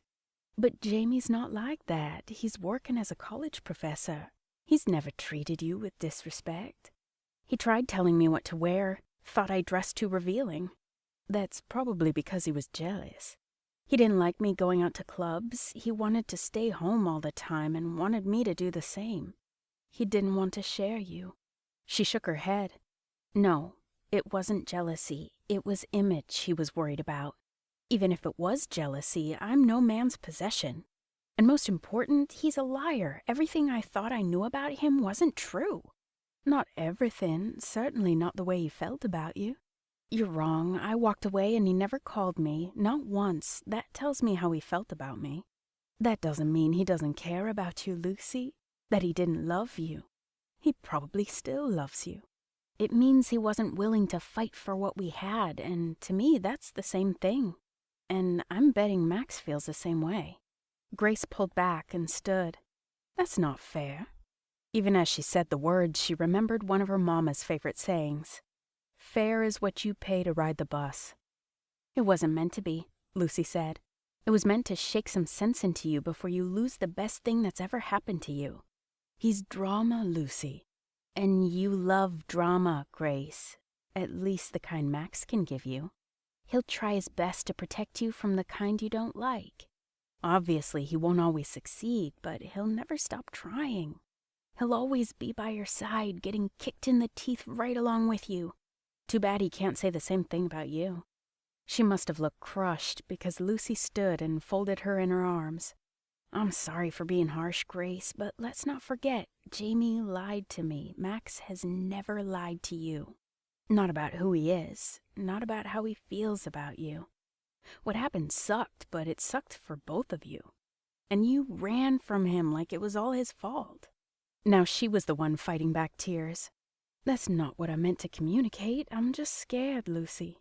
He amps up everything inside me, the good and the bad." Lucy pulled back and shook her. "You don't have a bad bone in your body." "I want to be normal," she whispered. "Like Melina, I want to have love and a family. I want people to respect me." First, Melina is far from normal. Second, you have that already. In case you don't get it, me and Melina and Reese and their babies, we're your family. We always have been. Max will be too if you give him the chance. Staring into Lucy's eyes, she finally accepted it. She'd had her family all along. Why hadn't she seen it before? I messed up, didn't I? You freaked. It's understandable. The question is, what are you going to do now? The last time I saw Max, he was as mad as a mule chewing on bumblebees. With good reason. I left Vegas, refused to answer his calls, then turned him away like a lily-livered coward. What can I do? Take a lesson from the Daltons and prepare to give the performance of a lifetime. Roll up your sleeves and make the biggest play of your life and show Max how you feel. Anything come to mind? She thought about her time with Max, both the confidence and the insecurities he'd shown her, and how she wanted to give him everything he thought he couldn't have, including her. Actually, a couple of things do, but I'm going to need a lot of help. I told you I can take care of the new theater search, Reese. You should be with Melina. Melina's fine, Max. Mom and Dad are with her. Only because they'd cut their trip short, but once Melina had gone to the hospital, none of them had really expected anything different. But you're not with her. We're going to check out the Paradise Theater when we have a chance. You've always loved it, and now it's vacant. It also costs a fortune to rent. I told you, I'm working on an investor who's interested. He just needs us to give him a game plan for a fresh act, and to come up with that game plan, I need you to take a look at the theater and work up some new tricks with me. The tour won't take long. We'll just check out the space, see if it has what we need and whether it inspires us. Fine, Max grumbled as they entered the theater. Part of him wished Reese would just leave him alone, but the other part was grateful his brother was still pushing forward. Given how devastated he'd been after seeing Grace, Max should be lying around watching TV, drinking beer, and eating pizza all day.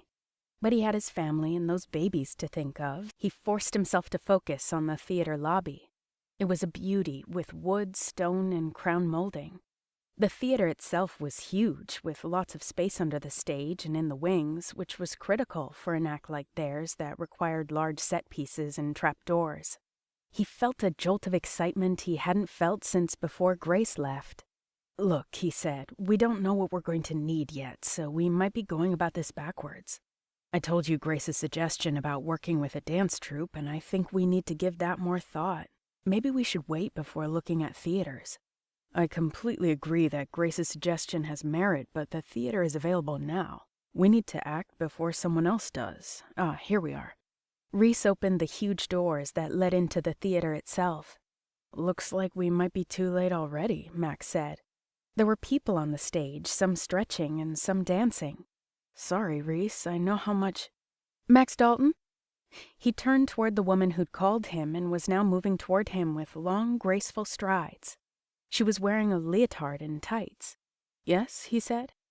She held out her hand. I'm Louisa James. I run a local dance studio. Max shook her hand. Right, my brother and I were just going to... He turned to introduce the woman to Reese, but his brother had disappeared. He turned back to Ms. James. I'm sorry to disturb you. I'll just be going. Oh, you didn't disturb us. We're here for you. Grace arranged for it. Grace? He looked around, his pulse escalating at the idea of seeing her, even as he wondered again what the hell was going on.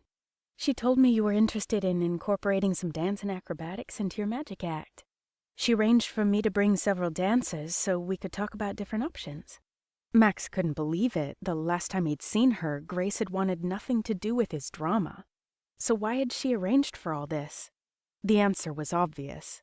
Grace was afraid of taking a risk on him, but she was a good person, a good friend. She cared about Melina and Reese and their future. She probably cared about Max too, just not enough. Is Grace here? No, but she is in Vegas. She said she'd stop by later. Shall we talk things out? Grace was in Vegas. He was going to see her. He didn't know if that was a good idea or not, and he didn't care. Yes, let's do that. Hours later, Max sat alone in the quiet theater waiting for Grace. Louisa James and her dancers had shown him some definite possibilities for making the show bigger than ever. They'd already scheduled a time to meet again. Even if it turned out Reese and Max couldn't afford to lease the Paradise Theater, there were others. But where was Grace? He wanted to thank her. He wanted to ask her what all this meant. He wanted to know if she'd changed her mind about giving them another chance. But she'd hurt him. Far more than Nancy Morrison ever had. Could he really set himself up for that kind of hurt again? He knew now Nancy's rejection all those years ago had more to do with her own insecurities than it had him. She'd talked a good game, but when he replayed her words, he saw how many of them focused on her fear that he'd get bored and move on to someone else. He hadn't seen it then, and he'd let her walk away. He'd done the same with Grace. He hadn't wanted to, but the bottom line was he couldn't be with a woman who didn't believe in what they had enough to fight for it. To fight for him. He heard Grace's footsteps before he saw her. When he looked up, she was only several steps away, carrying a gift box in her hands. She looked good. She always looked good. But she also looked uncertain. She sat next to him. "How'd it go with Louisa?" she asked. "We're going to collaborate together. Thank you, Grace." "You're welcome." She cleared her throat. "How are you?" "I'm okay." She traced the edge of the box she carried. "That's too bad, because I'm miserable without you. I was kind of hoping you were the same." He remained silent, waiting, and hoping as well. "You know how badly I want to be normal, Max," she said. He sighed and took her hands in his, the box balanced on her thighs while their joined hands rested on top of it.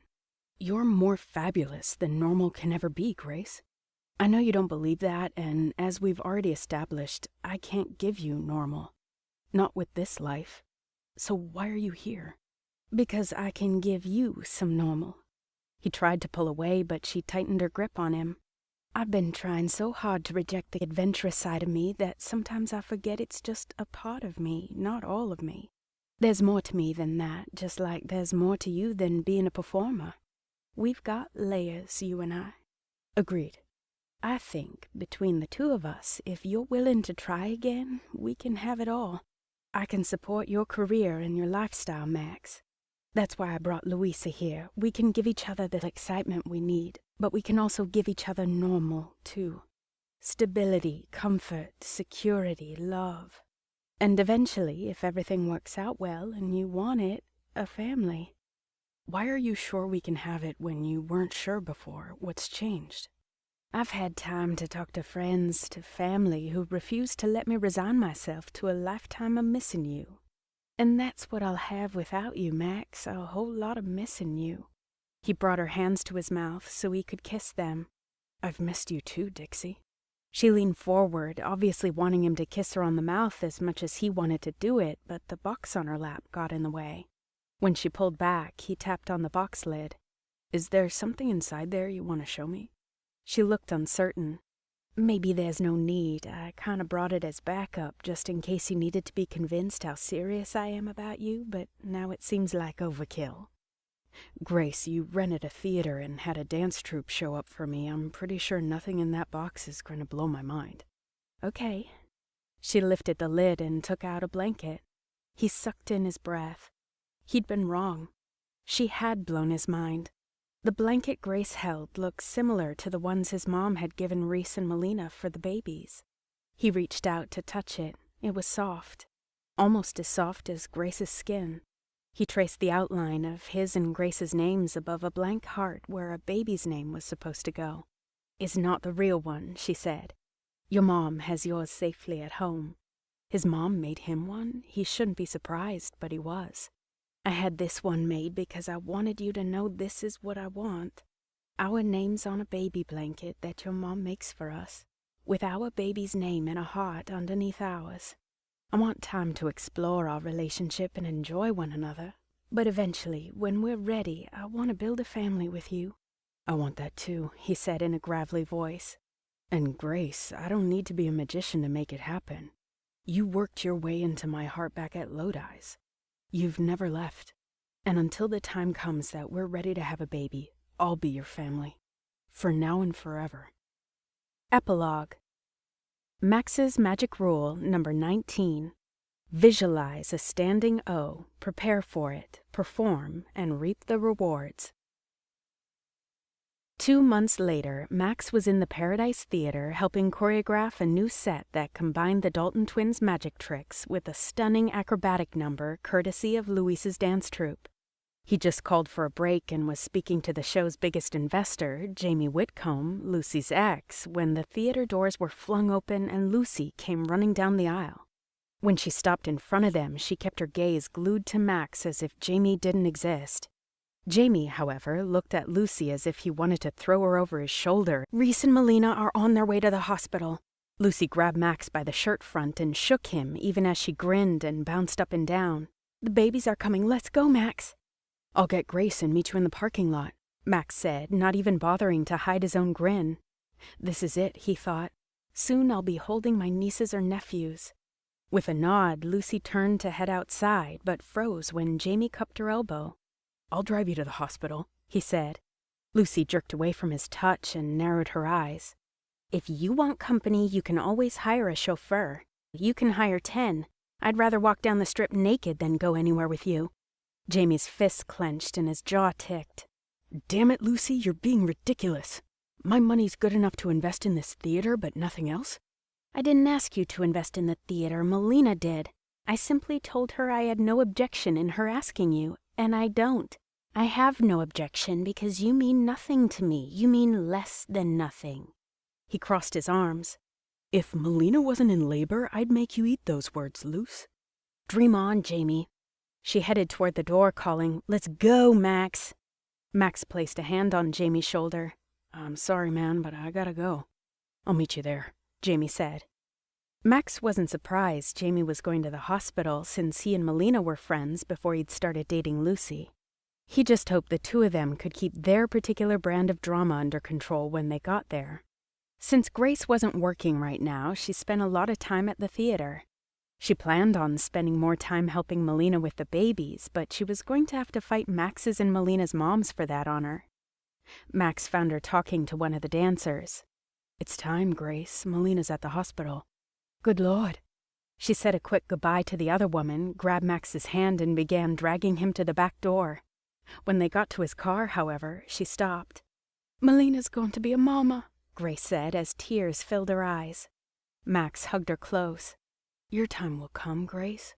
She laughed and shook her head. "I'm not thinking about myself. Family surrounds me, and I know I'll have more someday. It's just Reese and Melina, they're perfect together. And now their lives are going to be even more perfect." "If anyone knows about perfection, it's you, Dixie," he whispered as he ran his knuckles down her cheek. She smiled, pressed a soft kiss on his jaw, then threw open the passenger door. "Come on, the babies are coming." A week later, Max and Grace had tears in their eyes, but for slightly different reasons.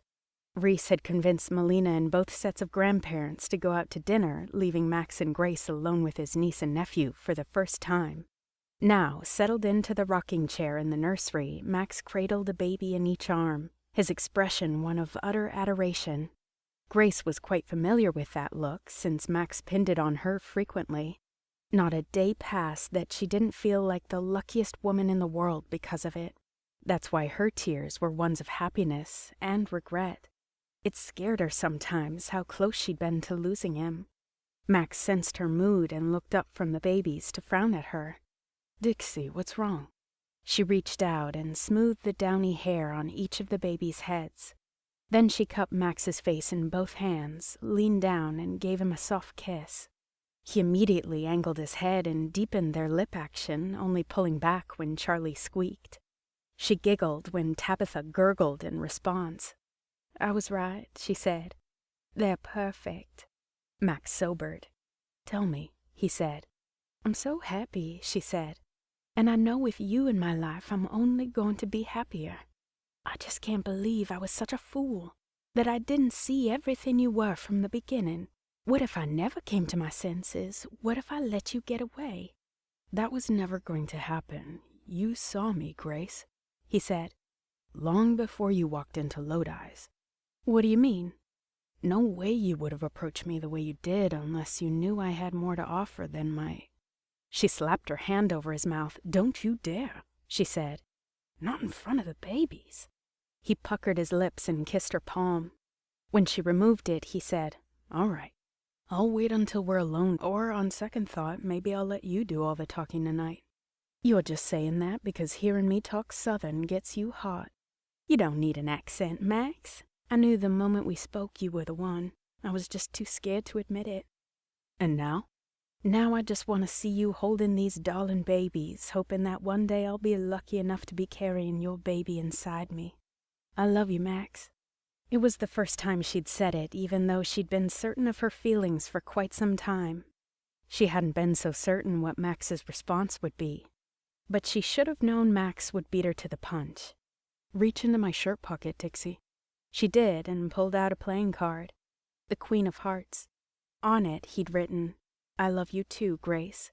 She blinked back even more tears and whispered, "Give me some sugar, Magic Man." He did. And she knew, no matter what, even when things weren't perfect between them, her life with Max would always be sweet. This has been Flirting with the Bad Boy, written by Verna DePaul, narrated by Ellen Lang. Copyright 2013 by Verna DePaul. Production copyright 2014 by Verna DePaul.